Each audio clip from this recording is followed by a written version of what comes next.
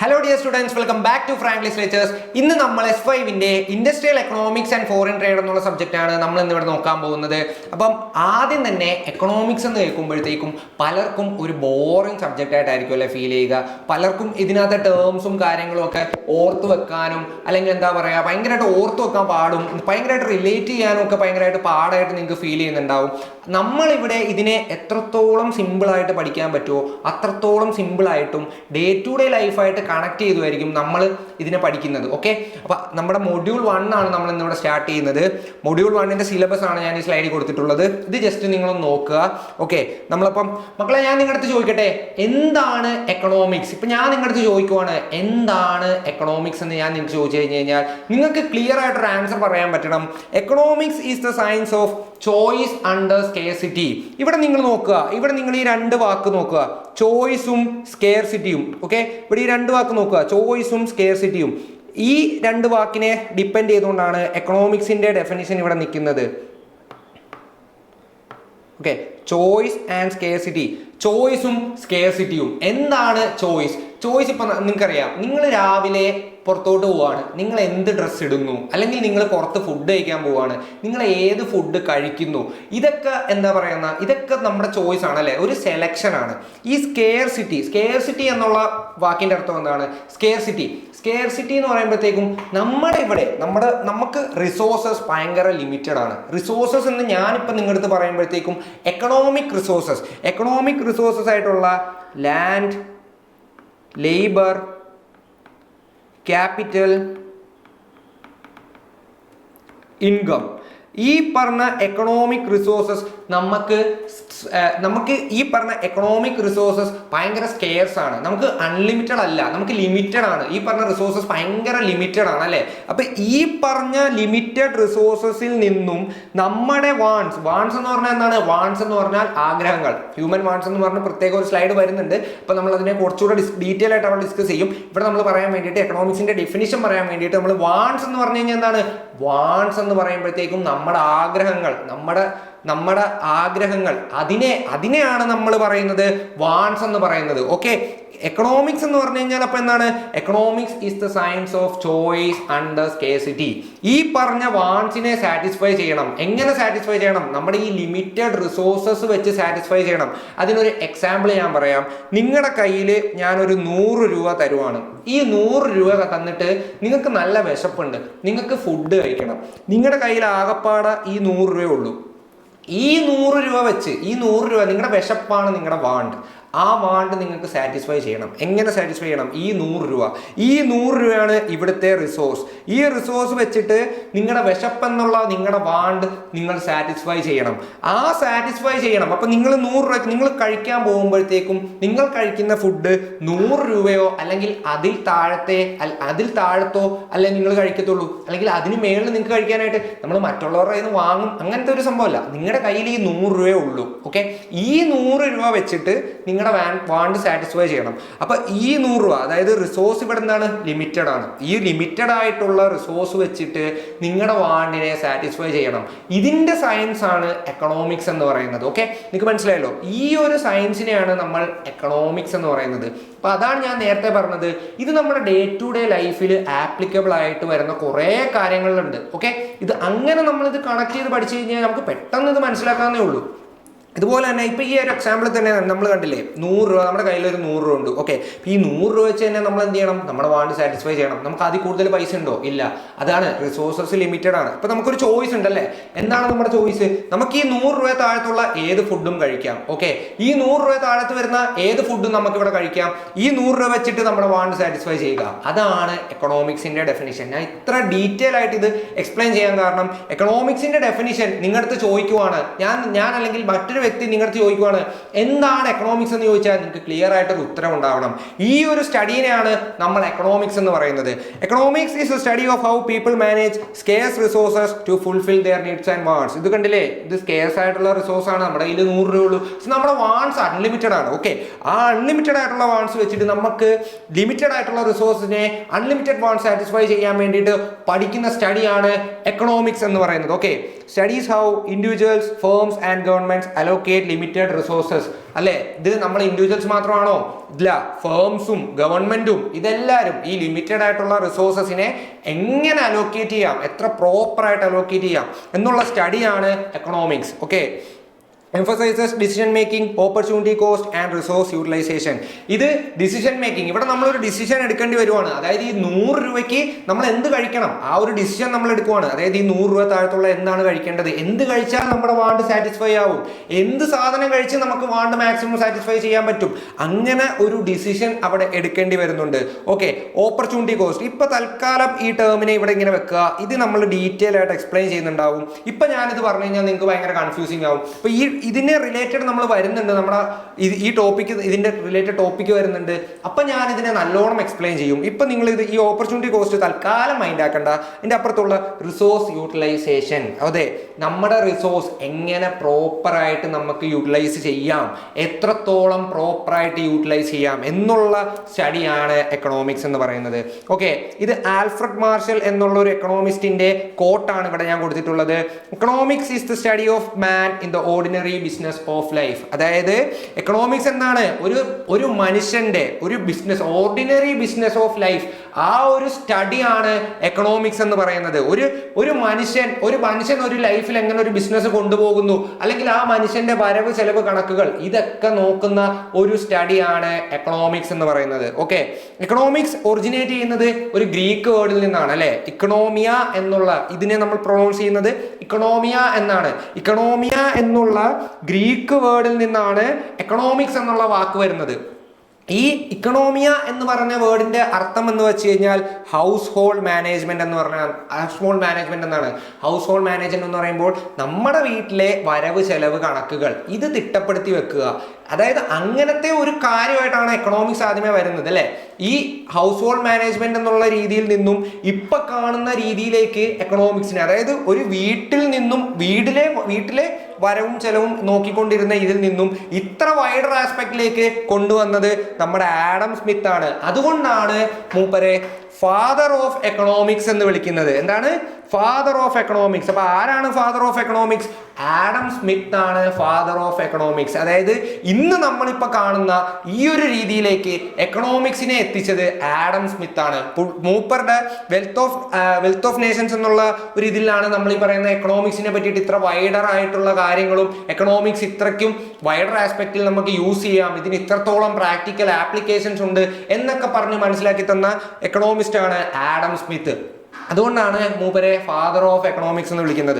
അപ്പോൾ ഓക്കെ, നമുക്ക് നെക്സ്റ്റ് സ്ലൈഡിലേക്ക് പോവാം. അടുത്തത് ബിസിനസ് എക്കണോമിക്സ്. അപ്പോൾ ഇപ്പം നമ്മൾ എക്കണോമിക്സ് എന്താന്ന് പറഞ്ഞു അല്ലേ, ഇനി അടുത്തത് ബിസിനസ് എക്കണോമിക്സ്. ഒന്നുമില്ല മക്കളെ, ഈ പറഞ്ഞ കണക്ക് ഈ എക്കണോമിക്സിന്റെ ടൂൾസും തിയറിയും നമ്മൾ ബിസിനസ്സിലേക്ക് അപ്ലൈ ചെയ്യുന്നു. അപ്പോൾ അവിടെ അതാണ് ബിസിനസ് എക്കണോമിക്സ് എന്ന് നമ്മൾ പറയുന്നത്.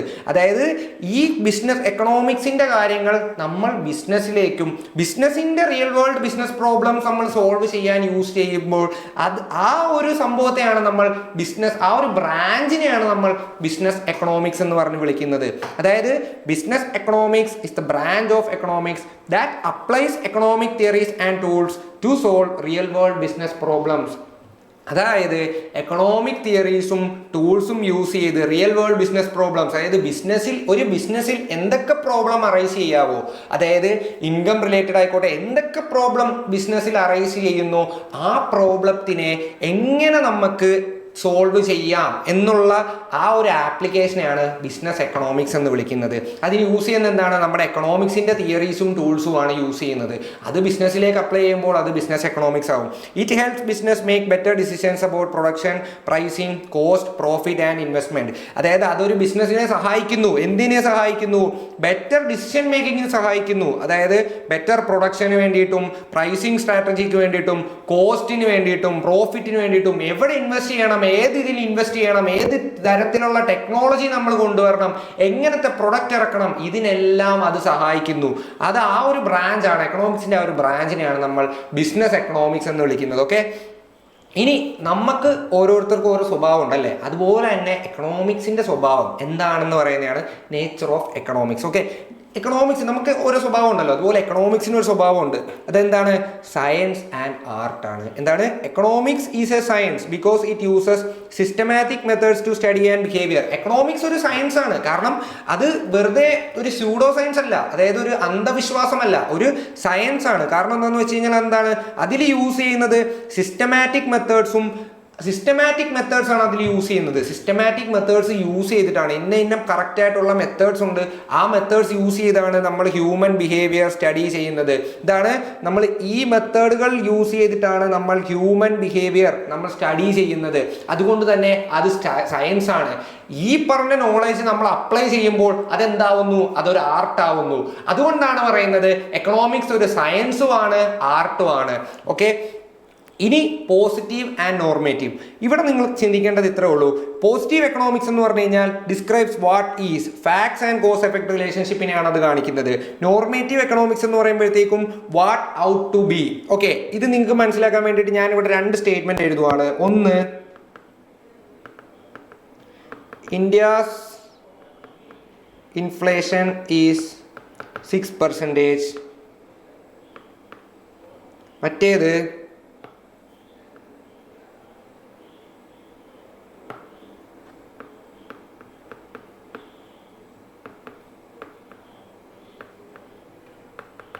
the government must reduce inflation. ഇവിടെ ഞാൻ 2 സെന്റൻസ് എഴുതിയിട്ടുണ്ട്. ഓക്കെ, ഒന്നെന്ന് പറയുന്നത് എന്താണ്? ദ ഇന്ത്യാസ് ഇൻഫ്ലേഷൻ എന്ന് പറയുന്നത് 6% രണ്ടാമത്തേത് എന്താണ്? The government must reduce inflation എന്നുമാണ് ഞാൻ ഇവിടെ കൊടുത്തിട്ടേക്കുന്ന 2 സെന്റൻസ്. ഓക്കെ, ഇതിൽ ആദ്യത്തെ സെന്റൻസ് നോക്കുക.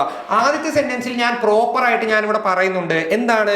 ഇന്ത്യയുടെ ഇൻഫ്ലേഷൻ 6%. ഓക്കെ, ഇവിടെ ഞാൻ പറയുന്നുണ്ട് ഒരു പ്രോപ്പർ ആയിട്ട് ഞാനൊരു ഫാക്ട് നിരത്തുവാണ്, അതായത് ഞാൻ ഒരു അസംഷൻ അല്ല, ഞാൻ ഒരു ഫാക്ട് അവിടെ നിരത്തുവാണ്. എന്താണ്? ഇന്ത്യയുടെ ഇൻഫ്ലേഷൻ 6%. മക്കളെ, ഇങ്ങനെ പറയുന്നതിനെയാണ് നമ്മൾ പോസിറ്റീവ് എക്കണോമിക്സ് എന്ന് പറയുന്നത്. അതായത് ഇവിടെ ഒരു സജഷൻ കൊടുക്കുകയല്ല, ഞാൻ കറക്റ്റ് ആയിട്ടുള്ള ഡാറ്റ ഫാക്ട്സിന്റെ അടിസ്ഥാനത്തിൽ പറയുന്നതിനെയാണ് നമ്മൾ പോസിറ്റീവ് എക്കണോമിക്സ് എന്ന് പറയുന്നത്. പക്ഷെ രണ്ടാമത്തെ സെന്റൻസ് നോക്കുക. രണ്ടാമത്തെ സെന്റൻസ് എന്താണ് പറയുന്നത്? The government must reduce inflation. അതായത് എന്താണ്? ഗവൺമെന്റ് ഇൻഫ്ലേഷൻ കുറയ്ക്കാൻ നോക്കണം. അവിടെ എനിക്കൊരു സജഷൻ ആണല്ലേ, ഞാൻ ഒരു സജഷൻ കൊടുക്കുകയാണ്. അതായത് അവിടെ കൃത്യമായ ഡേറ്റയോ കൃത്യമായ ഫാക്ട്സോ അവിടെ ഞാൻ നിരത്തുന്നില്ല, ഞാൻ അവിടെ ഒരു സജഷൻ കൊടുക്കുകയാണ്. അതുകൊണ്ട് തന്നെ രണ്ടാമത്തെ നമുക്ക് നോർമേറ്റീവ് എക്കണോമിക്സ് എന്ന് പറയാം. ഓക്കെ, അടുത്ത പോയിന്റിലേക്ക് വരുവാണ്, theoretical and applied. Okay, economics includes both abstract models and practical applications. എക്കണോമിക്സിൽ കുറേ എക്കണോമിക് മോഡൽസുകൾ ഉണ്ട്, അതായത് കുറേ മോഡൽസ് ഉണ്ട്. അതായത് ഈ മോഡൽസും അതിന്റെ ആപ്ലിക്കേഷൻസും ആണ് എക്കണോമിക്സ് എന്ന് പറയുന്നത്. ജസ്റ്റ് ഒരു തിയറി മാത്രമല്ല, ഇത് തിയറിറ്റിക്കലായിട്ട് ഇതിനെ നമ്മൾ ഇതാക്കിയിട്ട് അതിനെ അപ്ലൈ ചെയ്യും. അതിനെയാണ് നമ്മൾ എക്കണോമിക്സ് എന്ന് പറയുന്നത് അല്ലേ. ജസ്റ്റ് ഇത് അറിഞ്ഞിരുന്നാൽ മാത്രം പോരാ, ഇതിന്റെ ആപ്ലിക്കേഷനും കൂടെ വേണം. ഓക്കെ, അടുത്തത് സോഷ്യൽ സയൻസ് ആണ്. നമ്മൾ നേരത്തെ പറഞ്ഞു ഇതൊരു ഹ്യൂമൻ ബിഹേവിയറിനെയാണ് ഇവിടെ സ്റ്റഡി ചെയ്യുന്നത് അല്ലേ. നമ്മുടെ മനുഷ്യന്റെ ബിഹേവിയറിനെയാണ് സ്റ്റഡി ചെയ്യുന്നത്. മനുഷ്യന്റെ ബിഹേവിയറിനെ എന്ത് ആസ്പെക്റ്റിലാണ് സ്റ്റഡി ചെയ്യുന്നത്?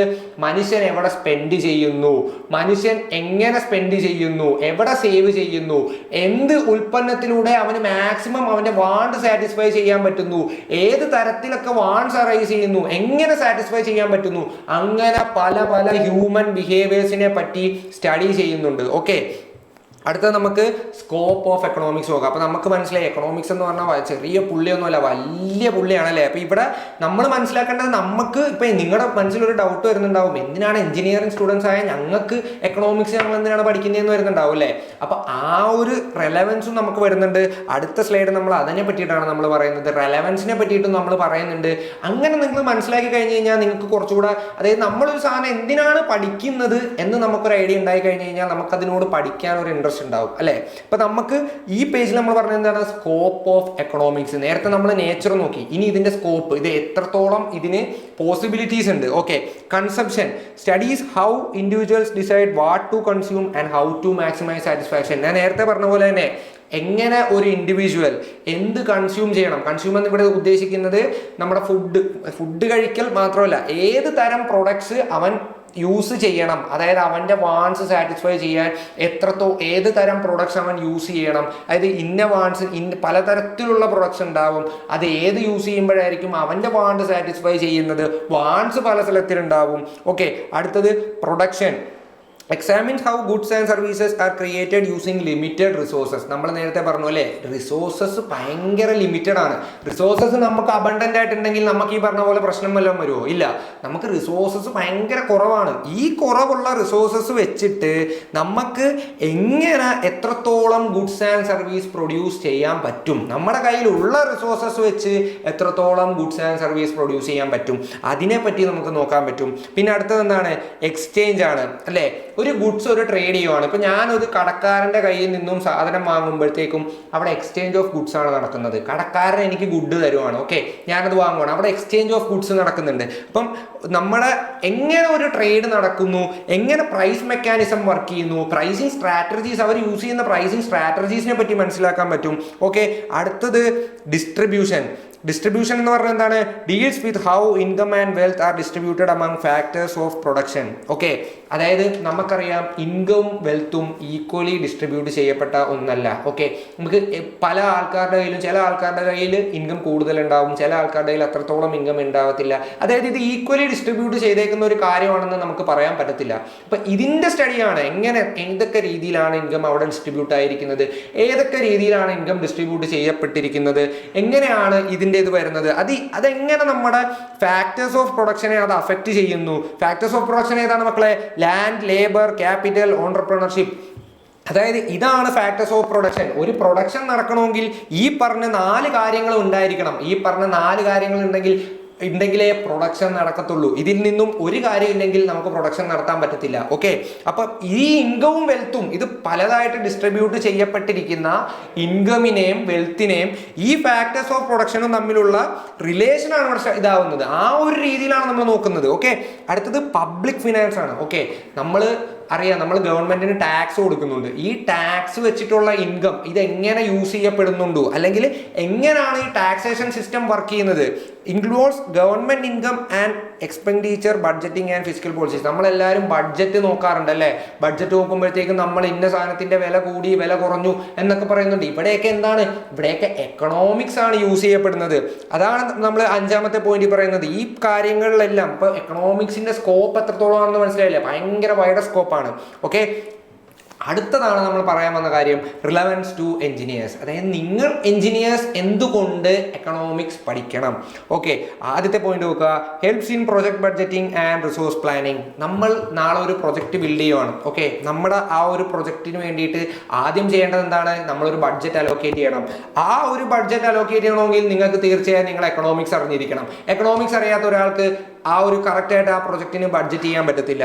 ആൻഡ് റിസോഴ്സ് പ്ലാനിങ്, ഏതൊക്കെ റിസോഴ്സ് യൂസ് ചെയ്യണം, എങ്ങനെ റിസോഴ്സ് യൂസ് ചെയ്യണം, ഇതിനൊരു ക്ലിയർ ഒരു ഐഡിയ ഉണ്ടാവണം. അടുത്തത് aids in cost benefit analysis for technical decision. ഏത് തരം രീതിയിൽ ഞാൻ എൻ്റെ കോസ്റ്റ് ബെനിഫിറ്റ് എങ്ങനെ ഞാൻ നോക്കും, അതായത് ഏതൊക്കെ രീതിയിൽ ചെയ്ത് കഴിഞ്ഞാൽ എനിക്ക് മാക്സിമം, നമ്മുടെ ലക്ഷ്യം എന്താണ്?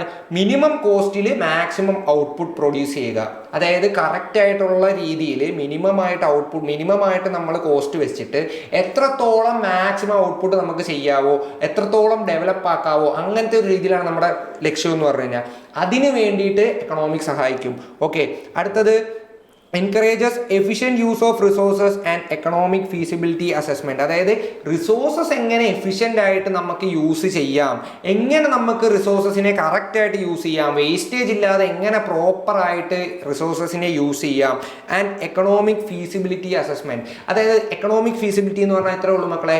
എക്കണോമിക്കലി ഫീസിബിൾ ആണെന്ന് നമ്മൾ പറയത്തില്ലേ, നമ്മൾ പറയും ടെക്നോളജിക്കലി ഫീസിബിൾ. അതുപോലെ തന്നെയാണ് എക്കണോമിക്കലി ഫീസിബിൾ എന്ന് പറയുന്നത്.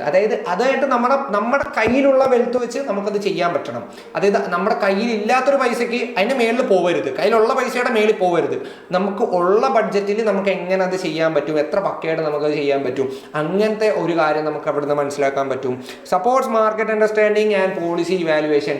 ഇപ്പോഴത്തെ കറന്റ് മാർക്കറ്റ് ട്രെൻഡ് എങ്ങനെയാണ്, ഏത് രീതിക്കാണ് മാർക്കറ്റുകൾ വർക്ക് ആവുന്നത്, അതിനെ പറ്റിയിട്ട് നമുക്കൊരു ധാരണ ഉണ്ടാകും.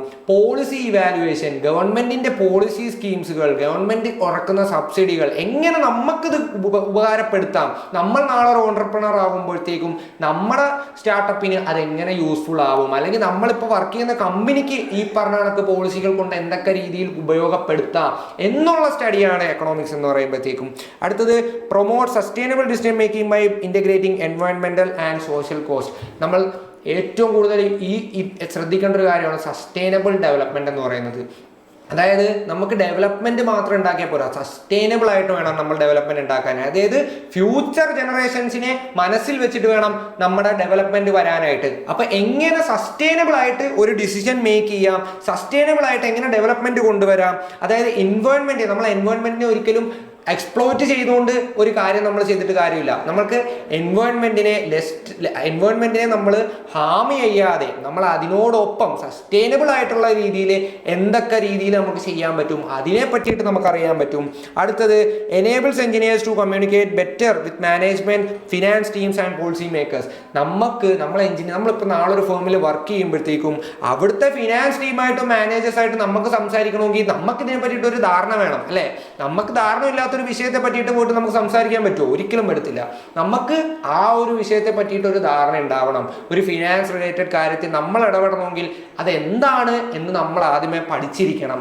അവിടെയൊക്കെയാണ് എക്കണോമിക്സിന്റെ സ്കോപ്പ് വരുന്നത്. അപ്പൊ ഇപ്പൊ നിങ്ങൾക്ക് മനസ്സിലായില്ലേ എന്തുകൊണ്ടാണ് എഞ്ചിനീയേഴ്സ് ആയ നിങ്ങൾക്ക് ഇത് പഠിക്കേണ്ടി വരുന്നത്, അല്ലെങ്കിൽ ഇത് പഠിക്കേണ്ട ഇമ്പോർട്ടൻസ് എന്താണ് എന്ന് നിങ്ങൾക്ക് ഇപ്പൊ മനസ്സിലായി കാണത്തില്ലേ? ഓക്കെ, അപ്പൊ നമ്മൾ ഇനി ഡയറക്റ്റ് ടോപ്പിക്കിലേക്ക് പോവുകയാണ്. ഇത്രയും നേരം നമ്മൾ നോക്കിയത് എക്കണോമിക്സിന്റെ ഒരു ഇൻട്രൊഡക്ഷൻ ആണ്. എന്താണ് എക്കണോമിക്സ്, എങ്ങനെയാണ് എക്കണോമിക്സ് വർക്ക് ചെയ്യുന്നത്, നമ്മൾ എന്തുകൊണ്ട് എക്കണോമിക്സ് പഠിക്കണം, ഒരു ഇൻട്രൊഡക്ഷൻ പോലെയാണ് ഇത്രയും പറഞ്ഞത്. ഇനി നമ്മൾ സബ്ജക്റ്റിലേക്ക് വരുവാണ്. ആദ്യമേ തന്നെ micro versus macro economics. Micro എക്കണോമിക്സും മാക്രോ എക്കണോമിക്സും നിങ്ങൾ എവിടെയെങ്കിലും ഒക്കെ കേട്ടിട്ടുണ്ടാവില്ലേ, മൈക്രോ എക്കണോമിക്സ് എന്നും മാക്രോ എക്കണോമിക്സ് എന്നും. മൈക്രോ എന്ന് പറഞ്ഞാൽ എന്താണ് മക്കളെ? മൈക്രോ എന്ന് പറഞ്ഞാൽ കുഞ്ഞത്, ചെറുത്. മാക്രോ എന്ന് പറഞ്ഞാൽ എന്താണ്? കുറച്ച് വലുത്, ആ ഒരു ആസ്പെക്ട്. ഓക്കെ, അപ്പൊ ഇത്രേ ഉള്ളൂ. ആ ഒരു രീതിയിൽ നിങ്ങൾക്ക് കണക്ട് ചെയ്യാൻ പറ്റും. മൈക്രോ എന്ന് പറഞ്ഞു കഴിഞ്ഞാൽ ഇൻഡിവിജ്വൽ ആണ്. നമ്മുടെ കാര്യങ്ങൾ ഇൻഡിവിജ്വൽ, അല്ലെങ്കിൽ ഒരു കൺസ്യൂമർ, അല്ലെങ്കിൽ ഒരു ഫേം. ഓക്കെ, ആ ഒരു രീതിയിൽ സ്റ്റഡി ചെയ്യുന്നതാണ്. ഇപ്പൊ നമ്മുടെ വീട്ടിലെ ചെലവ് വരവുകൾ, അല്ലെങ്കിൽ ഒരു ഷോപ്പിലെ ചെലവ് വരവുകൾ, ആ ഒരു രീതിയിൽ ഡീൽ ചെയ്യുന്നതിനെയാണ് നമ്മൾ മൈക്രോ എക്കണോമിക്സ് എന്ന് പറയുന്നത്. ആ ഒരു രീതിയിലെ സ്റ്റഡി നടത്തുന്നതിനെയാണ് നമ്മൾ മൈക്രോ എക്കണോമിക്സ് എന്ന് പറയുന്നത്. എന്നാൽ മാക്രോ എക്കണോമിക്സ് എന്നാണ്? ഒരു എൻറ്റയർ എക്കണോമി, ഒരു രാജ്യം ആസ് എ ഹോൾ നമ്മൾ സ്റ്റഡി ചെയ്യുന്നതിനെയാണ് നമ്മൾ മാക്രോ എക്കണോമിക്സ് എന്ന് പറയുന്നത് അല്ലേ.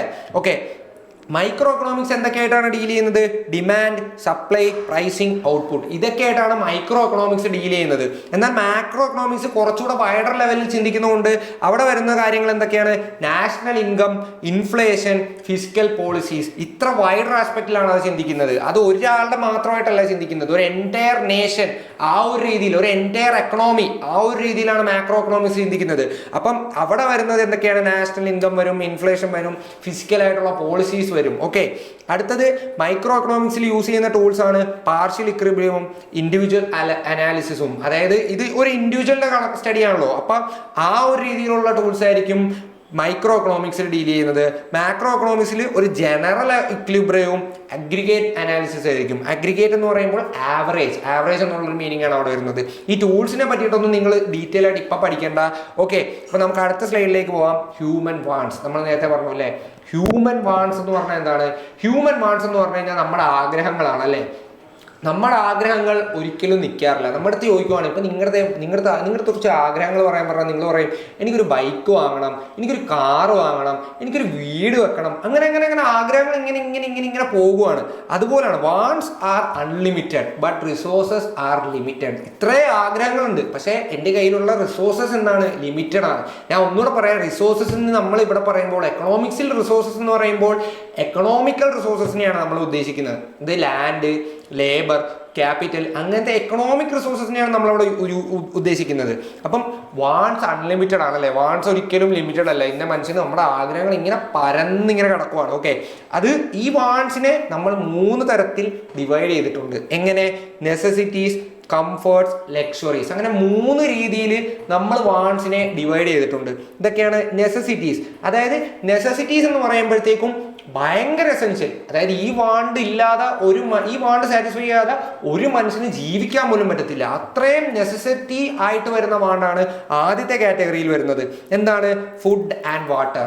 ഏതൊരു മനുഷ്യന്റെയും ബേസിക് നീഡാണ് അല്ലെ. ഫുഡ്, വാട്ടർ, ഷെൽട്ടർ, ഇതൊക്കെ ഏതൊരു മനുഷ്യന്റെയും ബേസിക് നീഡാണ്. അടുത്തത് കംഫർട്ട്സ്. അടുത്ത തരത്തിലേക്ക് നമ്മൾ ഡിവൈഡ് ചെയ്യണം. അടുത്ത 3 രീതിയിലുണ്ട്. രണ്ടാമത്തേതാണ് കംഫർട്ട്സ്. കുറച്ചുകൂടെ ഒരു രീതി പോലെ അതിൽ വരുന്നതാണ് ഇംപ്രൂവ് എഫിഷ്യൻസി. നമ്മുടെ ആ ഒരു ഉള്ളതിൽ വെച്ചിട്ട് നമുക്ക് കുറച്ചുകൂടെ കുറച്ചൊരു കംഫർട്ടൊക്കെ കിട്ടാൻ വേണ്ടിയിട്ട് എന്താ ഫാനും സ്കൂട്ടറും. ഫാൻ എന്തിനാണ്, നമുക്കൊന്ന് ഒരു ചൂടൊക്കെ എടുക്കുമ്പോഴത്തേക്കും നമുക്ക് ഫാൻ ഇല്ലാതെ പറ്റുമോ? പറ്റത്തില്ല. പിന്നെ എന്താണ് സ്കൂട്ടർ, നമുക്ക് ട്രാൻസ്പോർട്ടേഷന് വേണ്ടിയിട്ട് യൂസ് ചെയ്യുന്നത്. അതിൻ്റെ അടുത്ത സ്റ്റേജ് വരുന്നതാണ് ലക്ഷറീസ്. അത് വരുമ്പോഴത്തേക്കും ഫാൻ എന്നുള്ളത് AC ആവും, സ്കൂട്ടർ എന്നുള്ളത് കാറാവും. ഈ ഒരു രീതിയിലാണ് ഇതിപ്പോൾ ഇന്നത്തെ പ്രാക്ടിക്കൽ വേൾഡിൽ ഈ പറഞ്ഞ കണക്ക് ഇത് എല്ലാവർക്കും അത്രത്തോളം ഈ പറഞ്ഞ കണക്ക് എന്താ പറയുക ഒരു ഭയങ്കര ഒരു നെസസിറ്റി ആയിട്ട് എന്താ നമുക്കിപ്പോൾ ഈ ഫാനൊന്നും ഇല്ലാതെ ഇപ്പോൾ ഫാനൊക്കെ ഭയങ്കര വലിയൊരു നെസസിറ്റി ആയി മാറുവാണ് അല്ലേ. ഫാന് ആയിക്കോട്ടെ സ്കൂട്ടർ ആയിക്കോട്ടെ നമുക്ക് ഇതൊന്നും ഇല്ലാതെ ജീവിക്കാൻ പറ്റത്തില്ല എന്നുള്ള സീനാണ്. അപ്പം ഇവിടെ നമ്മൾ എക്കണോമിക്സിന്റെ രീതിയിൽ നമ്മൾ വാൺസിനെ 3 ആയിട്ടാണ് ക്ലാസിഫൈ ചെയ്തിട്ടുള്ളത്. അത് നെസസിറ്റീസ് എന്നും കംഫർട്ട്സ് എന്നും ലക്ഷറീസ് എന്നും അങ്ങനെ 3 ആയിട്ടാണ് നമ്മളിവിടെ ക്ലാസിഫൈ ചെയ്തിട്ടുള്ളത്. ഓക്കെ, അടുത്തത് ഈ വാൺസിന് ഓരോ ഫീച്ചേഴ്സ് ഉണ്ട്. ഓക്കെ, ഈ വാൺസിന്റെ ഫീച്ചേഴ്സ് ആണ് നമ്മൾ അടുത്ത് നോക്കാൻ പോകുന്നത്. എന്താണ്? റെക്കറന്റ് ആണ്. ഞാൻ നേരത്തെ പറഞ്ഞു, ഇപ്പൊ നമ്മൾ ഒരു വാണ്ട് ഉണ്ട്. ഇപ്പൊ എന്റെ വാണ്ട് എന്ന് പറഞ്ഞു കഴിഞ്ഞാൽ എനിക്കൊരു ഫോൺ വാങ്ങണമെന്ന് പറഞ്ഞൊരു വാണ്ട് ഉണ്ട്. ഓക്കെ, ഞാൻ ഫോൺ വാങ്ങിക്കഴിഞ്ഞിട്ട് എനിക്ക് അടുത്ത വാണ്ട് അവിടെ അറൈസ് ചെയ്യുവാണ്, എനിക്കൊരു ബൈക്ക് വാങ്ങണം. ഫോൺ വാങ്ങിയില്ലേ, അപ്പൊ എനിക്കൊരു ബൈക്ക് വാങ്ങിയാൽ കൊള്ളാമെന്നുണ്ട്. അപ്പൊ അങ്ങനെയാണോ ഒരു വാണ്ട് സാറ്റിസ്ഫൈ ചെയ്യുമ്പോൾ അടുത്ത വാൺസ് ഇങ്ങനെ വന്നുകൊണ്ടേയിരിക്കുകയാണ്.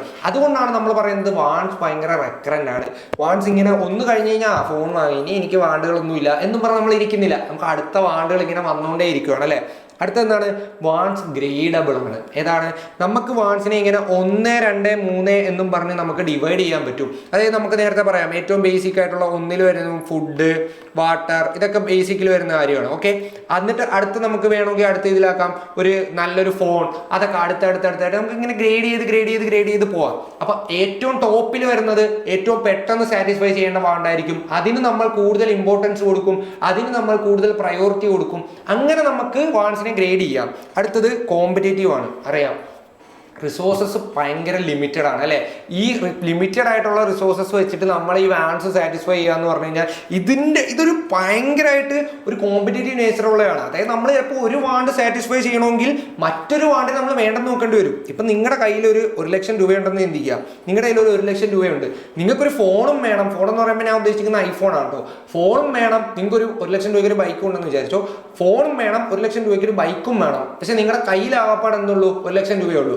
ഐഫോണിനും 1,00,000 രൂപയാണ്, ഫോണിനും 1,00,000 രൂപയാണ്. അപ്പൊ നിങ്ങൾക്ക് എന്ത് ചെയ്യണം? ഇതിന് ഏതെങ്കിലും ഒന്നേ വാങ്ങാൻ പറ്റത്തുള്ളൂ. ഓക്കെ, ഇത് ശ്രദ്ധിച്ച് കേൾക്കുക മക്കളെ. നിങ്ങളുടെ കയ്യിൽ 1,00,000 രൂപയുണ്ട്. ഓക്കെ, നിങ്ങളുടെ കയ്യിൽ ഒരു 1,00,000 രൂപയുണ്ട്. നിങ്ങൾക്ക് എന്ത് വാങ്ങണം? ഫോണും വാങ്ങണം, പിന്നെ എന്ത് വാങ്ങണം? ഒരു ബൈക്കും വാങ്ങണം. ഓക്കെ, ഇതിന് രണ്ടിനും, ഫോണിനും 1,00,000 രൂപയാണ്, ഫോണിനും 1,00,000 രൂപയാണ്, ബൈക്കിനും 1,00,000 രൂപയാണ്. ഓക്കെ, ഇതിൽ നിന്നും നിങ്ങൾക്ക് ഒന്നേ ചൂസ് ചെയ്യാൻ പറ്റത്തുള്ളൂ. കാരണം നിങ്ങൾക്ക് രണ്ടും വാങ്ങാൻ പറ്റത്തില്ല. കാരണം നിങ്ങളുടെ കയ്യിൽ എത്രയേ ഉള്ളൂ? 1,00,000 രൂപയേ ഉള്ളൂ. അത് എന്താണ്? റിസോഴ്സ് ഇവിടെ എന്താണ്? റിസോഴ്സ് ഇത് ലിമിറ്റഡ് ആണ്, ഇത് അൺലിമിറ്റഡ് അല്ല, ഇത് ലിമിറ്റഡ് ആണ്. പക്ഷെ നിങ്ങളുടെ വാൺസ് എന്താ? അൺലിമിറ്റഡ് ആണ്. നിങ്ങൾക്ക് ഫോണും വേണം, നിങ്ങൾക്ക് ബൈക്കും വേണം. പക്ഷേ നമ്മൾ എന്ത് ചെയ്യണം? നമ്മളിവിടെ ഓർത്തു, ഫോണല്ലേ കുറച്ചുകൂടെ കഴിഞ്ഞിട്ട് വാങ്ങാം, എനിക്കിപ്പോൾ ബൈക്ക് അത്യാവശ്യം, എനിക്ക് എവിടെയും പോകാൻ പറ്റുന്നില്ല, ഫോൺ ഞാൻ തൽക്കാലം വല്ല ഒരു കീപാഡ് ഫോണാണെങ്കിലും വെച്ച് ഞാൻ അഡ്ജസ്റ്റ് ചെയ്തോളാം എന്നും പറഞ്ഞ് നമ്മൾ എന്ത് ചെയ്തു? 1,00,000 രൂപയ്ക്ക് പോയി നമ്മൾ ബൈക്ക് വാങ്ങി. അപ്പൊ നമ്മളിവിടെ എന്ത് ചെയ്തു? നമ്മൾ ഫോൺ വാങ്ങിയില്ല. അപ്പൊ നമ്മൾ 1,00,000 രൂപ കൊടുത്തു, ബൈക്ക് വാങ്ങി. ആ 1,00,000 രൂപ നമ്മൾ ഫുള്ള് സ്പെൻഡ് ചെയ്തു, നമ്മൾ ബൈക്ക് വാങ്ങി. അപ്പൊ ഇവിടെ എന്താക്കി? നമ്മൾ ഫോണിനെ വാങ്ങുന്നില്ല. ഈ ഫോണിന്റെ ഒരു കോസ്റ്റ് ഉണ്ടല്ലോ മക്കളെ, ഈ ഫോണിന് ഒരു കോസ്റ്റ് വരുന്നുണ്ട്. എന്താണ്? 1,00,000 രൂപ എന്നുള്ള ഒരു കോസ്റ്റ് ഈ ഫോണിന് വരുന്നുണ്ട്. സത്യത്തിൽ ഇത് നമ്മുടെ കയ്യിൽ നിന്ന് ചെലവാകുന്നുണ്ടോ? ഇല്ല. സത്യത്തിൽ നമ്മുടെ കയ്യിൽ നിന്ന് ചെലവാകുന്ന 1,00,000 എന്തിനാണ്? ബൈക്കിന് വേണ്ടിയിട്ടുള്ള 1,00,000 ഈ ഫോണിന് വേണ്ടിയിട്ട് നമുക്ക് 1,00,000 ചെലവാകുന്നുണ്ടോ? ഇല്ല.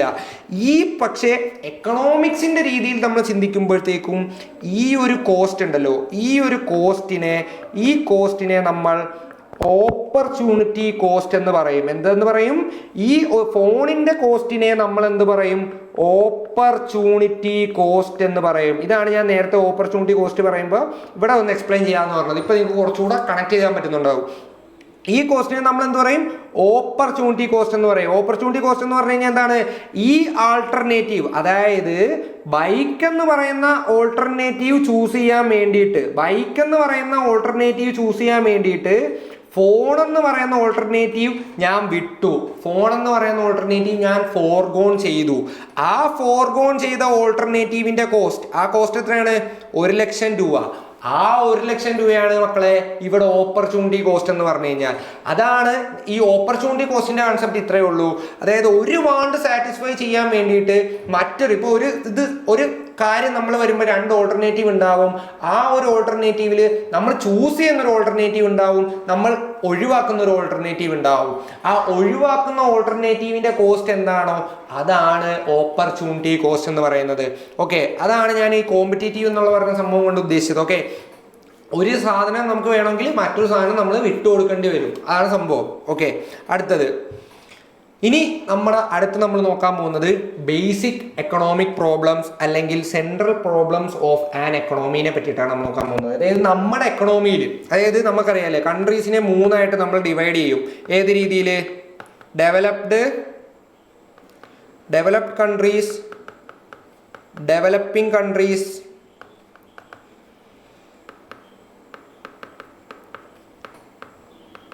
തേർഡ് വേൾഡ് കൺട്രീസ് അല്ലെ. 3 രീതിയിൽ നമുക്ക് കൺട്രീസിനെ ഡിവൈഡ് ചെയ്യാം. എന്തായിട്ട്? Developed, developing and third world countries. നമ്മൾ ഇന്ത്യയൊക്കെ എവിടെയാണ് കിടക്കുന്നത്? നമ്മളൊക്കെ കിടക്കുന്നത് എവിടെയാണ്? ഡെവലപ്പിംഗിലാണല്ലേ. നമ്മൾ ഡെവലപ്ഡിലേക്കുള്ള ഓട്ടത്തിലാണ്, നമ്മൾ ഡെവലപ്ഡ് ആവാൻ വേണ്ടിയിട്ട് നമ്മൾ നോക്കുകയാണ്. ഓക്കെ, നമ്മളിപ്പോൾ കിടക്കുന്ന ഡെവലപ്പിംഗ് ആണ്.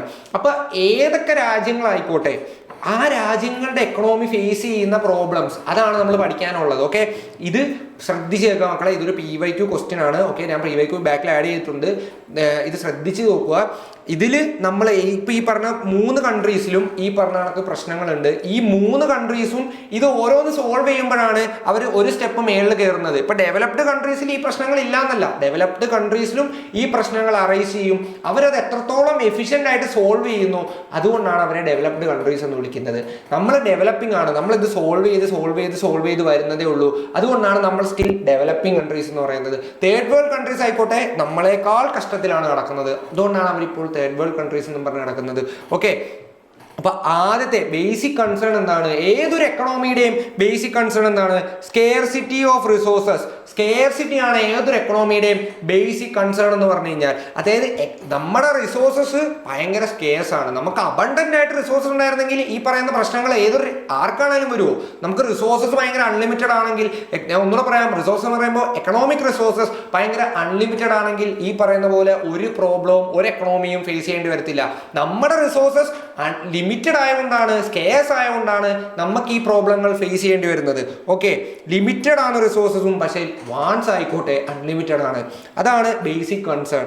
അങ്ങനെ വരുമ്പോഴത്തേക്കും നമുക്ക് അവിടെ 4 പ്രോബ്ലംസ് അറൈസ് ചെയ്യും. എന്തൊക്കെയാണ്?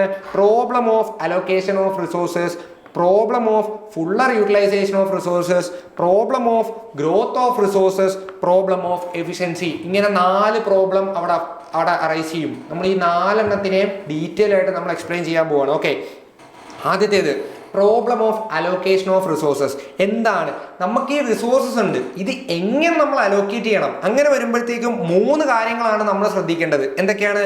വാട്ട് ടു പ്രൊഡ്യൂസ്, എന്ത് പ്രൊഡ്യൂസ് ചെയ്യണം. ഹൗ ടു പ്രൊഡ്യൂസ്, അതായത് എന്ത് തരം മെത്തേഡ് യൂസ് ചെയ്യണം.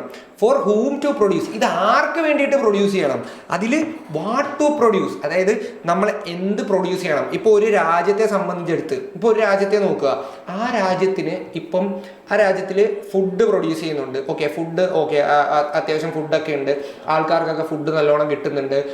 നമുക്ക് എന്താ പറയുക, ആ രാജ്യത്തിന് അബണ്ടൻ്റ് ആയിട്ട് ഫുഡ് ഉണ്ട്, ആർക്കും പോവർട്ടിയിലോട്ടൊന്നും പോകുന്നില്ല, എല്ലാവർക്കും ഫുഡ് ഉണ്ട്. ഓക്കെ ആണ്, എല്ലാം ഓക്കെ ആയിട്ടാണ് പോകുന്നത്. പെട്ടെന്ന് ആ രാജ്യത്തെ യുദ്ധം സ്ട്രൈക്ക് ചെയ്യുവാണ്. ആ യുദ്ധം സ്ട്രൈക്ക് ചെയ്യുമ്പോഴത്തേക്കും ആ രാജ്യത്തിന് എന്താ പറയുക, അതിന്റെ പ്രയോറിറ്റി, ആ രാജ്യത്തിന് വെപ്പൺസ് ആവശ്യം വരും, ഡിഫൻസ് മെച്ചപ്പെടുത്തേണ്ടി വരും. അപ്പോൾ ആ രാജ്യം എന്ത് ചെയ്യും? ഈ അബണ്ടന്റ് ആയിട്ട് അതിന്റെ റിസോഴ്സസ് നമുക്കറിയാലോ, റിസോഴ്സസ് ലിമിറ്റഡ് ആണ്. ഈ ലിമിറ്റഡ് ആയിട്ടുള്ള റിസോഴ്സ് വെച്ചിട്ട് നമ്മൾ എന്താ ഫുഡാണ് അവിടെ പ്രൊഡ്യൂസ് ചെയ്തുകൊണ്ടിരിക്കുന്നത്. അപ്പൊ അതിൽ നിന്നും നമ്മൾ കുറച്ച് എന്ത് ചെയ്യും? നമ്മൾ വെപ്പൺസ് പ്രൊഡ്യൂസ് ചെയ്യാൻ വേണ്ടിയിട്ട് യൂസ് ചെയ്യും. അങ്ങനെ നമ്മൾ എന്ത് പ്രൊഡ്യൂസ് ചെയ്യണമെന്ന് നമുക്ക് തീരുമാനിക്കണം. ഇപ്പൊ ഒരു യുദ്ധകാലമൊക്കെ വരാൻ നേരത്ത് നമുക്ക് എന്താ പറയുക, നമുക്ക് വെപ്പൺസ് എന്നുള്ളത് ഭയങ്കര മാൻഡേറ്ററി ആയിട്ട് വരുന്ന ഒരു കാര്യമായിരിക്കും അല്ലേ. അപ്പോൾ ആ സമയത്ത് നമ്മൾ വെപ്പൺസ് പ്രൊഡ്യൂസ് ചെയ്യാൻ വേണ്ടിയിട്ട് നമ്മുടെ റിസോഴ്സസ് യൂസ് ചെയ്യേണ്ടി വരും. അങ്ങനെ നമുക്ക് എന്താണ് ഒരു എക്കണോമി പ്രൊഡ്യൂസ് ചെയ്യേണ്ടത്, അതാണ് വാട്ട് ടു പ്രൊഡ്യൂസിൽ പറയുന്നത്. Which goods and services should be produced using the limited resources available. Resources limited ആണ്. അപ്പൊ ആ ലിമിറ്റഡ് റിസോഴ്സസ് വെച്ചിട്ട് നമുക്കപ്പോൾ എന്താ ചെയ്യും? വെപ്പന്റെ സമയത്ത് നമുക്ക് ഫുഡ് പ്രൊഡ്യൂസ് ചെയ്യാതിരിക്കലല്ല, ഫുഡും പ്രൊഡ്യൂസ് ചെയ്യണം. അതിനോടൊപ്പം എന്താണ്, വെപ്പൺസിന് കൂടുതൽ പ്രയോറിറ്റി കൊടുക്കണം. നമുക്ക് ഫുഡ് അബണ്ടന്റ് ആയിട്ട് കിട്ടുന്നുണ്ടായിരുന്നു, ഓക്കെ, ഇനി നമ്മൾ ആ കുറച്ച് റിസോഴ്സസ് വെച്ച് നമ്മൾ എന്ത് ചെയ്യാൻ പോകണം? നമ്മൾ വെപ്പൺസ് പ്രൊഡ്യൂസ് ചെയ്യാൻ പോവാണ്. ഓക്കെ, വെപ്പൺസ് നമുക്ക് പ്രൊഡ്യൂസ് ചെയ്യണം, വെപ്പൺസ് അത്യാവശ്യമാണ്, യുദ്ധം വരുവാണ്. ഓക്കെ, അങ്ങനെ നമ്മുടെ ലിമിറ്റഡ് ആയിട്ടുള്ള റിസോഴ്സസ് വെച്ചിട്ട് നമ്മൾ എങ്ങനെ നമ്മുടെ ഈ പറഞ്ഞ കണക്ക് നമ്മുടെ ആ രാജ്യത്തിന് അപ്പം അത്യാവശ്യം എന്താണോ അത് അങ്ങ് പ്രൊഡ്യൂസ് ചെയ്യുന്നു. ഓക്കെ, ഹൗ ടു പ്രൊഡ്യൂസിൽ രണ്ട് തരം മെത്തേഡ്സ് നമുക്ക് യൂസ് ചെയ്യാം. ഒന്നെന്ന് പറഞ്ഞു കഴിഞ്ഞാൽ ലേബർ ഇൻറ്റൻസീവ്. എന്താണ്? Labour intensive.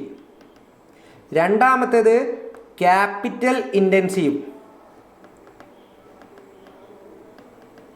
ഓക്കെ, ഒന്നെന്ന് പറയുമ്പോൾ എന്താണ്?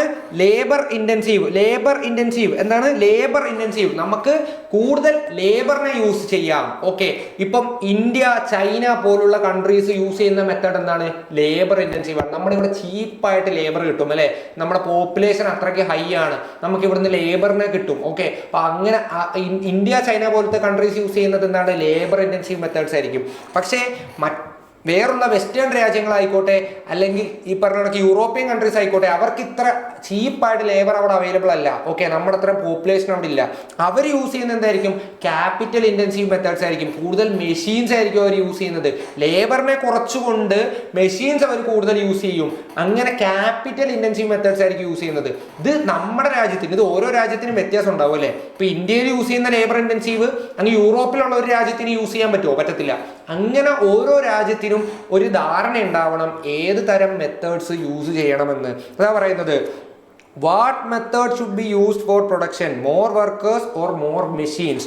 ഓക്കെ, അടുത്തത് for whom to produce. Okay, ഈ പ്രൊഡ്യൂസ് ചെയ്യുന്ന ഗുഡ്സ് ഇത് ആർക്ക് വേണ്ടിയിട്ടാണ് നമ്മൾ പ്രൊഡ്യൂസ് ചെയ്യുന്നത്? ഇപ്പൊ നമ്മൾ ഇപ്പൊ ഒരു ഫേം, ആ ഒരു ഫേം വിചാരിക്കുവാണ് ഒരു ബൈക്ക് ഇറക്കണം. ഓക്കെ, അപ്പൊ അവർ ചിന്തിക്കും ഏത് തരം ആൾക്കാർക്ക് വേണ്ടിയിട്ട് നമുക്ക് ഇറക്കണം. ഓക്കെ, നമുക്ക് ഒരു അഫോർഡബിൾ രീതിയിൽ ഇറക്കാം, അപ്പൊ കോമൺ പീപ്പിളിനെ ടാർഗറ്റ് ചെയ്യാം, അല്ലേ? വേണ്ട, നമുക്ക് കുറച്ച് ലക്ഷറി ആയിട്ടുള്ള ഒരു ബൈക്ക് ഇറക്കാം, ഒരു സൂപ്പർ ബൈക്ക് എടുക്കാം, അപ്പൊ പ്രീമിയം ക്ലാസ്സിനെ ടാർഗറ്റ് ചെയ്യാം.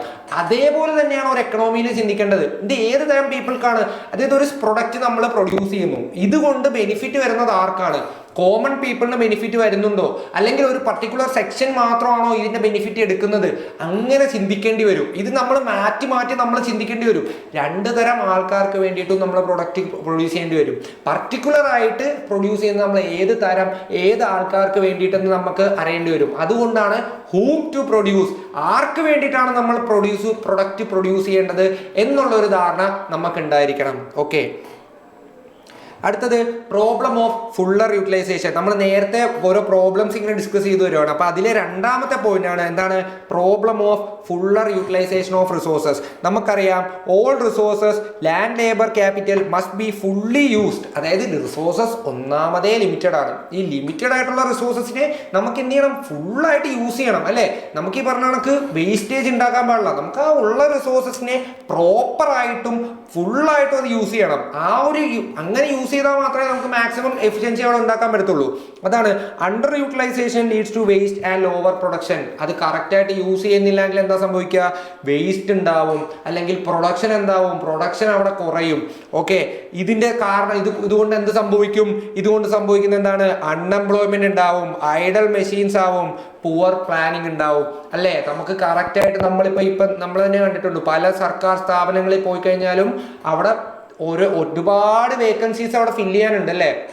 പക്ഷെ അത് കറക്റ്റായിട്ട് ഫില്ല് ചെയ്യുന്നില്ല. ഇങ്ങനെ ഫില്ല് ചെയ്യുവാണെങ്കിൽ നമുക്ക് എന്ത് ചെയ്യാം? അൺഎംപ്ലോയ്മെന്റ് നമുക്ക് കുറയ്ക്കാം. എത്രയോ പേർക്ക് നമുക്ക് അവിടെ ജോലി കിട്ടും, അല്ലേ? ഇത് കറക്റ്റായിട്ട് ചെയ്തില്ലെങ്കിൽ എന്താവും? അവിടെ എന്താ പറ്റുന്നത്? അവിടെ ഒരു അണ്ടർ യൂട്ടിലൈസേഷൻ ആണ് ഉണ്ടാകുന്നത്. അതുകൊണ്ട് അവിടെ അൺഎംപ്ലോയ്മെന്റ് ക്രിയേറ്റ് ചെയ്യപ്പെടുകയാണ് അവിടെ ചെയ്യുന്നത്. കറക്റ്റായിട്ട് അത് യൂസ് ചെയ്യുകയാണെങ്കിൽ അവിടെ നമുക്ക് എന്താ പറയും? അവിടെ അൺഎംപ്ലോയ്മെന്റ് നമുക്ക് അവിടെ കുറയ്ക്കാൻ പറ്റും. Okay, idle machines. പല ഫാക്ടറിയിലും നമ്മൾ ചെല്ലുമ്പോൾ കാണാം കുറെ മെഷീൻസ് ഒക്കെ അങ്ങ് വെറുതെ വർക്ക് ചെയ്യാതെ ഇട്ടേക്കുവാണ്. അപ്പൊ ആ സ്പേസ് അത് അവിടെ വെറുതെ പോവുകയാണ്. ആ സ്പേസ് വെച്ചിട്ട് നമുക്ക് എന്തൊക്കെ പ്രൊഡക്റ്റീവായിട്ട് ചെയ്യാൻ പറ്റും? ആ ഒരു സ്പേസ്, ആ ഒരു മെഷീൻ, വർക്ക് ചെയ്യാത്തൊരു മെഷീൻ കാരണം അവിടെ അത് പോയിക്കൊണ്ടിരിക്കുകയാണ്. ഓക്കെ, ഐഡൽ ആയിട്ടുള്ള മെഷീൻസ് അങ്ങനെ കിടക്കാൻ പാടില്ല. ഓക്കെ, പുവർ പ്ലാനിങ്, പുവർ ആയിട്ടുള്ള ഒരു പ്ലാനിങ് ഉണ്ടാവും. നമുക്കിപ്പോൾ ഒരു പ്ലാനിങ് ഒരു പക്കയായിട്ടില്ലാവത്തില്ല. നമ്മൾ ഫുള്ള് മോശമായിട്ടുള്ള ഒരു പ്ലാനിങ് ആയിരിക്കും അതിൻ്റെ ഇത് വരുന്നത്. ഇതൊക്കെ ഇതിന്റെ കോസ് ആണ്. ഓക്കെ, ഈ പറഞ്ഞ കണക്ക് പുവർ പ്ലാനിങ്, ഈ ഒരു പുവർ പ്ലാനിങ് കാരണവും നമുക്ക് ഈ പറഞ്ഞ കണക്ക് ഫുള്ളറായിട്ട് നമുക്ക് യൂട്ടിലൈസ് ചെയ്യാൻ പറ്റത്തില്ല. പുവർ പ്ലാനിങ് കാരണവും നമുക്ക് റിസോഴ്സസ് കറക്റ്റായിട്ട് യൂട്ടിലൈസ് ചെയ്യാൻ പറ്റാതെ വരും. ഓക്കെ, ഇനി ഇതിന്റെ ഗോൾ എന്താണ്? Maximise use of all available resources. അതായത് നമുക്ക് അവൈലബിൾ ആയിട്ടുള്ള ആ ഒരു ലിമിറ്റഡ് റിസോഴ്സസിനെ മാക്സിമം യൂസ് ചെയ്യുക. മാക്സിമം യൂസ് ചെയ്യുക എന്ന് പറഞ്ഞാൽ നമ്മളത് എക്സ്പ്ലോയിറ്റ് ചെയ്യുമല്ല, നമ്മൾ ഒരിക്കലും എക്സ്പ്ലോയിറ്റ് ചെയ്തല്ല യൂസ് ചെയ്യേണ്ടത്. നമുക്ക് സസ്റ്റൈനബിൾ ആയിട്ട് എത്രത്തോളം പ്രൊഡക്റ്റീവായിട്ട് അത് യൂസ് ചെയ്യാവോ അത്രത്തോളം അത് യൂസ് ചെയ്യുക.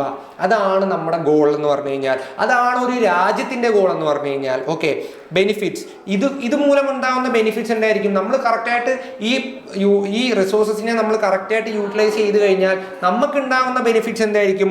മോർ ഔട്ട്പുട്ട്, പ്രൊഡക്ഷൻ ഇൻക്രീസ് ആവും അല്ലെ, കൂടുതൽ ഔട്ട്പുട്ട്, ഇപ്പോൾ ഉണ്ടാകുന്ന ഔട്ട്പുട്ടിന്റെ ഇരട്ടി ഔട്ട്പുട്ട് ഉണ്ടാക്കാൻ പറ്റും. മോർ ഇൻകം, കൂടുതൽ ഇൻകം നമുക്ക് വർദ്ധിപ്പിക്കാൻ പറ്റും അല്ലെ, ഇപ്പൊ ഉണ്ടാവുന്ന ആ ഒരു ഇൻകമിന്റെ ഇരട്ടി നമുക്ക് ഇൻകം ജനറേറ്റ് ചെയ്യാൻ പറ്റും. ലെസ് പോവർട്ടി, അതെ, പട്ടിണി ഇല്ലാണ്ടാക്കാൻ പറ്റും. ഇതൊക്കെ നമുക്ക് ഇതിന്റെ ബെനിഫിറ്റ്സ് ആണ്. കറക്റ്റ് ആയിട്ട് റിസോഴ്സസ് യൂട്ടിലൈസ് ചെയ്ത് കഴിഞ്ഞു കഴിഞ്ഞാൽ നമുക്ക് ഈ പറഞ്ഞ എല്ലാ ബെനിഫിറ്റും നമുക്ക് ഡിറൈവ് ചെയ്യാൻ പറ്റും. ഓക്കെ, അടുത്തത് problem of growth of resources. നമ്മൾ നേരത്തെ പറഞ്ഞല്ലേ, ഈ റിസോഴ്സസ് എന്ന് പറഞ്ഞു കഴിഞ്ഞാൽ ഇത് ഭയങ്കര ലിമിറ്റഡാണ്. ഇത് നമ്മളിപ്പോൾ ഇങ്ങനെ ഉപയോഗിച്ച് പോയി ഈ ഒരു അറ്റം എത്തി കഴിയുമ്പോഴത്തേക്കും എന്താവും? ഇതങ്ങ് നിൽക്കും, ഇത് തീർന്നു പോകും. പിന്നെന്താണ്? പിന്നെ നമുക്കിത് ഉപയോഗിക്കാൻ പറ്റത്തില്ല. അപ്പൊ ഈ റിസോഴ്സസിനെ എന്ത് ചെയ്യണം? നമ്മളിത് വളർത്തണം. റിസോഴ്സസിനെ നമ്മൾ വളർത്തണം. അതെങ്ങനെ നമുക്ക് വളർത്താം? ഓക്കെ, ഇതിന്റെ ഗോൾ എന്താണ്? Produce more goods and services in future. നമ്മളിങ്ങനെ റിസോഴ്സസിനെ വളർത്തിയാൽ എന്ത് പറ്റും? നമുക്ക് എന്താ സാധിക്കുക? കൂടുതലും ഗുഡ്സും സർവീസസും നമുക്ക് ഫ്യൂച്ചറിൽ പ്രൊഡ്യൂസ് ചെയ്യാൻ പറ്റും. ഇതെങ്ങനെ നമ്മളിപ്പോൾ പറഞ്ഞല്ലോ റിസോഴ്സസിനെയൊക്കെ വളർത്തണം. ഇതെങ്ങനെ നമുക്ക് വളർത്താം? അത് നോക്കാം. എങ്ങനെ? Improve technology. നമുക്ക് ടെക്നോളജിക്കൽ അഡ്വാൻസ്മെന്റ് കൊണ്ടുവരുത്താം. നമുക്ക് ടെക്നോളജി ഇംപ്രൂവ് ചെയ്യാം. നല്ല നല്ല ടെക്നോളജി കൊണ്ടുവന്നു കഴിഞ്ഞാൽ എന്താക്കാം? റിസോഴ്സസിനെ നമുക്ക് ഇംപ്രൂവ് ചെയ്യാം. ഇൻവെസ്റ്റ് ഇൻ ക്യാപിറ്റൽ, അതായത് ഇപ്പൊ നമ്മൾ നേരത്തെ എക്സാമ്പിൾ പറയാം. ഇംപ്രൂവ് ടെക്നോളജി, അതിനൊരു എക്സാമ്പിൾ ഞാൻ പറയാം. അതായത് നമ്മളിപ്പോൾ കണ്ടു അല്ലേ, ബയോഗ്യാസ് പ്ലാന്റിൽ അല്ലെങ്കിൽ ബയോഗ്യാസ് പ്ലാന്റിന്റെ ടെക്നോളജി, അല്ലെങ്കിൽ ഇപ്പൊ പറഞ്ഞ പോലെ പ്ലാസ്റ്റിക് വേസ്റ്റിൽ നിന്നും നമ്മളിപ്പോൾ ഫ്യൂവൽ ഉണ്ടാക്കാനായിട്ട് പഠിച്ചു. അതൊക്കെ എങ്ങനെയാണ്? നമ്മൾ നല്ല നല്ല ടെക്നോളജികൾ കൊണ്ടുവന്നുകൊണ്ടാണ് അല്ലേ. ഇപ്പൊ ഈ കാണുന്ന ഓരോ ഇന്നോവേഷനും വരുന്നത് എങ്ങനെയാണ്? ടെക്നോളജി ഡെവലപ്പ് ആകുമ്പോഴാണ്. അപ്പൊ നല്ല നല്ല ടെക്നോളജി, അങ്ങനെ ഇന്നോവേറ്റീവ് ആയിട്ടുള്ള ടെക്നോളജി ഡെവലപ്പ് ചെയ്യുക. അടുത്തത് ഇൻവെസ്റ്റ് ഇൻ ക്യാപിറ്റൽ, മെഷീൻസ്, നല്ല നല്ല മെഷീൻസിൽ ഇൻവെസ്റ്റ് ചെയ്യുക. നല്ല നല്ല ടൂൾസ്, അതായത് നമുക്ക് പ്രോപ്പറായിട്ട് ആ റിസോഴ്സ് യൂട്ടിലൈസ് ചെയ്യാൻ വേണ്ടിയിട്ട് വേസ്റ്റേജ് കുറച്ചുകൊണ്ടുള്ള ടൂൾസിൽ നമ്മൾ ഇൻവെസ്റ്റ് ചെയ്യുക, മെഷീൻസിൽ നമ്മൾ ഇൻവെസ്റ്റ് ചെയ്യുക.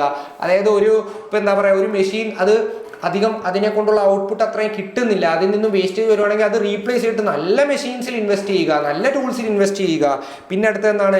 Educate and train labour. ഏറ്റവും ഇമ്പോർട്ടൻറ്റ്, അതായത് നമ്മുടെ ലേബറിനെ നമ്മൾ എഡ്യൂക്കേറ്റ് ചെയ്യുക, അവർക്ക് പ്രോപ്പർ ആയിട്ടുള്ള ട്രെയിനിങ് കൊടുക്കുക, അവർക്ക് കറക്റ്റായിട്ട് എന്താണ് ചെയ്യേണ്ടത്, എങ്ങനെ ചെയ്തു കഴിഞ്ഞാൽ നമുക്ക് വേസ്റ്റേജ് ഇല്ലാണ്ടാക്കാൻ പറ്റും, എങ്ങനെ ചെയ്തു കഴിഞ്ഞാൽ നമുക്കിത് പക്കയായിട്ടെല്ലാം ചെയ്യാൻ പറ്റും എന്നുള്ള ട്രെയിനിങ് കൊടുക്കുക, അവർക്ക് അതിന് വേണ്ടിയിട്ടുള്ള എഡ്യൂക്കേഷൻ കൊടുക്കുക. അടുത്തെന്താണ്? Discover new natural resources. നമ്മൾ നേരത്തെ പറഞ്ഞ പോലെ തന്നെ ഇപ്പം രാജസ്ഥാനിലൊക്കെ പുതിയ പുതിയ ഓയിൽ മൈൻസ് ഒക്കെ നമ്മൾ കണ്ടുപിടിക്കുന്ന കണ്ടിട്ടില്ലേ? അതുപോലെ നാച്ചുറൽ ആയിട്ടുള്ള റിസോഴ്സസ്, അതിന്റെ സോഴ്സസ് കണ്ടുപിടിക്കുക. പിന്നെ ഉള്ള നാച്ചുറൽ റിസോഴ്സസ് നമുക്കിപ്പോൾ ഈ വേസ്റ്റ് ആയി കിടക്കുന്ന സാധനങ്ങളെ എങ്ങനെ അത് കൺവേർട്ട് ചെയ്ത് നല്ല രീതിക്ക് യൂസ് ചെയ്യാം. എങ്കിൽ ഇപ്പം നമ്മൾ നേരത്തെ പറഞ്ഞ പോലെ ഒരു പ്ലാസ്റ്റിക് വേസ്റ്റ് എന്നൊക്കെ ഇപ്പോൾ ഫ്യൂൽ ഉണ്ടാക്കുന്നില്ല, അതുപോലത്തെ ടെക്നോളജിക്കൽ അഡ്വാൻസ്മെന്റ് കൊണ്ടുവരിക, ബയോഗ്യാസ് പ്ലാന്റ്, അങ്ങനത്തെ സാധനങ്ങളൊക്കെ കൊണ്ടുവരിക. അങ്ങനെ ഇന്നോവേറ്റീവ് ആയിട്ട് ചിന്തിക്കുക, അല്ലെങ്കിൽ പുതിയ പുതിയ നാച്ചുറൽ റിസോഴ്സസ് കണ്ടെത്താൻ ശ്രമിക്കുക. ഇങ്ങനെയൊക്കെ ചെയ്താൽ നമുക്ക് ഇപ്പോഴത്തെ റിസോഴ്സസ് ഗ്രോ ആകും. അല്ലെങ്കിൽ എന്ത് ചെയ്യും? ഇത് ഗ്രോ ചെയ്യുന്നില്ലെങ്കിൽ എന്ത് ചെയ്യും? ഇതൊരു പർട്ടിക്കുലർ ടൈം എത്തുമ്പോൾ നിൽക്കും. ഓക്കെ, അപ്പൊ പിന്നെ ആ ഒരു രാജ്യത്തിന് മുമ്പോട്ട് പോകാൻ പറ്റുമോ? ആ ഒരു രാജ്യത്തിന് എന്തെങ്കിലും ഡെവലപ്മെന്റോ എന്തെങ്കിലും കൊണ്ടുവരാൻ പറ്റുമോ? പറ്റാതെ വരും. ഓക്കെ, ഇതിന്റെ റിസൾട്ട് എന്താണ്? PPC shift outward. ഇപ്പം നിങ്ങൾ ഈ PPC ഒന്നും മൈൻഡ് ആക്കണ്ട കേട്ടോ. PPC എന്ന് പറഞ്ഞാൽ പ്രൊഡക്ഷൻ പോസിബിലിറ്റി കർവാണ്, നമ്മൾ ഓൾറെഡി പഠിക്കുന്നുണ്ട്. അതിന്റെ ഷിഫ്റ്റും കാര്യങ്ങളൊക്കെ നമ്മൾ അവിടെ പഠിക്കും. ഓക്കെ, അടുത്ത പോയിന്റ് നോക്കാം. Helps in better standard of living and development. ഇങ്ങനെയൊക്കെ സംഭവിച്ചാൽ എന്താ സംഭവിക്കുക? നമ്മുടെ സ്റ്റാൻഡേർഡ് ഓഫ് ലിവിംഗ് കൂടും അല്ലെ, നമ്മുടെ സ്റ്റാൻഡേർഡ് ഓഫ് ലിവിംഗ് ഇംപ്രൂവ് ആവും, നമ്മുടെ രാജ്യത്തിന് ഡെവലപ്മെന്റ് വരും. ഓക്കെ, അടുത്തത് പ്രോബ്ലം ഓഫ് എഫിഷ്യൻസി. നമ്മൾ നേരത്തെ ഇതെല്ലാം മക്കളെ കണക്റ്റഡ് ആണ്. ഓക്കെ, ഈ എഫിഷ്യൻസി എന്ന് പറഞ്ഞ സംഭവം എന്താണ്? Maximum output from available resources. Available ആയിട്ടുള്ള റിസോഴ്സസിൽ നിന്നും മാക്സിമം ഔട്ട്പുട്ട് നമ്മൾ കൊണ്ടുവരിക, അതിനെയാണ് എഫിഷ്യൻസി എന്ന് പറയുന്നത്. അതായത് ഉള്ള റിസോഴ്സസിൽ നിന്നും മാക്സിമം ഔട്ട്പുട്ട് കൊണ്ടുവരിക, അതിനെ നമ്മൾ എഫിഷ്യൻസി എന്ന് പറയും. No waste of land, labour or capital. നമ്മൾ അവിടെ എന്ത് ചെയ്യുന്നില്ല, നമ്മൾ ലാൻഡ് വേസ്റ്റ് ചെയ്യുന്നില്ല, ലേബർ വേസ്റ്റ് ചെയ്യുന്നില്ല, ക്യാപിറ്റൽ വേസ്റ്റ് ചെയ്യുന്നില്ല. ഉള്ള റിസോഴ്സസിനെ പക്കയായിട്ടും പ്രോപ്പറായിട്ടും ഫുള്ളി യൂട്ടിലൈസ് ചെയ്യുവാണ്. അങ്ങനെ നമ്മൾ എന്ത് പറയാം, നമ്മൾ എഫിഷ്യന്റ് ആണെന്ന് നമുക്ക് പറയാൻ പറ്റും. Okay, all production should be done at minimum cost. അല്ലേ, കോസ്റ്റ് എഫക്റ്റീവ് ആയിരിക്കണം. നമ്മൾ ചുമ്മാ പ്രൊഡ്യൂസ് ചെയ്താൽ പോരാ, നമ്മൾ കോസ്റ്റ് എഫക്റ്റീവ് ആയിട്ട് നമ്മൾ പ്രൊഡ്യൂസ് ചെയ്യണം. കോസ്റ്റ് എഫക്റ്റീവ് ആയിട്ട് എങ്ങനെ നമുക്ക് പ്രൊഡ്യൂസ് ചെയ്യാൻ പറ്റും, അത് അങ്ങനെ നമ്മൾ ചിന്തിക്കണം. ആ ഒരു രീതിയിൽ നമ്മൾ ഡെവലപ്പ് ആവണം. കോസ്റ്റ് മിനിമം കോസ്റ്റിൽ ചെയ്യണം. അല്ലാതെ കുറെ കോസ്റ്റിൽ നമ്മൾ പ്രൊഡ്യൂസ് ചെയ്ത് കഴിഞ്ഞാൽ നമുക്ക് എന്തെങ്കിലും മെച്ചമുണ്ടോ? ഇല്ല. മിനിമം കോസ്റ്റിൽ എന്നാൽ പക്കയായിട്ട് പ്രൊഡ്യൂസ് ചെയ്യാൻ വേണം. അതായത് നമ്മളിപ്പോൾ കാണുന്ന പോലെ നമ്മൾ മിനിമം കോസ്റ്റ് റെഡ്യൂസ് ചെയ്യാൻ വേണ്ടിയിട്ട് എന്ത് ചെയ്തു, ടാർ കുറച്ച് റോഡ് ഉണ്ടാക്കുക, അങ്ങനല്ല. നമ്മൾ കറക്റ്റായിട്ട് എവിടെയൊക്കെ കോസ്റ്റ് ബെനിഫിറ്റ് കൊണ്ടുവരാവോ ആ ഒരു രീതിയിൽ നമ്മൾ എന്ത് ചെയ്യുക, മിനിമം കോസ്റ്റിൽ മാക്സിമം ഔട്ട്പുട്ട്, നല്ല രീതിക്കുള്ള ഔട്ട്പുട്ട് കൊണ്ടുവരുത്തുക. ഓക്കെ, ഈ എഫിഷ്യൻസിയുടെ 2 ടൈപ്പിലുണ്ട്. എന്തൊക്കെയാണ്? പ്രൊഡക്റ്റീവ് എഫിഷ്യൻസിയും അലോക്കേറ്റീവ് എഫിഷ്യൻസിയും. എന്തൊക്കെയാണ്? പ്രൊഡക്റ്റീവ് എഫിഷ്യൻസിയും അലോക്കേറ്റീവ് എഫിഷ്യൻസിയും. പ്രൊഡക്റ്റീവ് എഫിഷ്യൻസി എന്ന് പറഞ്ഞു കഴിഞ്ഞാൽ എന്താണ്? പ്രൊഡക്റ്റീവ് എഫിഷ്യൻസി എന്ന് പറഞ്ഞു കഴിഞ്ഞാൽ ഒരു റിസോഴ്സസിനെ അതിന്റെ ഫുൾ കപ്പാസിറ്റിയിലേക്ക് യൂസ് ചെയ്യുക. അതായത് ഒരു റിസോഴ്സ് ഉണ്ട്, ആ റിസോഴ്സസിനെ അതിന്റെ ഫുൾ ആയിട്ടുള്ള കപ്പാസിറ്റിയിലേക്ക് യൂസ് ചെയ്യുന്നതിനാണ് പ്രൊഡക്റ്റീവ് എഫിഷ്യൻസി എന്ന് പറയുന്നത്. അതിന്റെ മാക്സിമം പ്രൊഡക്ടിവിറ്റി അതിൽ നിന്ന് കൊണ്ടുവരിക, അതിനെ നമ്മൾ എന്ത് പറയും? പ്രൊഡക്റ്റീവ് എഫിഷ്യൻസി എന്ന് പറയും. അടുത്തത് എന്താണ്? അലോക്കേറ്റീവ് എഫിഷ്യൻസി ആണ്. എന്താണ് അലോക്കേറ്റീവ് എഫിഷ്യൻസി? അതിനെന്താണ് പറയുന്നത്? Producing what people actually need. അതായത് ഇപ്പൊ ആ ഒരു നീഡിനനുസരിച്ച് നമ്മുടെ എക്കണോമിയിലെ ആൾക്കാരുടെ നീഡിനനുസരിച്ച് നമ്മൾ പ്രൊഡ്യൂസ് ചെയ്യുക, അതിന് വേണ്ടിയിട്ട് മാത്രം പ്രൊഡ്യൂസ് ചെയ്യുക. ഇപ്പം കറന്റ് നമ്മുടെ എക്കണോമിയുടെ നീഡ് വെപ്പണാണ്, ഓക്കെ, എന്നാൽ വെപ്പൺ പ്രൊഡ്യൂസ് ചെയ്യുക. ആ നീഡ് വേണ്ടിയിട്ട് മാത്രം പ്രൊഡ്യൂസ് ചെയ്യുക, അല്ലാത്തതൊന്നും പ്രൊഡ്യൂസ് ചെയ്യുന്നില്ല. അതുകൊണ്ട് എന്താവുന്നുണ്ട്? വേസ്റ്റേജ് ഇല്ലാണ്ടാക്കുന്നു. ആ ഒരു മെത്തേഡും ഉണ്ട്. ഓക്കെ, ഇതിന്റെ ഗോൾ എന്താണ്? നമ്മുടെ ഓവറോൾ ഗോൾ എന്തായിരിക്കണം? Better decisions, higher productivity, less wastage. Okay, ഇത് എന്താണ്? ബെറ്റർ ആയിട്ടുള്ള ഡിസിഷൻസ് എടുക്കുക, അല്ലെങ്കിൽ പ്രൊഡക്ടിവിറ്റി ഹൈ ആക്കുക, വേസ്റ്റേജ് കുറക്കുക. ഇതാണ് നമ്മുടെ അൾട്ടിമേറ്റ് ഗോൾ. ഓക്കെ, അങ്ങനെ മക്കളെ നമ്മൾ central problems of an economy നമ്മളിവിടെ 4 പോയിന്റ് നമ്മളിവിടെ പറഞ്ഞു കഴിഞ്ഞു. ഇനി നോക്കുക, ഇതാണ് നോക്കുക മക്കളെ, 2024 PYQ ആയിട്ട് ചോദിച്ചതാണ്. ഇത് 3 മാർക്കിനാണ് ചോദിച്ചത്. അപ്പൊ ഇത്രയും ഡീറ്റെയിൽ ആയിട്ട് എക്സ്പ്ലെയിൻ ചെയ്യേണ്ട, 3 മാർക്കിനാണ് ചോദിച്ചുകൊണ്ട്. അപ്പം ഓരോ പോയിന്റും കുറച്ച് എക്സ്പ്ലനേഷൻ വെച്ചിട്ട് ചെയ്യുക. ജസ്റ്റ് ഒരു സിംഗിൾ ലൈൻ പോലെ ചെയ്ത് കഴിഞ്ഞാൽ നിങ്ങൾക്ക് 3 മാർക്ക് കിട്ടും. ഞാൻ പറഞ്ഞ PYQ ക്വസ്റ്റ്യൻ ആണ്, അത് ശ്രദ്ധിച്ച് പഠിക്കുക. ഓക്കെ, അപ്പൊ നമ്മൾ അടുത്ത ടോപ്പിക്കിലേക്ക് പോവാണ്. അടുത്ത എന്താണ്? Scarcity, choice and production possibility curve, PPC. നമ്മൾ നേരത്തെ PPC എന്ന് പറഞ്ഞ ഒരു ചെറിയൊരു പോയിന്റ് ഉണ്ടല്ലേ, ഇനി നമ്മൾ അതിനെപ്പറ്റി ഡീറ്റെയിൽ ആയിട്ട് പഠിക്കാൻ പോവാണ്. അപ്പൊ ആദ്യമേ നമുക്ക് എന്താണ് സ്കേഴ്സിറ്റി നമ്മൾ ഈ ക്ലാസ് തുടങ്ങിയപ്പോൾ തൊട്ട് ഡിസ്കസ് ചെയ്യുന്ന 2 കാര്യങ്ങളാണ് സ്കേഴ്സിറ്റിയും ചോയ്സും. അല്ലെ, സ്കേഴ്സിറ്റിയും ചോയ്സും നമ്മൾ ക്ലാസ് തുടങ്ങിയപ്പോൾ തൊട്ട് ഡിസ്കസ് ചെയ്യുന്നതാണ്. അല്ലെ, സ്കേഴ്സിറ്റി എന്ന് പറഞ്ഞാൽ എന്താണ്? Resources R limited but human wants R unlimited. This creates the need for economic decision making. അതായത് നമുക്കറിയാം റിസോഴ്സസ് എന്താണ്? റിസോഴ്സസ് ലിമിറ്റഡ് ആണ്. എന്നാൽ ഹ്യൂമൻ വാണ്ട്സ് ആയിക്കോട്ടെ അൺലിമിറ്റഡ് ആണ്. അല്ലെ, നമ്മുടെ വാണ്ട്സ് ഒരിക്കലും തീരുന്നില്ല. നമുക്ക് ഇങ്ങനെ വാണ്ട്സുകൾ ഇങ്ങനെ വന്നുകൊണ്ടേ ഇരിക്കുകയാണ്. അപ്പൊ ഈ വാണ്ട്സിനെയൊക്കെ സാറ്റിസ്ഫൈ ചെയ്യാനായിട്ട് എന്ത് വേണം? അത്രത്തോളം റിസോഴ്സസ് വേണം. അല്ലെ, പക്ഷെ നമ്മുടെ റിസോഴ്സസ് എന്താണ്? റിസോഴ്സസ് ലിമിറ്റഡ് ആണ്. അപ്പൊ അങ്ങനത്തെ ഒരു സാഹചര്യം വരുമ്പോഴത്തേക്കും നമ്മളൊരു കറക്റ്റ് ആയിട്ടും പ്രോപ്പർ ആയിട്ടുള്ള ഒരു എക്കണോമിക് ഡിസിഷൻ മേക്കിംഗ് നമ്മൾ അവിടെ നടത്തേണ്ടി വരുന്നുണ്ട്. കറക്റ്റ് ആയിട്ട് നമ്മളൊരു ഡിസിഷൻ മേക്കിംഗ് അവിടെ ചെയ്യേണ്ടി വരുന്നുണ്ട്. അതുകൊണ്ട് തന്നെയാണ് നമ്മൾ പറയുന്നത്. ഓക്കെ, അടുത്തത് ചോയ്സ്. ഈ ഒരു സ്കെയർസിറ്റി ഉള്ളത് കൊണ്ടും individuals and societies must make choice on how to allocate resources. അതായത് നമുക്കറിയാം റിസോഴ്സസ് ഭയങ്കര ലിമിറ്റഡ് ആണ്, പക്ഷെ നമ്മുടെ വാണ്ട്സ് ആയിക്കോട്ടെ അൺലിമിറ്റഡ് ആണ്. ഇങ്ങനെ നിൽക്കുമ്പോഴത്തേക്ക് എന്താകും? നമ്മൾ ഇൻഡിവിജ്വൽസ് ആയിക്കോട്ടെ, ഇൻഡിവിജ്വൽസ് ആയിക്കോട്ടെ, ഫേംസ് ആയിക്കോട്ടെ, ഗവൺമെന്റ് ആയിക്കോട്ടെ, ഇവര് പ്രോപ്പർ ആയിട്ട് എങ്ങനെ ഇത് അലോക്കേറ്റ് ചെയ്യാം, അതിലൊരു ചോയ്സ് ഉണ്ടാവണം. അതായത് ഏതൊക്കെ വാണ്ട്സ് ആദ്യമേ സാറ്റിസ്ഫൈ ചെയ്യണം, ഏതൊക്കെ വാണ്ട്സ് നമ്മൾ പിന്നീടത്തേക്ക് വെക്കണം, അങ്ങനെ നമ്മളൊരു ചോയ്സ് വരികയാണ്. ഏത് ഓൾട്ടർനേറ്റീവ് ഓൾട്ടർനേറ്റീവ്സ് സെലക്ട് ചെയ്യണം. അങ്ങനെ ഒരു ചോയ്സ് വരികയാണ്. ആ ഒരു കാര്യമാണ് ഇവിടെ പറയുന്നത്. റിസോഴ്സസ് സ്കേഴ്സ് ആയതുകൊണ്ട്, അതായത് റിസോഴ്സസ് ഇപ്പൊ ഭയങ്കരമായിട്ട് റിസോഴ്സസ് അൺലിമിറ്റഡ് ആണെങ്കിൽ നമുക്ക് ഈ പറഞ്ഞ പോലെ ഈ ഒരു പ്രശ്നം വരുമോ? ഇല്ല, വരത്തില്ല. നമുക്ക് ആവശ്യത്തിൽ കൂടുതൽ റിസോഴ്സസ് ഉണ്ട്, നമ്മുടെ വാൺസും അൺലിമിറ്റഡ് ആണ്, എന്നാൽ അതെടുത്ത് വെച്ച് നമുക്ക് ചെയ്യാന്നുള്ള ഇത് വരത്തില്ല. പക്ഷെ എന്താണ്, നമുക്കുള്ള റിസോഴ്സസ് ഭയങ്കര സ്കേഴ്സ് ആണ്, നമുക്കുള്ള റിസോഴ്സസ് ലിമിറ്റഡ് ആണ്. അപ്പൊ നമുക്ക് ആ ഒരു രീതിയിൽ നമ്മൾക്ക് അത് സാറ്റിസ്ഫൈ ചെയ്യണമെങ്കിൽ ഒരു പ്രോപ്പർ ആയിട്ടുള്ള ഒരു ഓൾട്ടർനേറ്റീവ് നമ്മൾ സെലക്ട് ചെയ്യേണ്ടി വരും. ഒരു പ്രോപ്പറായിട്ടൊരു ചോയ്സ് നമ്മൾ അവിടെ മേക്ക് ചെയ്യേണ്ടി വരും. പല പല ഓൾട്ടർനേറ്റീവ്സിൽ നിന്ന് നമ്മൾ അത് സെലക്ട് ചെയ്യേണ്ടി വരും. ഓക്കെ, ഇവിടെ താഴത്ത് ലയണൽ റോബിൻസിന്റെ ഡെഫിനിഷൻ ആണ് കൊടുത്തിരിക്കുന്നത്. ലയണൽ റോബിൻസ് എന്നുള്ള ഒരു എക്കണോമിക്സിന്റെ ഡെഫിനിഷൻ ആണ് അവിടെ കൊടുത്തിരിക്കുന്നത്. പുള്ളി എന്താണ് പറയുന്നത്? Economics is the science which studies human behaviour as A relationship between ends and scarce means which have alternative uses. ഇത് കേൾക്കുമ്പോൾ എന്തൊക്കെയൊക്കെയോ വലിയ സംഭവമായിട്ട് തോന്നും, പക്ഷെ ഇതൊന്നുമില്ല മക്കളെ, ഇത് ഇത്രയേ ഉള്ളൂ. എക്കണോമിക്സ് എന്ന് പറഞ്ഞു കഴിഞ്ഞാൽ എന്താണ്? നമ്മൾ നേരത്തെ പറഞ്ഞ പോലെ ഒരു സയൻസ് ആണ്. എന്താ, കുറെ മെത്തേഡ്സും കുറെ ടൂൾസും കുറെ ഫാക്ട്സ് ഒക്കെ യൂസ് ചെയ്ത് വരുന്നത് ഒരു സയൻസ് ആണ്. വിച്ച് സ്റ്റഡീസ്, എന്ത് സ്റ്റഡി ചെയ്യുന്നു? ഹ്യൂമൻ ബിഹേവിയറിനെ സ്റ്റഡി ചെയ്യുന്നു. എന്താണ്? നമ്മുടെ മനുഷ്യന്റെ ബിഹേവിയർ. അത് എന്തിനെ പറ്റിയിട്ട്? മനുഷ്യൻ എവിടെ സ്പെൻഡ് ചെയ്യും, മനുഷ്യൻ എവിടെ സേവ് ചെയ്യും, മനുഷ്യൻ ഏതൊക്കെ തരത്തിൽ വാൺസുകൾ അറൈസ് ചെയ്യും, അത് ഏതൊക്കെ രീതിയിൽ അത് സാറ്റിസ്ഫൈ ചെയ്യാം, ഏതൊക്കെ ഓൾട്ടർനേറ്റീവ്സുകൾ വരും, അങ്ങനെ പല പല ഹ്യൂമൻ ബിഹേവിയറിനെ സ്റ്റഡി ചെയ്യുന്ന ഒരു സയൻസ് ആണ് economics. As A relationship between ends and scarce means which have alternative uses. ഇവിടെ എൻഡ്സ് എന്ന് പറയുന്നത് ഇത്രേ ഉള്ളൂ. എൻഡ്സ് എന്ന് പറഞ്ഞാൽ ഇവിടെ അർത്ഥം വാൺസ് ആണ്. നമ്മൾ ഇത്രയും നേരം പറഞ്ഞുകൊണ്ടിരുന്ന വാൺസ് എന്നുള്ള ഒരു അർത്ഥമാണ് എൻഡ്സിന് ഇവിടെ വരുന്നത്. ആൻഡ് സ്കേഴ്സ് എന്ന് പറഞ്ഞാൽ എന്താണ്? സ്കേഴ്സ് ആണ്. റിസോഴ്സസ് എന്താണ്? റിസോഴ്സസ് ആർ സ്കേഴ്സ്, അല്ലെങ്കിൽ റിസോഴ്സസ് ആർ ലിമിറ്റഡ്. ഈ ലിമിറ്റഡ് ആയിട്ടുള്ള റിസോഴ്സസിനെ വെച്ചിട്ട് നമ്മുടെ അൺലിമിറ്റഡ് വാൺസ് എങ്ങനെ സാറ്റിസ്ഫൈ ചെയ്യും എന്നുള്ള സ്റ്റഡിയാണ് എക്കണോമിക്സ് എന്ന് പറഞ്ഞത്. അതായത് പല ഓൾട്ടർനേറ്റീവ്സ് ഉണ്ടാവും, പല ഓൾട്ടർനേറ്റീവ് സെലക്ട് ചെയ്യേണ്ടി വരും. ഈ ഓൾട്ടർനേറ്റീവ്സ് ഇന്ന് പലമായിട്ടുള്ള ഓൾട്ടർനേറ്റീവ്സ് ഇന്നും ഒരു ഓൾട്ടർനേറ്റീവ് സെലക്ട് ചെയ്യും. ഏറ്റവും ബെസ്റ്റ് ഓൾട്ടർനേറ്റീവ് നമ്മൾ സെലക്ട് ചെയ്ത ഈ സ്റ്റഡിയാണ് എക്കണോമിക്സ്. ഇതാണ് അദ്ദേഹം പറഞ്ഞിരിക്കുന്ന ഡെഫിനിഷൻ. ഇത്രയേ ഉള്ളൂ.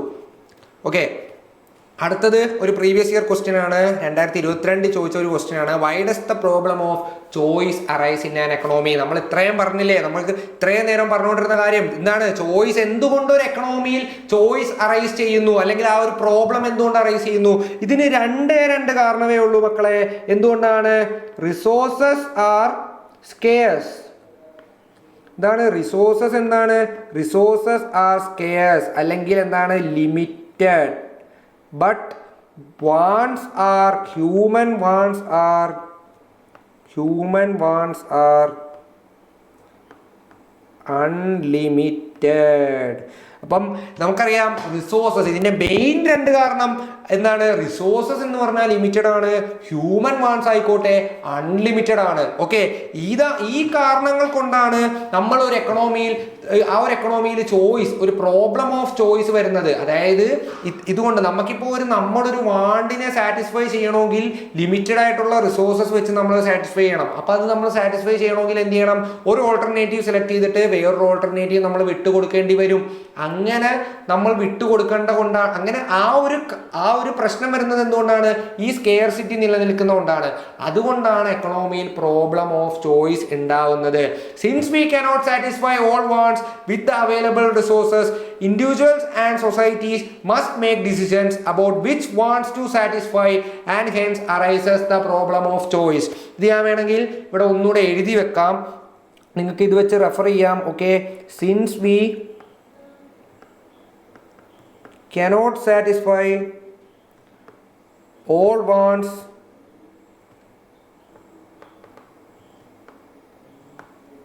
with the available resources,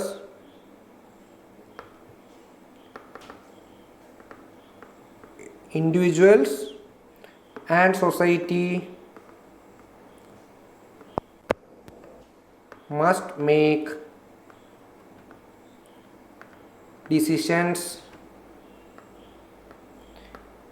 about which wants to satisfy. അല്ലെ, ഏതൊക്കെ വാൺസ് നമുക്ക് സാറ്റിസ്ഫൈ ചെയ്യണം, നമുക്ക് ഏറ്റവും കൂടുതൽ നെസസറി ആയിട്ട് തോന്നുന്ന വാണ്ട്സ് നമ്മൾ ആദ്യമേ സാറ്റിസ്ഫൈ ചെയ്യണം.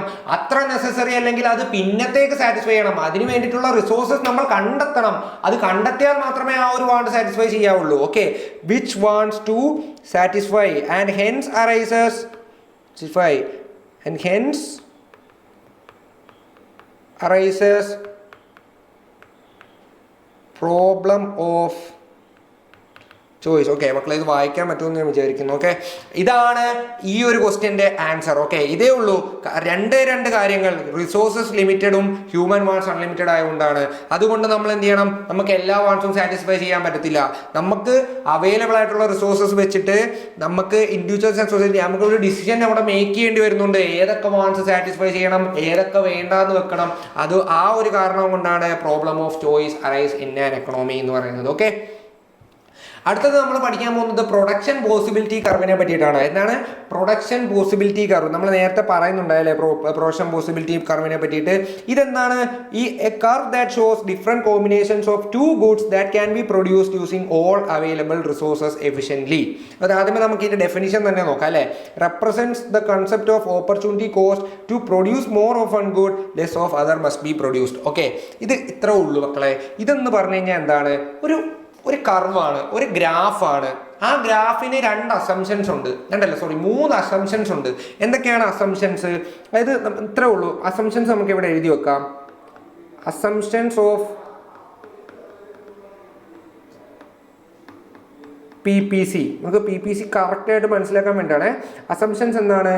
ഓക്കെ, PPC എന്ന് പറഞ്ഞു കഴിഞ്ഞാൽ എന്താണ്? ഒരു ഗ്രാഫാണ് അല്ലേ, ഒരു ഗ്രാഫ്. ഓക്കെ, ഒരു ഗ്രാഫാണ്. ആ ഗ്രാഫിൽ എന്താണ്? കുറെ കോമ്പിനേഷൻസ് കാണിക്കുന്നുണ്ട്. എന്തിന്റെ കോമ്പിനേഷൻ?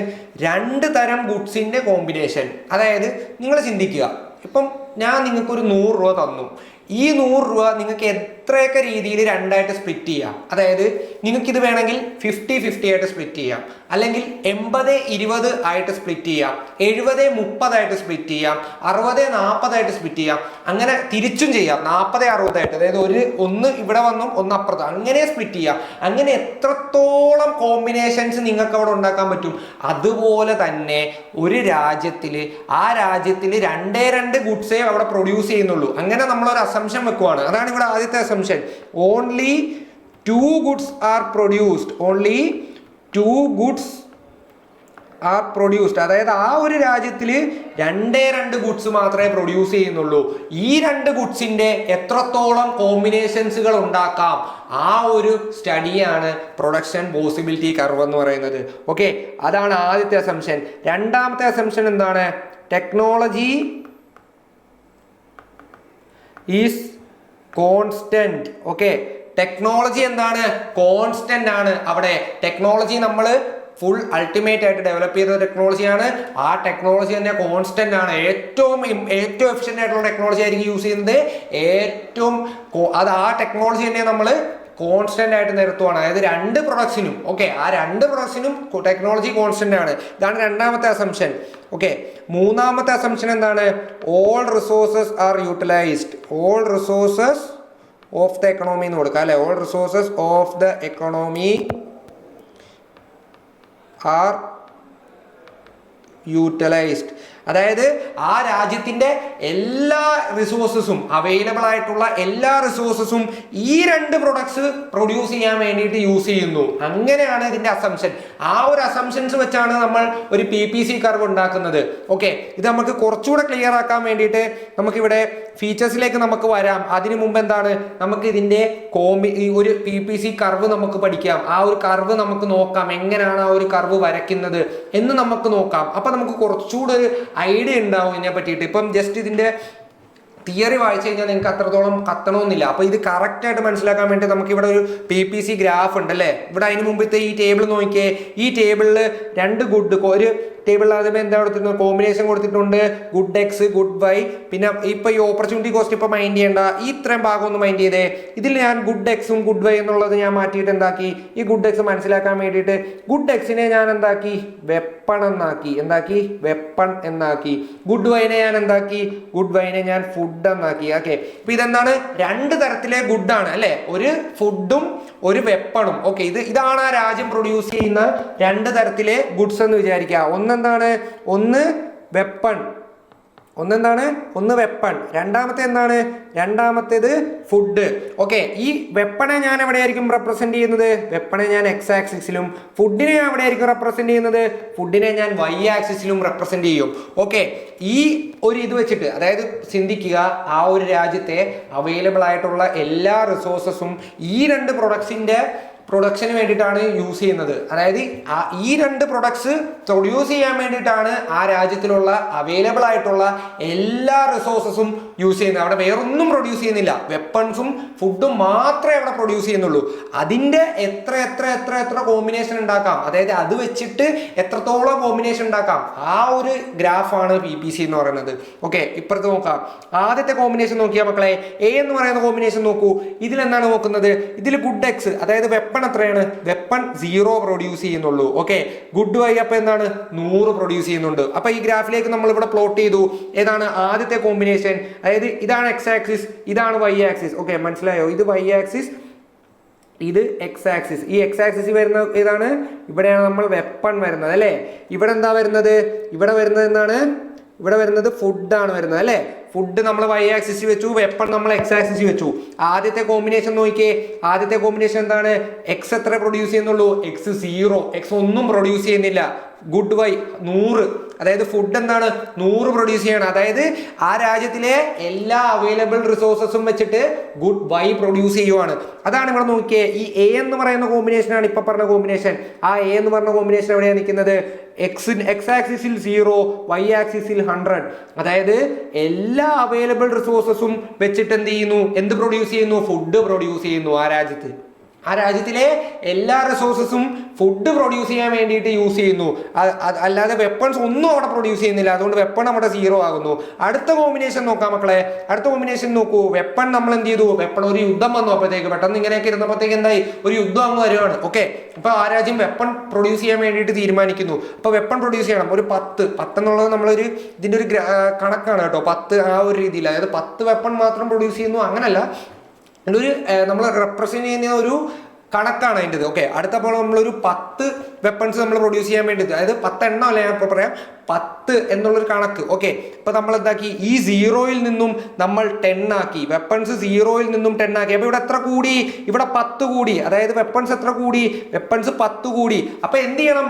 ഈ വെപ്പൺസ് 10 കൂടുമ്പോഴത്തേക്കും ഈ ഫുഡ് നമുക്ക് 100 നിർത്താൻ പറ്റുമോ? പറ്റത്തില്ല. നമ്മുടെ റിസോഴ്സസ് കാരണം അത്രക്കില്ല. അപ്പൊ നമ്മൾ എന്ത് ചെയ്യണം? ഫുഡിന്റെ പ്രൊഡക്ഷൻ നമ്മൾ കുറയ്ക്കണം. അപ്പൊ ഫുഡ് എവിടെ നിർത്തി? 100ൽ നിന്നും ഫുഡ് എവിടെ ആക്കി? ഫുഡ് 90ലേക്ക് എത്തിച്ചു. അതായത് ഇവിടെ 10 കൂട്ടിയപ്പോൾ അവിടെ 10 കുറച്ചു. അതായത് വെപ്പൺസ് നമ്മൾ ഒരു എക്സ്ട്രാ 10 എണ്ണം പ്രൊഡ്യൂസ് ചെയ്യാൻ, എക്സ്ട്രാ അല്ല, നമ്മളൊരു 10 എണ്ണം പ്രൊഡ്യൂസ് ചെയ്തപ്പോഴത്തേക്കും ഫുഡ് ഒരു 10 എണ്ണം അങ്ങ് കുറച്ചു. എന്നാലേ നമുക്ക് റിസോഴ്സസ് കറക്റ്റ് ആവത്തുള്ളൂ. അല്ലെങ്കിൽ റിസോഴ്സസ് എന്താണ്? റിസോഴ്സസ് ലിമിറ്റഡ് ആണ്. അപ്പൊ റിസോഴ്സസ് ലിമിറ്റഡ് ആയതുകൊണ്ട് തന്നെ നമുക്ക് വെപ്പൺ പ്രൊഡ്യൂസ് ചെയ്യണമെങ്കിൽ എന്ത് ചെയ്യണം? ഫുഡിൽ നിന്നും കുറയ്ക്കണം, ഫുഡിന്റെ പ്രൊഡക്ഷൻ കുറയ്ക്കണം. എന്നാൽ മാത്രമേ വെപ്പൺസിന്റെ പ്രൊഡക്ഷൻ നടക്കത്തുള്ളൂ. ഓക്കെ, അതാണ് ഇവിടെ അടുത്ത പോയിന്റ് ബി ആയിട്ട് റെപ്രസെന്റ് ചെയ്തേക്കുന്നത് മക്കളെ. അപ്പൊ ഇവിടെ എന്താക്കി? ആദ്യത്തേത് വന്നപ്പോഴത്തേക്കും എന്താക്കി? വെപ്പൺസ് എന്താക്കി? 10 ആക്കി അല്ലെ. വെപ്പൺസ് 10 കൂടുതലാക്കി. വെപ്പൺസ് എന്താക്കി? വെപ്പൺസ് 10 കൂടുതൽ പ്രൊഡ്യൂസ് ചെയ്തു. അപ്പൊ എന്തായി? ഫുഡ് എന്തായി? ഫുഡ് മൈനസ് ആയി. ഫുഡ് 10 കുറവ് പ്രൊഡ്യൂസ് ചെയ്യേണ്ടി വന്നു. ഓക്കെ, അടുത്ത കോമ്പിനേഷൻ നോക്കുക. അടുത്ത വെപ്പൺസ് വീണ്ടും 10 എണ്ണം ഒന്നുകൂടെ പ്രൊഡ്യൂസ് ചെയ്യും. അപ്പൊ എന്താക്കി? വെപ്പൺസ് 20 ആക്കി. വെപ്പൺസ് 20 ആക്കിയപ്പോഴത്തേക്കും എന്താണ്? നമ്മൾ എന്ത് ചെയ്യണം? ഫുഡിന്റെ പ്രൊഡക്ഷൻ കുറയ്ക്കണം. അപ്പൊ ഫുഡിന്റെ പ്രൊഡക്ഷൻ എത്രയായി? 90ൽ നിന്നും ഫുഡിന്റെ പ്രൊഡക്ഷൻ 70ലേക്ക് ആക്കി. ഇത് കണ്ടില്ലേ? 90ൽ നിന്നും നമ്മൾ ഫുഡിന്റെ പ്രൊഡക്ഷൻ എന്താക്കി? 70 ആക്കി. അപ്പൊ അത് നമ്മൾ സി എന്നുള്ള പോയിന്റിൽ അത് പ്ലോട്ട് ചെയ്തു. ഇതാണ് കാണുന്നത്. 10ൽ നിന്നും 20 ആയി. എക്സ് ആക്സിസിൽ എന്തായി? വെപ്പൺ എത്രയായി? 20 ആയി. അത് വൈ ആക്സിസിൽ വരുന്ന ഫുഡ് എത്രയായി? 70 ആയി. അപ്പൊ ഇവിടെ എത്ര കുറഞ്ഞു? ഇവിടെ എന്താണ് മാറ്റം വന്നത്? ഇവിടെ എന്താക്കി? വെപ്പൺസ് ഇവിടെ നമ്മൾ എന്താക്കി? നമ്മൾ ഇവിടെ വെപ്പൺസ് 10 പ്രൊഡ്യൂസ് ചെയ്യാൻ വേണ്ടിയിട്ട് ഇവിടെ വെപ്പൺസ് 10 പ്രൊഡ്യൂസ് ചെയ്തപ്പോൾ ഇവിടെ ഫുഡിന് എത്രത്തോളം മാറ്റം വന്നു? ഇവിടെ ഫുഡ് 20 അങ്ങ് കുറഞ്ഞു. നേരത്തെ 10 ആയിരുന്നു. അപ്പൊ എന്താക്കി? ഇപ്പൊ 20 അങ്ങ് കുറഞ്ഞു. ഓക്കെ, 10. ഈ വെപ്പൺസ് ഇത് നോക്കുക, ഇതൊരു കോൺസ്റ്റന്റ് റേറ്റിലായിരിക്കും ഇത് പോകുന്നത്. അതായത് 10 വെച്ചിട്ടുള്ള കോൺസ്റ്റന്റ് റേറ്റിലായിരിക്കും ഈ എക്സ് ആക്സിസിലുള്ള സാധനങ്ങൾ പോകുന്നത്. അതേസമയം വൈ ആക്സിസിൽ വ്യത്യാസങ്ങൾ വരും. അത് നമ്മൾ ലാസ്റ്റ് കാണുമ്പോൾ നമുക്ക് മനസ്സിലാവും. മനസ്സിലാവും. ഓക്കെ, അപ്പം ഇവിടെ എന്താക്കി, രണ്ടാമത്തെ കേസിൽ എന്താക്കി, വെപ്പൺസ് 10 പ്രൊഡ്യൂസ് ചെയ്തപ്പോഴത്തേക്കും ഫുഡ് എന്താക്കി, ഫുഡ് 20 എണ്ണം കുറവ് പ്രൊഡ്യൂസ് ചെയ്തു. അടുത്ത കേസിലേക്ക് പോവാം മക്കളെ. അടുത്ത കേസിലേക്ക് എന്താക്കി, വെപ്പൺസ് വീണ്ടും ഒരു 10 എണ്ണം കൂടുതൽ പ്രൊഡ്യൂസ് ചെയ്ത് എത്ര ആക്കി, 30 ആക്കി. അപ്പൊ എന്താക്കി, ഫുഡ് എന്താക്കി, 70 നിന്നും ഫുഡ് 40 കുറഞ്ഞു. എത്ര കുറഞ്ഞു, 70 നിന്നും 40 30ന്റെ കുറവ്. ഓക്കെ, അടുത്ത് നോക്കുക. അടുത്തതിൽ വരുമ്പോഴത്തേക്കും എന്താക്കി, നമ്മൾ എന്താക്കി, ഫുഡ് വെപ്പൺസ് നമ്മൾ വീണ്ടും അങ്ങ് യുദ്ധം അങ്ങ് തലക്ക് പിടിക്കുവാണ്. അപ്പോൾ യുദ്ധത്തിൽ വെപ്പൺസ് വീണ്ടും ആവശ്യം വന്നുകൊണ്ടിരിക്കുകയാണ്. അപ്പോൾ വെപ്പൺസ് എന്താക്കി, വീണ്ടും ഒരു 10 അങ്ങ് പ്രൊഡ്യൂസ് ചെയ്തു. അപ്പൊ എന്താക്കി, നമ്മൾ ഫുഡ് വീണ്ടും അങ്ങ് കുറച്ചു. ഇവിടെ എത്ര എണ്ണം കുറഞ്ഞു, ഇവിടെ -30 അങ്ങ് കുറഞ്ഞു. അപ്പൊ ഇപ്പൊ എവിടെ ആയി, ഏത് പോയിന്റിലാണ് നമ്മൾ നിൽക്കുന്നത്, നമ്മളിപ്പോ D എന്ന് പറഞ്ഞ പോയിന്റിലായി. അതായത് വെപ്പൺസ് 30ഉം ഫുഡ് 40ഉം ആയി. അപ്പൊ ഇവര് തമ്മിലുള്ള അന്തരം നോക്കുക, അധികം വ്യത്യാസമില്ലാതായി അല്ലേ. അതായത് വെപ്പൺസ് കൂട്ടി വരുമ്പോ ഫുഡ് അങ്ങ് ഇങ്ങനെ കുറച്ച് വരുക. അതിന്റെ കാരണം എന്താ, റിസോഴ്സസ് ലിമിറ്റഡ് ആണ്. റിസോഴ്സസ് അൺലിമിറ്റഡ് ആണെങ്കിൽ വെപ്പൺസ് കൂട്ടുമ്പോഴത്തേക്കും ഫുഡ് കുറയ്ക്കേണ്ട കാര്യമുണ്ടോ, ഇല്ല. റിസോഴ്സസ് ലിമിറ്റഡ് ആയതുകൊണ്ടാണ് നമുക്ക് വെപ്പൺസ് കൂട്ടുമ്പോൾ, വെപ്പൺസിന്റെ പ്രൊഡക്ഷൻ കൂട്ടുമ്പോൾ ഫുഡിന്റെ പ്രൊഡക്ഷൻ കുറയ്ക്കേണ്ടി വരുന്നത്. ഓക്കെ, ഇനി അടുത്ത നോക്കുക, അടുത്ത ലാസ്റ്റത്തെ പോസിബിലിറ്റി നോക്കുക. ലാസ്റ്റത്തെ എന്താണ്, വെപ്പൺസ് എത്രയാക്കി, വീണ്ടും ഒരു 10 കൂട്ടി. പോരിഞ്ഞ യുദ്ധം വന്നപ്പോഴത്തേക്ക് എന്താക്കി, അടുത്തൊരു 10ഉം കൂടെ കൂട്ടി. അപ്പൊ എന്താക്കി, വെപ്പൺസ് എന്താക്കി, വെപ്പൺസ് വീണ്ടും ഒരു 10 കൂട്ടി. വീണ്ടും ഒരു 10 കൂട്ടിയപ്പോഴത്തേക്കും എന്താ മക്കളെ ഇവിടെ വന്ന വ്യത്യാസം, വെപ്പൺസ് എന്താക്കി, വെപ്പൺസ് എന്താക്കി, വീണ്ടും ഒരു 10 കൂട്ടി. വീണ്ടും ഒരു 10 കൂട്ടിയപ്പോഴത്തേക്കും എന്താക്കി, നമ്മുടെ ഫുഡ് എന്തായി, 0 ആയി. ഏതാക്കി, ഫുഡ് എവിടെ എത്തി, ഇത് ഇവിടെ എത്തി, ഈ ഒരു പോയിന്റ് എത്തി. ഫുഡ് എന്താക്കി, അവിടെ ഫുഡ് അപ്പൊ വീണ്ടും കുറഞ്ഞു. അതായത് നേരത്തെ നിന്ന് 40 നിന്നും എത്ര കുറഞ്ഞു, ഇനി -40. അപ്പൊ ഇവിടെ നിങ്ങൾ ശ്രദ്ധിക്കുക, ഇവിടെ നിങ്ങൾ ഈ ഒരു ഗ്രാഫ് നോക്കിക്കഴിഞ്ഞാൽ നിങ്ങൾക്ക് മനസ്സിലാവും. ഇവിടെ ആദ്യമേ എത്രയായിരുന്നു, ഇവിടെ ആദ്യമേ എത്രയാണ് ഫുഡിൽ കുറഞ്ഞത്, ഇവിടെ ഒരു 10 ആദ്യമേ കുറഞ്ഞു. വീണ്ടും അത് കഴിഞ്ഞിട്ട് എത്ര കുറഞ്ഞു, ഒരു 20 അങ്ങ് കുറഞ്ഞു. അത് കഴിഞ്ഞിട്ട് എത്ര കുറഞ്ഞു, 30 അങ്ങ് കുറഞ്ഞു. പിന്നെ എത്ര കുറഞ്ഞു, 40 കുറഞ്ഞു, അങ്ങ് 0 ആയി. അതായത് വെപ്പൺസ് പക്ഷേ എന്താണ്, ഒരു കോൺസ്റ്റന്റ് റേറ്റിലാണ് ഇവിടെ ഇൻക്രീസ് ചെയ്യുന്ന പോകുന്നത്. +10 എന്നുള്ള കോൺസ്റ്റന്റ് റേറ്റിൽ അങ്ങ് ഇൻക്രീസ് ചെയ്ത് പോവാണ്. പക്ഷെ ഫുഡ് ആയിക്കോട്ടെ, ഓരോ തവണയും അതിന് വരുന്ന മാറ്റം ഭയങ്കര വലുതാണ്. ആദ്യമേ 10 കുറയുന്നു, പിന്നെ അത് കഴിഞ്ഞ് 20 കുറയുന്നു, പിന്നെ 30 കുറയുന്നു, പിന്നെ 40 കുറഞ്ഞ അങ്ങ് 0യിലേക്കാണ്. അപ്പൊ ഇതിൽ നിന്നും മാക്സിമം നിങ്ങൾക്ക് എന്താ മനസ്സിലായി, മാക്സിമം എഫക്ട് വരുന്നത് എവിടെയാണ്, Y ആക്സിസിലാണ് മാക്സിമം എഫക്ട് വരുന്നത്. X ആക്സിസിൽ ഒരു കോൺസ്റ്റന്റ് രീതിക്കാണ് പോകുന്നത്, എന്നാൽ Y ആക്സിസിൽ എന്താണ്, മാക്സിമം ഇത് വന്നുകൊണ്ടിരിക്കുകയാണ്. അപ്പൊ ഇനി നമുക്ക് ഇപ്പൊ ഈ ഒരു ഇതാണ് പ്രൊഡക്ഷൻ പോസിബിലിറ്റി കർവ്. ഇപ്പൊ നിങ്ങൾക്ക് മനസ്സിലായില്ലേ, ഇത്രയേ ഉള്ളൂ പ്രൊഡക്ഷൻ പോസിബിലിറ്റി കർവ് എന്ന് പറഞ്ഞു കഴിഞ്ഞാൽ. ഇനി ഈ പ്രൊഡക്ഷൻ പോസിബിലിറ്റി കർവ് വെച്ചിട്ട് നമ്മൾ ഓപ്പർച്യൂണിറ്റി കോസ്റ്റ് കണ്ടുപിടിക്കും അല്ലെ. ഓപ്പർച്യൂണിറ്റി കോസ്റ്റ് നമ്മൾ പറഞ്ഞില്ലേ, ഒരു 2 ഓൾട്ടർനേറ്റീവില് നമ്മൾ ഒരു ഓൾട്ടർനേറ്റീവ് ചൂസ് ചെയ്തപ്പോൾ മറ്റൊരു ഓൾട്ടർനേറ്റീവിനെ കളയാൻ വേണ്ടിയിട്ട് വിട്ടുകൊടുത്ത കോസ്റ്റ്, അതിന്റെ കോസ്റ്റ്, അതാണ് ഓപ്പർച്യൂണിറ്റി കോസ്റ്റ്. അതുപോലെ നമ്മൾ ഇവിടെ ഓരോന്നിന്റെ ഓപ്പർച്യൂണിറ്റി കോസ്റ്റ് നമ്മൾ ഇനി കാണാൻ പോവാണ്. ഓക്കെ, ഇവിടെ ആദ്യത്തെ നോക്കുക. ആദ്യമേ നമ്മൾ എന്താക്കി, ഒരു +10 ഒരു വെപ്പൺസ് എന്താക്കി, ഒരു 10 എണ്ണം അങ്ങ് പ്രൊഡ്യൂസ് ചെയ്തു. അപ്പൊ എത്ര ഇത് കൊടുക്കേണ്ടി വന്നു, ഫുഡ് എത്ര എണ്ണം കൊടുക്കേണ്ടി വന്നു, -10. അപ്പൊ ഇവിടുത്തെ ടോട്ടൽ ഓപ്പർച്യൂണിറ്റി കോസ്റ്റ് എത്രയാ, 10. എത്ര കിട്ടി, 10 എന്ന് കിട്ടി. അടുത്തത് നോക്കുക, അടുത്തതിലെ ടോട്ടൽ ഓപ്പർച്യൂണിറ്റി കോസ്റ്റ് നോക്കിയാൽ മക്കളെ, ഇവിടെ നമ്മൾ എത്രയാക്കി, 10 കൂടുതൽ പ്രൊഡ്യൂസ് ചെയ്യാൻ വേണ്ടിയിട്ട് 20 ഫുഡ് അങ്ങ് കുറച്ചു. അപ്പൊ ഇവിടുത്തെ ഓപ്പർച്യൂണിറ്റി കോസ്റ്റ് എത്രയാ മക്കളെ, അതായത് ഒരു ഓൾട്ടർനേറ്റീവ് ഒരു വാണ്ട് സാറ്റിസ്ഫൈ ചെയ്യാൻ വേണ്ടിയിട്ട്, അല്ലെങ്കിൽ നമ്മൾ ഒരു പ്രൊഡക്ഷൻ, അതായത് ഒരു കാര്യം സാറ്റിസ്ഫൈ ചെയ്യാൻ വേണ്ടിയിട്ട് നമ്മൾ ഒരു ഓൾട്ടർനേറ്റീവ് സാറ്റിസ്ഫൈ ചെയ്യാൻ വേണ്ടിയിട്ട് അടുത്തൊരു ഓൾട്ടർനേറ്റീവിനെ വിട്ടുകൊടുക്കുക. ഒരു ഓൾട്ടർനേറ്റീവ് സെലക്ട് ചെയ്യുമ്പോൾ ഒരു ഫോർഗോൺ ചെയ്യുന്ന ആ ഒരു ഓൾട്ടർനേറ്റീവ്, അതിന്റെ കോസ്റ്റ്, അതിനെയാണ് നമ്മൾ ഓപ്പർച്യൂണിറ്റി കോസ്റ്റ് എന്ന് പറയുന്നത്. ഇവിടെ നമ്മൾ 10 വെപ്പൺസ് കിട്ടാൻ വേണ്ടിയിട്ട് എന്ത് ചെയ്തു, 20 ഫുഡിനെ അങ്ങ് വിട്ടുകൊടുത്തു, 20 ഫുഡിന്റെ പ്രൊഡക്ഷൻ അങ്ങ് വിട്ടുകൊടുത്തു.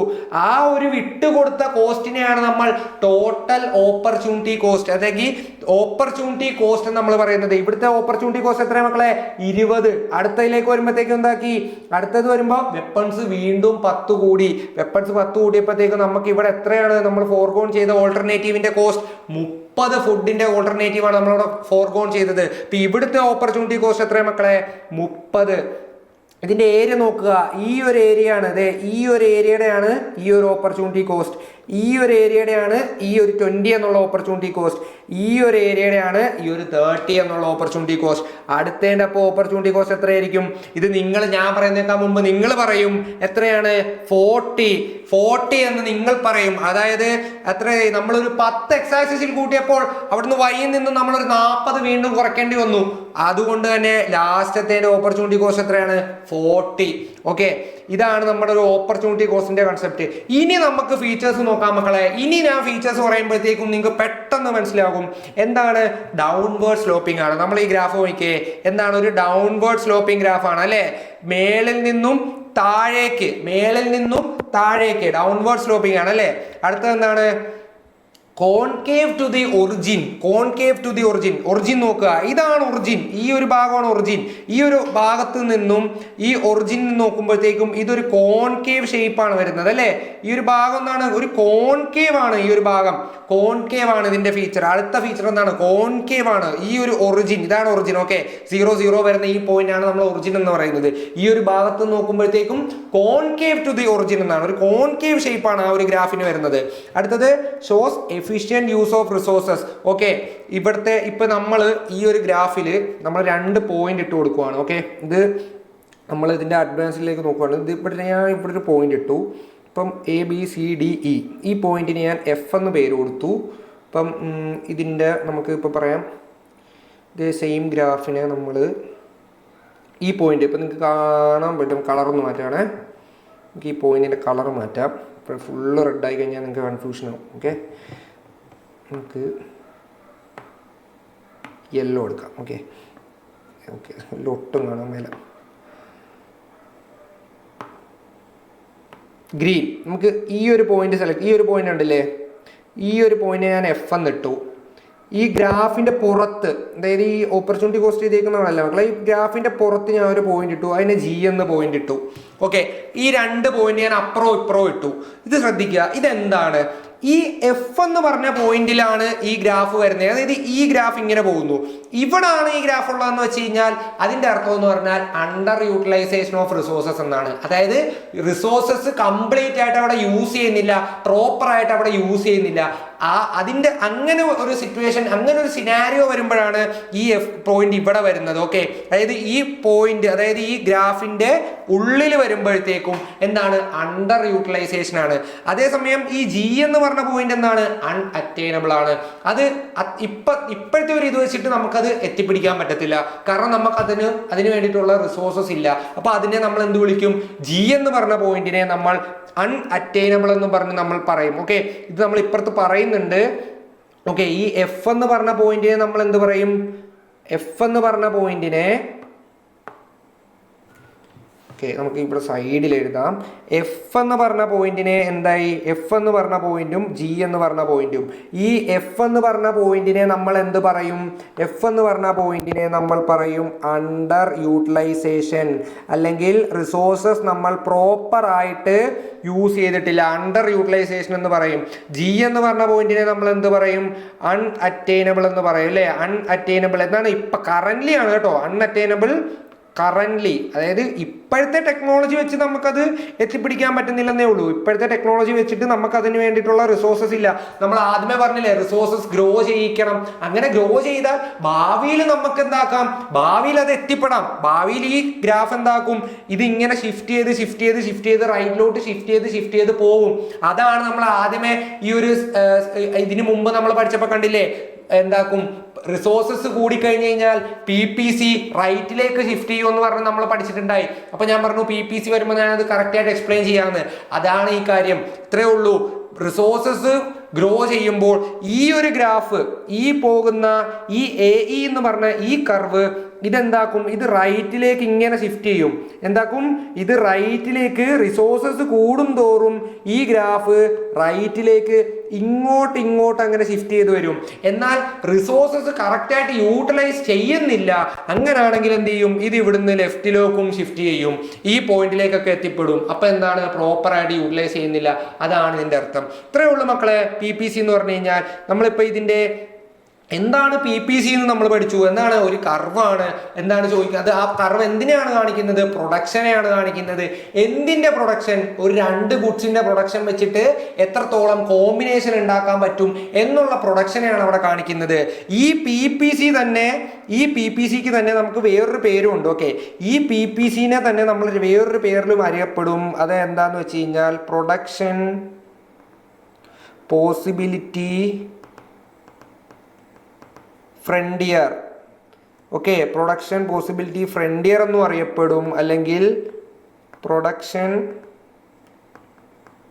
Possibility boundary. ഇതാണ് പ്രൊഡക്ഷൻ പോസിബിലിറ്റി ബൗണ്ടറി എന്നും അറിയപ്പെടും. അതും അല്ലെങ്കിൽ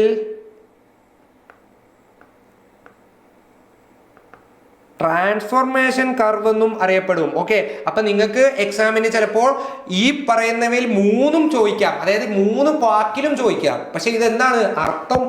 ഇതേ ഉള്ളൂ. പല വാക്കുകൾ, പേരുകൾ പലത്, പക്ഷെ ഒന്നേ ഉള്ളൂ. പ്രൊഡക്ഷൻ പോസിബിലിറ്റി കർവിനെ തന്നെയാണ്, ഇതിനെ ഈ ഒറ്റ സാധനത്തെ തന്നെയാണ് ഈ പല പേരിട്ട് വിളിക്കുന്നത്. എന്താണ്? പ്രൊഡക്ഷൻ പോസിബിലിറ്റി ഫ്രണ്ടിയർ എന്ന് വിളിക്കുന്നതും, പ്രൊഡക്ഷൻ പോസിബിലിറ്റി ബൗണ്ടറി എന്ന് വിളിക്കുന്നതും, ട്രാൻസ്ഫോർമേഷൻ കർവ് എന്ന് വിളിക്കുന്നതും. ഇതൊക്കെ അതായത് നിങ്ങളുടെ അടുത്ത് ഇപ്പൊ ചോദിക്കുവാണ് draw a diagram of transformation curve എന്ന് ചോദിച്ചു കഴിഞ്ഞാൽ അതിന്റെ അർത്ഥം പ്രൊഡക്ഷൻ പോസിബിലിറ്റി കർവ് എന്ന് തന്നെയാണ്. ഓക്കെ, അപ്പൊ ഇത് പല പേരിൽ ഉണ്ടെന്നേ ഉള്ളൂ സംഭവം. ഓക്കെ, അപ്പൊ പ്രൊഡക്ഷൻ പോസിബിലിറ്റി കർവ് നിങ്ങൾക്ക് മനസ്സിലായെന്ന് വിചാരിക്കുന്നു. നമ്മൾ അടുത്തയിലേക്ക് കടക്കുവാണ്. എന്താണ്? Marginal opportunity cost. ഈ മാർജിനൽ ഓപ്പർച്യൂണിറ്റി കോസ്റ്റ് ഒക്കെ എല്ലാം ഈ PPC ആയിട്ട് ബന്ധപ്പെട്ട് വരുന്ന സംഭവങ്ങളാണ്. ഓക്കെ, മാർജിനൽ ഓപ്പർച്യൂണിറ്റി കോസ്റ്റ് എന്താ നോക്കാം. Marginal opportunity cost is the amount of one good that must be given up to produce one more unit of another good. നമ്മൾ ഇവിടെ പറഞ്ഞില്ലേ മക്കളെ, ഇവിടെ എന്ത് ചെയ്തു? ഇവിടെ നമ്മൾ ഒരു വെപ്പൺ ഒരെണ്ണം പ്രൊഡ്യൂസ് ചെയ്തപ്പോഴത്തേക്കും, ഈ ഒരു എക്സാമ്പിൾ എടുത്ത് നോക്കുക. ഇവിടെ ഒരു വെപ്പൺ 10 എണ്ണം പ്രൊഡ്യൂസ് ചെയ്തപ്പോഴത്തേക്കും ഫുഡിൽ നിന്നും 10 എണ്ണം അങ്ങ് കുറച്ചു, അല്ലെ? ഈ ഓപ്പർച്യൂണിറ്റി ഇവിടെ നമ്മൾ ടോട്ടൽ ഓപ്പർച്യൂണിറ്റി കോസ്റ്റ് ആണ് നമ്മളിവിടെ കാൽക്കുലേറ്റ് ചെയ്തത്. എന്ത്? 10 എന്ന് പറഞ്ഞ് കിട്ടിയത്, അല്ലെ? ഇത് എന്താണ്? ടോട്ടൽ ഓപ്പർച്യൂണിറ്റി കോസ്റ്റ് ആണ്. ഇതിനെ ഇനി മാർജിനൽ ഓപ്പർച്യൂണിറ്റി കോസ്റ്റ് ആയിട്ട് നമ്മൾ കാൽക്കുലേറ്റ് ചെയ്യണമെങ്കിൽ എന്താ ചെയ്യേണ്ടത്? MOCയുടെ ഫോർമുല എന്താണ്? What you give up divided by what you gain. Okay, നമുക്കിനി ഓരോന്നിൻ്റെയും MOC നമുക്ക് ഇവിടെ കണ്ടുപിടിക്കാം. നമുക്ക് ആ ടേബിളിൻ്റെ അവിടെ തന്നെ നമുക്ക് നോക്കാം. ആ ടേബിളിൻ്റെ അവിടെ തന്നെ നമ്മൾ കൊടുത്തിട്ടുണ്ട്. ഈ ടേബിളിൻ്റെ അവിടെ നോക്കാം. ഓക്കെ, ഇത് നോക്കുക. ഇവിടുത്തെ മാർജിനൽ ഓപ്പർച്യൂണിറ്റി കോസ്റ്റ് ആണ് ഇവിടെ കൊടുത്തിരിക്കുന്നത്. അതായത് ഇവിടെ എന്താക്കി? ഇവിടെ 10 ഗുഡ് എക്സ്, അതായത് വെപ്പൺ 10 എണ്ണം പ്രൊഡ്യൂസ് ചെയ്തപ്പോഴത്തേക്കും നമ്മൾ ഗുഡ് ബൈ എത്രത്തോളം ഫോർഗോൺ ചെയ്തു? 10 എണ്ണം ഫോർഗോൺ ചെയ്തു. അപ്പോൾ ഇവിടുത്തെ MOC എത്രയായിരിക്കും? ഇവിടുത്തെ MOC എന്ന് പറയുമ്പോഴത്തേക്കും എത്രയായിരിക്കും? What you give up. MOCയുടെ ഫോർമുല എന്താ? MOCയുടെ formula what you give up divided by what you gain. ഇവിടെ എന്താ മക്കളെ നമ്മൾ ഗീവ് അപ്പ് ചെയ്തത്? Y അല്ലേ നമ്മൾ ഗീവ് അപ്പ് ചെയ്തത്? എത്രയാണ് നമ്മൾ ഗീവ് അപ്പ് ചെയ്തത്? 10 അല്ലേ നമ്മൾ ഗീവ് അപ്പ് ചെയ്തത്? 10. എത്രയാണ് നമ്മൾ അവിടെ ഗെയിൻ ചെയ്തത്? അതും 10. അപ്പൊ ഇവിടുത്തെ MOC എത്രയാ? ഇവിടെ 1. ആദ്യത്തെ ഇവിടെ ബിയുടെ MOC എത്രയാ? ഇവിടെ 1 എന്ന് നമുക്ക് കിട്ടി. അടുത്ത നോക്കാം. അടുത്തതിൽ എന്താക്കി? അടുത്ത നമ്മൾ നോക്കുമ്പോഴത്തേക്കും എന്താണ്? ഇവിടെ അടുത്ത ഓൾട്ടർനേറ്റീവിൽ നമ്മൾ എന്തായി? അടുത്ത ഓൾട്ടർനേറ്റീവിലെ MOC എത്രയാണ്? ഇവിടുത്തെ MOC എന്ന് പറഞ്ഞു കഴിഞ്ഞാൽ വീണ്ടും ഒരു 10 എണ്ണം നമ്മൾ ഗെയിൻ ചെയ്തു. അപ്പൊ അത് ഡിനോമിനേറ്ററിൽ വരും. ന്യൂമറേറ്ററിൽ എന്ത് വരും? എത്ര എണ്ണം നമ്മൾ ഇവിടെ വിട്ടുകളഞ്ഞു? 90 എന്നുള്ളത് 70. എത്ര പോയി? 20 എണ്ണം പോയി. അപ്പൊ ഇവിടുത്തെ MOC എത്രയാ? ഇവിടെ നമുക്ക് 2 എന്ന് പറഞ്ഞ് കിട്ടും MOC. അടുത്ത നോക്കാം മക്കളെ. അടുത്തതിന്റെ MOC എത്രയാണ്? അടുത്ത നമ്മൾ എന്താക്കി? വീണ്ടും നമുക്കൊരു 10 ഗെയിൻ ചെയ്തു. അത് ഡിനോമിനേറ്ററിൽ കൊടുത്തു. ഗെയിൻ ചെയ്യുന്നത് ഡിനോമിനേറ്ററിൽ കൊടുക്കും. എന്താണ് വിട്ടുകളഞ്ഞത്? വിട്ടുകളയുന്നതാണല്ലോ വലിയ കാര്യം. വിട്ടുകളയുന്നത് നമ്മൾ ന്യൂമറേറ്ററിൽ കൊടുക്കും. ന്യൂമറേറ്ററിൽ എന്താക്കും? ന്യൂമറേറ്ററിൽ ഇവിടുന്ന് 70 എന്നുള്ളത് 40 ആയി. അപ്പൊ എത്ര കുറഞ്ഞു? 30 കുറഞ്ഞു. 30/10. അപ്പൊ എത്രയാക്കി? 3 ആക്കി. അടുത്തതിന്റെ MOC നോക്കാം. അടുത്തതിന്റെ MOC നോക്കുമ്പോഴത്തേക്കും എന്താണ്? നമ്മൾ ഗെയിൻ ചെയ്തത് വീണ്ടും അടിയിൽ കൊടുത്തു. താഴെ 10 കൊടുത്തു. ഓക്കെ, 40 നമ്മളിവിടെ വിട്ടുകൊടുത്തു. 40 വിട്ടുകൊടുത്തു. അപ്പൊ ഇവിടുത്തെ MOC എത്രയാ? 4. ഇതാണ് മക്കളെ MOC. ഇത്രയേ ഉള്ളൂ MOC. ഈ നമ്മൾ ഇവിടെ ഇപ്പുറത്തെ ഗ്രാഫിൽ പ്ലോട്ട് ചെയ്ത ഈ 10, 20, 30, 40 ഇതൊക്കെ ടോട്ടൽ ഓപ്പർച്യൂണിറ്റി കോസ്റ്റ് ആണ് അല്ലെ. ഈ ടോട്ടൽ കിട്ടിയേക്കുന്ന ഈ ഓപ്പർച്യൂണിറ്റി കോസ്റ്റിനെ നമ്മൾ ഗെയിൻ ചെയ്ത വെച്ചിട്ട് ഡിവൈഡ് ചെയ്യുമ്പോൾ നമുക്ക് എന്ത് കിട്ടും? നമുക്ക് മാർജിനൽ ഓപ്പർച്യൂണിറ്റി കോസ്റ്റ് കിട്ടും. ആ മാർജിനൽ ഓപ്പർച്യൂണിറ്റി കോസ്റ്റ് ആണ് നമ്മൾ ഇവിടെ കണ്ടുപിടിച്ചിരിക്കുന്നത്. ഓക്കെ, അതായത് നമ്മളൊരു പെർ യൂണിറ്റിലേക്ക് അതിനെ കൺവേർട്ട് ചെയ്യുവാണ്. പെർ യൂണിറ്റിലേക്ക് കൺവേർട്ട് ചെയ്യുന്നതുകൊണ്ടാണ് നമ്മൾ അതിനെ ഡിവൈഡ് ചെയ്യുന്നത്. ആ ഡിവിഷൻ ആണ് ഇവിടെ നടക്കുന്നത്. അതാണ് നമ്മളിവിടെ മാർജിനൽ ഓപ്പർച്യൂണിറ്റി കോസ്റ്റ് എന്ന് പറഞ്ഞ് നമ്മളിവിടെ കണ്ടുപിടിച്ചത്. ഓക്കെ, അപ്പൊ അത്രേ ഉള്ളൂ മക്കളെ മാർജിനൽ ഓപ്പർച്യൂണിറ്റി കോസ്റ്റ് എന്ന് പറഞ്ഞു കഴിഞ്ഞാൽ. അതായത് മാർജിനൽ ഓപ്പർച്യൂണിറ്റി കോസ്റ്റ് എന്ന് പറഞ്ഞു കഴിഞ്ഞാൽ എന്താണ്? amount of one good that must be given up. അതായത് നമ്മൾ എക്സ് പ്രൊഡ്യൂസ് ചെയ്തപ്പോഴത്തേക്കും എന്താക്കി? വൈ നമ്മൾ വിട്ടുകൊടുത്തു. അതായത് എക്സ് പ്രൊഡ്യൂസ് ചെയ്തപ്പോഴത്തേക്കും എന്താക്കി? വൈ എത്ര വിട്ടുകൊടുത്തു. ആ ഒരു സംഭവം അത് കാണിക്കുന്നതാണ് മാർജിനൽ ഓപ്പർച്യൂണിറ്റി കോസ്റ്റ്. അതിന്റെ ഇക്വേഷൻ ആണ് what you give up divided by what you gain.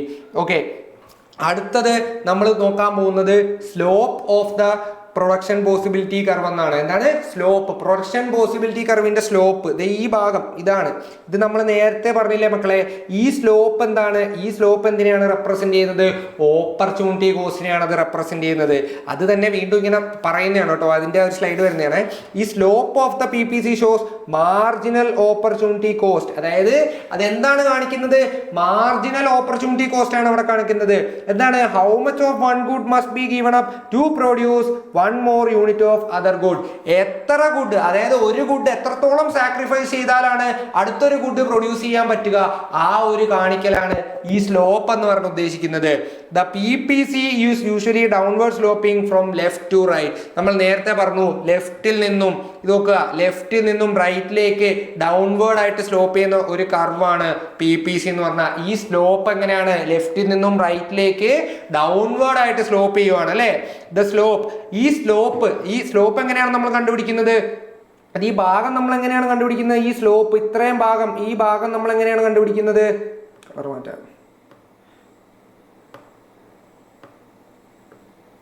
അതായത് ഈ ഭാഗം, ഇത്രയും ഭാഗം നോക്കുക. ഈ B2C നമ്മൾ എങ്ങനെ കണ്ടുപിടിക്കും? ഈ B2C നമ്മൾ എങ്ങനെയാണ് കണ്ടുപിടിക്കുന്നത്? ഈ B2C കണ്ടുപിടിക്കുന്നത് എന്ത് ചെയ്യും? നമ്മൾ ആ ഒരു ഇക്വേഷനാണ് ഇവിടെ കൊടുത്തേക്കുന്നത്. അതായത് delta Y by delta X. അതായത് ഡെൽറ്റ വൈ എന്ന് പറഞ്ഞു കഴിഞ്ഞാൽ ചേഞ്ച് ഇൻ വൈ, എത്ര വൈ വിട്ടുകൊടുത്തു. നമ്മൾ നേരത്തെ പറഞ്ഞല്ലോ മാർജിൻ ഓപ്പർച്യൂണിറ്റി കോസ്റ്റിന്റെ സെയിം ഇക്വേഷൻ. അതായത് slope of production possibility curve എന്ന് പറഞ്ഞു കഴിഞ്ഞാൽ ഇത്രേ ഉള്ളൂ. Slope of production possibility curve എന്ന് കഴിഞ്ഞാൽ slope of PPC is equal to MOC. അത്രേ ഉള്ളൂ മക്കളെ. ഈ സ്ലോപ്പ് PPCയുടെ സ്ലോപ്പ് എന്ന് പറഞ്ഞു കഴിഞ്ഞാൽ മാർജിനൽ ഓപ്പർച്യൂണിറ്റി കോസ്റ്റ് തന്നെയാണ്. PPCയുടെ സ്ലോപ്പ് കണ്ടുപിടിക്കാൻ പറഞ്ഞു കഴിഞ്ഞാൽ നമ്മൾ അവിടെ കണ്ടുപിടിക്കേണ്ടത് എന്താണ്?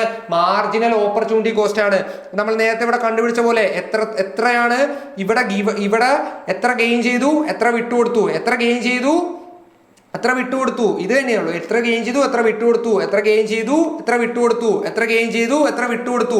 ഈ സംഭവത്തിനെയാണ് നമ്മൾ സ്ലോപ്പ് ഓഫ് PPC എന്ന് പറയുന്നത്. സ്ലോപ്പ് ഓഫ് PPC എന്ന് പറഞ്ഞപ്പോൾ എന്താണ്? മാർജിനൽ ഓപ്പർച്യൂണിറ്റി കോസ്റ്റ് ആണ്. അതിന് ഇവിടെ താഴത്ത് വേറൊരു എക്സാമ്പിൾ വെച്ചിട്ട് കാണിക്കുവാണ്. ഇവിടെ നോക്കുക, ഇവിടെ ഗുഡ് എക്സ് 0ൽ നിന്നും 10 ആയപ്പോൾ ഗുഡ് ബൈ 100ൽ നിന്നും 90 ആയി. അപ്പൊ ഇവിടുത്തെ സ്ലോപ്പ് അല്ലെങ്കിൽ ഇവിടുത്തെ MOC എത്രയാ മക്കളെ? ഇവിടുത്തെ MOC നിങ്ങൾ പറഞ്ഞേ, ഇവിടുത്തെ MOC എത്രയാ? ഇവിടെ ഗുഡ് വൈ 10 പ്രൊഡ്യൂസ് ചെയ്തു, ഇവിടെ ഗുഡ് വൈ 10 വിട്ടുകൊടുത്തു, ഗുഡ് എക്സ് 10 ഗെയിൻ ചെയ്തു. ഇവിടുത്തെ MOC എത്രയാ? 1. ഇവിടുത്തെ MOC എത്രയാ? 1. ഓക്കെ, ആ കാര്യം അത്രേ ഉള്ളൂ. ഈ ഒരു സ്ലോപ്പിനെ തന്നെയാണ് നമ്മൾ എന്ത് പറയുന്നത്? മാർജിനൽ ഓപ്പർച്യൂണിറ്റി കോസ്റ്റ് എന്ന് പറയുന്നത്. ഓക്കെ, ക്ലിയർ ആണെന്ന് വിചാരിക്കുന്നു.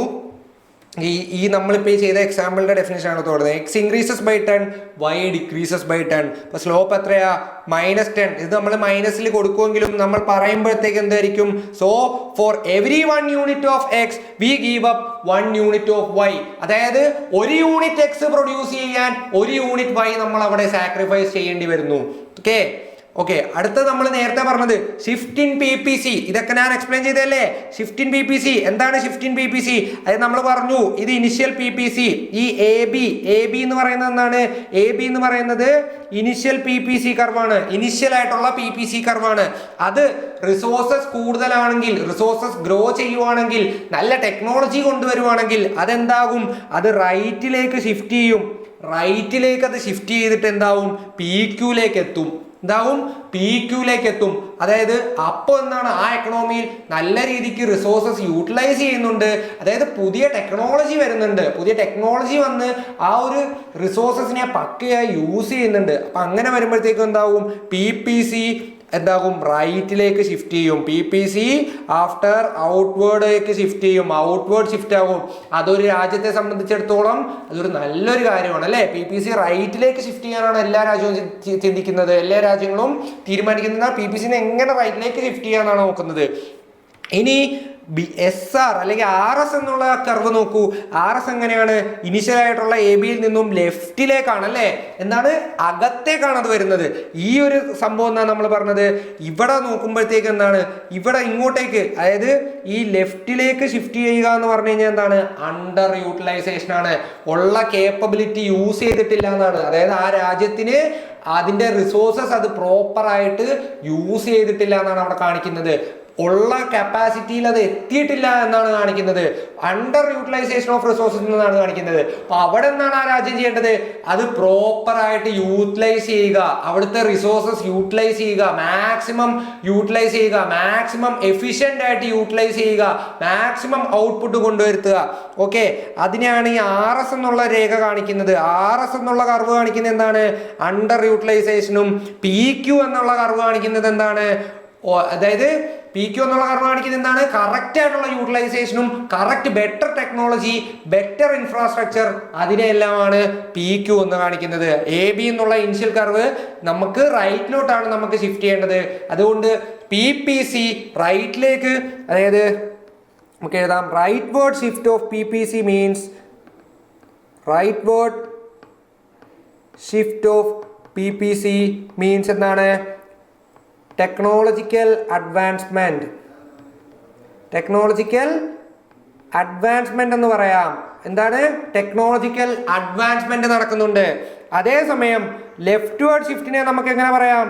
ലെഫ്റ്റ് വേർഡ് ഷിഫ്റ്റിനെ നമുക്ക് എന്ത് പറയാം? ലെഫ്റ്റ് വേർഡ് ഷിഫ്റ്റിനെ നമുക്ക് എന്ത് പറയാം? അണ്ടർ യൂട്ടിലൈസേഷൻ എന്ന് പറയാം. എന്താണ്? Under utilisation of resources. അതായത് റിസോഴ്സസ് പ്രോപ്പർ ആയിട്ട് അവിടെ യൂസ് ചെയ്യുന്നില്ല. റിസോഴ്സസ് അതിന്റെ മാക്സിമം കേപ്പബിലിറ്റിയിൽ യൂസ് ചെയ്യുന്നില്ല. ഇത്രേ ഉള്ളൂ മക്കളെ shift in B P C. Okay, അടുത്ത ആ ഒരു ക്വസ്റ്റ്യൻ തന്നെയാണ് ഇവിടെ ചോദിച്ചേക്കുന്നത്. Explain with diagram the concept of opportunity cost and its linkage with P P C. Diagram നമ്മൾ നേരത്തെ ഇവിടെ വരച്ചിട്ടുണ്ട്. എന്താണ് ഡയഗ്രാം? നമ്മൾ ഇവിടെ നേരത്തെ വരച്ചേക്കുന്ന സെയിം ഡയഗ്രാം, ഈ സെയിം ഡയഗ്രാം ഈ ബോക്സ് വെച്ചിട്ട് ആദ്യം ഈ ബോക്സ് വരയ്ക്കുക, ഈ ബോക്സിലുള്ള ഡേറ്റാസ് എടുക്കുക, ഈ ഡയഗ്രാം വരയ്ക്കുക, ഈ പോയിന്റ്സുകൾ പ്ലോട്ട് ചെയ്യുക. എന്നിട്ട് ഇത്രേ ഉള്ളൂ. ഈ പറഞ്ഞ കണക്ക് ഈ ഒരു പോയിന്റ് നമ്മൾ പ്ലോട്ട് ചെയ്തല്ലോ, ഈ പോയിന്റ് പ്ലോട്ട് ചെയ്തിട്ട് ഇതിന്റെ ലിങ്കേജ് ആണ്, അതായത് ഈ പി പി സി എന്ന് പറഞ്ഞ കർവില് ഓപ്പർച്യൂണിറ്റി കോസ്റ്റിന്റെ ലിങ്കേജ് ആണ് ഇവിടെ ചോദിച്ചിരിക്കുന്നത്. അത് ഇത്രേ ഉള്ളൂ. അതായത് നമ്മൾ അതിന്റെ പോയിന്റ്സ് ഓരോന്നും നമുക്ക് ഇവിടെ എഴുതി വെക്കാം.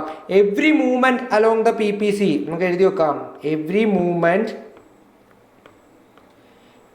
Movement along P P C from one point two another, from one point two another represents trade off. അതായത് എന്താണ് കാണിക്കുന്നത്? ഒരു ഗുഡ് അവിടെ പ്രൊഡ്യൂസ് ചെയ്യുമ്പോൾ മറ്റൊരു ഗുഡ് സാക്രിഫൈസ് ചെയ്യപ്പെടുന്നു. ആ ഒരു ട്രേഡ് ഓഫിനെയാണ് കാണിക്കുന്നത്. ഒരു മൂവ്മെന്റ്, അതായത് ഈ പി പി സി കർവിന് എന്താണ്? പി പി സി കർവിലെ മൂവ്മെന്റ് അവിടെ എന്താണ് ഷോ ചെയ്യുന്നത്?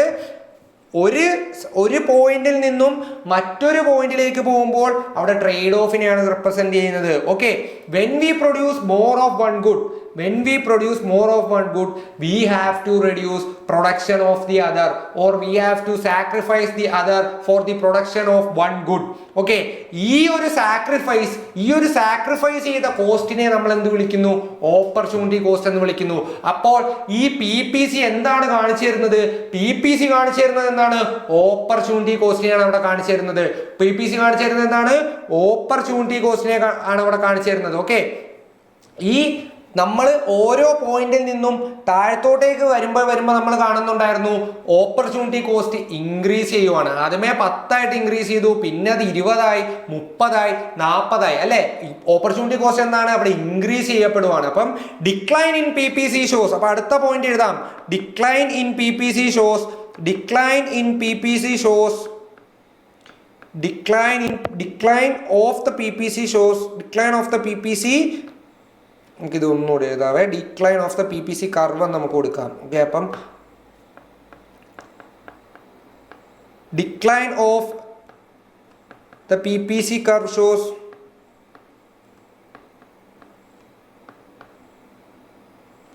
increase of opportunity cost. അതായത് ഇതിങ്ങനെ ഡിക്ലൈൻ ആയി വരുമ്പോഴത്തേക്കും എന്താണ് കാണിക്കുന്നത്? ഓപ്പർച്യൂണിറ്റി കോസ്റ്റ് അവിടെ ഇൻക്രീസ് ആയിട്ട് വരുവാണ്. ഓക്കെ, വെൻ റിസോഴ്സസ്, അടുത്ത പോയിന്റ് നോക്കാം. When resources are shifted from producing one good to another the alternative sacrifice becomes the cost of the decision.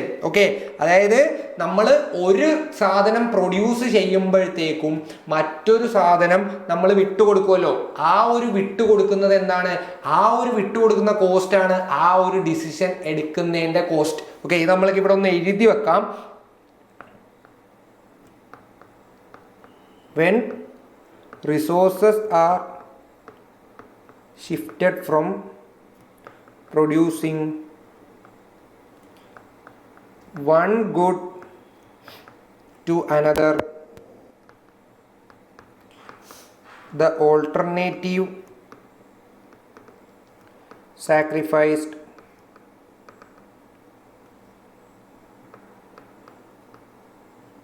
becomes the cost of the decision. അതായത് എന്താണ്? ഒരു resources എന്താണ്? ഒരു ഗുഡിൽ നിന്നും വേറൊരു ഗുഡിലേക്ക് നമ്മൾ ഷിഫ്റ്റ് ചെയ്യുമ്പോഴത്തേക്കും ആ സാക്രിഫൈസ് ചെയ്തേക്കുന്ന ആ ഒരു ആദ്യത്തെ ഗുഡ് ഉണ്ടല്ലോ, സാക്രിഫൈസ് ചെയ്തേക്കുന്ന ആ ഒരു ഗുഡ്, ആ ഒരു സാക്രിഫൈസ് ചെയ്യുന്നത് എന്താവും? ആ ഒരു കോസ്റ്റ് എന്താവും? മറ്റേ ഡിസിഷന്റെ കോസ്റ്റ് ആവും. ഓക്കെ, മറ്റേ ഡിസിഷന്റെ കോസ്റ്റ് ആവും. ഓക്കെ, ഈ ഓപ്പർച്യൂണിറ്റി കോസ്റ്റ് എന്ന് പറയുമ്പോഴത്തേക്കും ഇത് ഈ കർവിൽ നമുക്കറിയാം, ഇത് ഇങ്ങനെ വരുമ്പോഴത്തേക്കും ഇതെന്താണ്? ഇൻക്രീസ് ആവുന്നുണ്ട്. ഓക്കെ, അപ്പൊ ഈ PPC എന്ന് പറഞ്ഞ കർവ് കോൺകേവ് ആവാൻ കാരണം എന്താണ്? PPC എന്ന് പറഞ്ഞ കർവ് കോൺകേവ് ആവാൻ കാരണം എന്താണ്? ഓപ്പർച്യൂണിറ്റി കോസ്റ്റ് ആണ്. PPC എന്ന് പറഞ്ഞ കർവ് കോൺകേവ് ആവാൻ കാരണം ഓപ്പർച്യൂണിറ്റി കോസ്റ്റ് ആണ്. ഓക്കെ, അപ്പൊ ഇതാണ് നമ്മൾ ഈ ഒരു ക്വസ്റ്റ്യൻ തന്നു കഴിഞ്ഞാൽ നമ്മൾ ഇതിനെ എങ്ങനെ അപ്രോച്ച് ചെയ്യണം? ആദ്യമേ നമ്മൾ ഈ ടേബിൾ വെക്കണം. ടേബിൾ വെച്ചിട്ട് നമ്മൾ ഈ ഡയഗ്രാം വെക്കണം. ആദ്യം ഈ ടേബിളിലെ ഡാറ്റാസ് വെച്ചിട്ട് നമ്മൾ ഈ ഡയഗ്രാം വരക്കണം. ഈ ഓപ്പർച്യൂണിറ്റി, ഈ PPCയുടെ ഡയഗ്രാം വരക്കണം. ഈ ഡയഗ്രാം വരച്ചു കഴിഞ്ഞിട്ട് നമ്മളത് എക്സ്പ്ലെയിൻ ചെയ്യണം. എങ്ങനെ ഓപ്പർച്യൂണിറ്റി കോസ്റ്റും എങ്ങനെ PPC, അതായത് PPC കാണിക്കുന്നത് എന്താണ്? മെയിനായിട്ട് ഓപ്പർച്യൂണിറ്റി കോസ്റ്റ് ആണ്. അത് തമ്മിലുള്ള ലിങ്കേജ് ഇങ്ങനെ നമ്മളൊരു 3 പോയിന്റ് എഴുതി അതിനെ കറക്റ്റായിട്ട് എക്സ്പ്ലെയിൻ ചെയ്യുക. ഓപ്പർച്യൂണിറ്റി കോസ്റ്റ് PPCയുടെ കോൺകേവ് ഷേപ്പ് വരാൻ തന്നെ കാരണം എന്താണ്?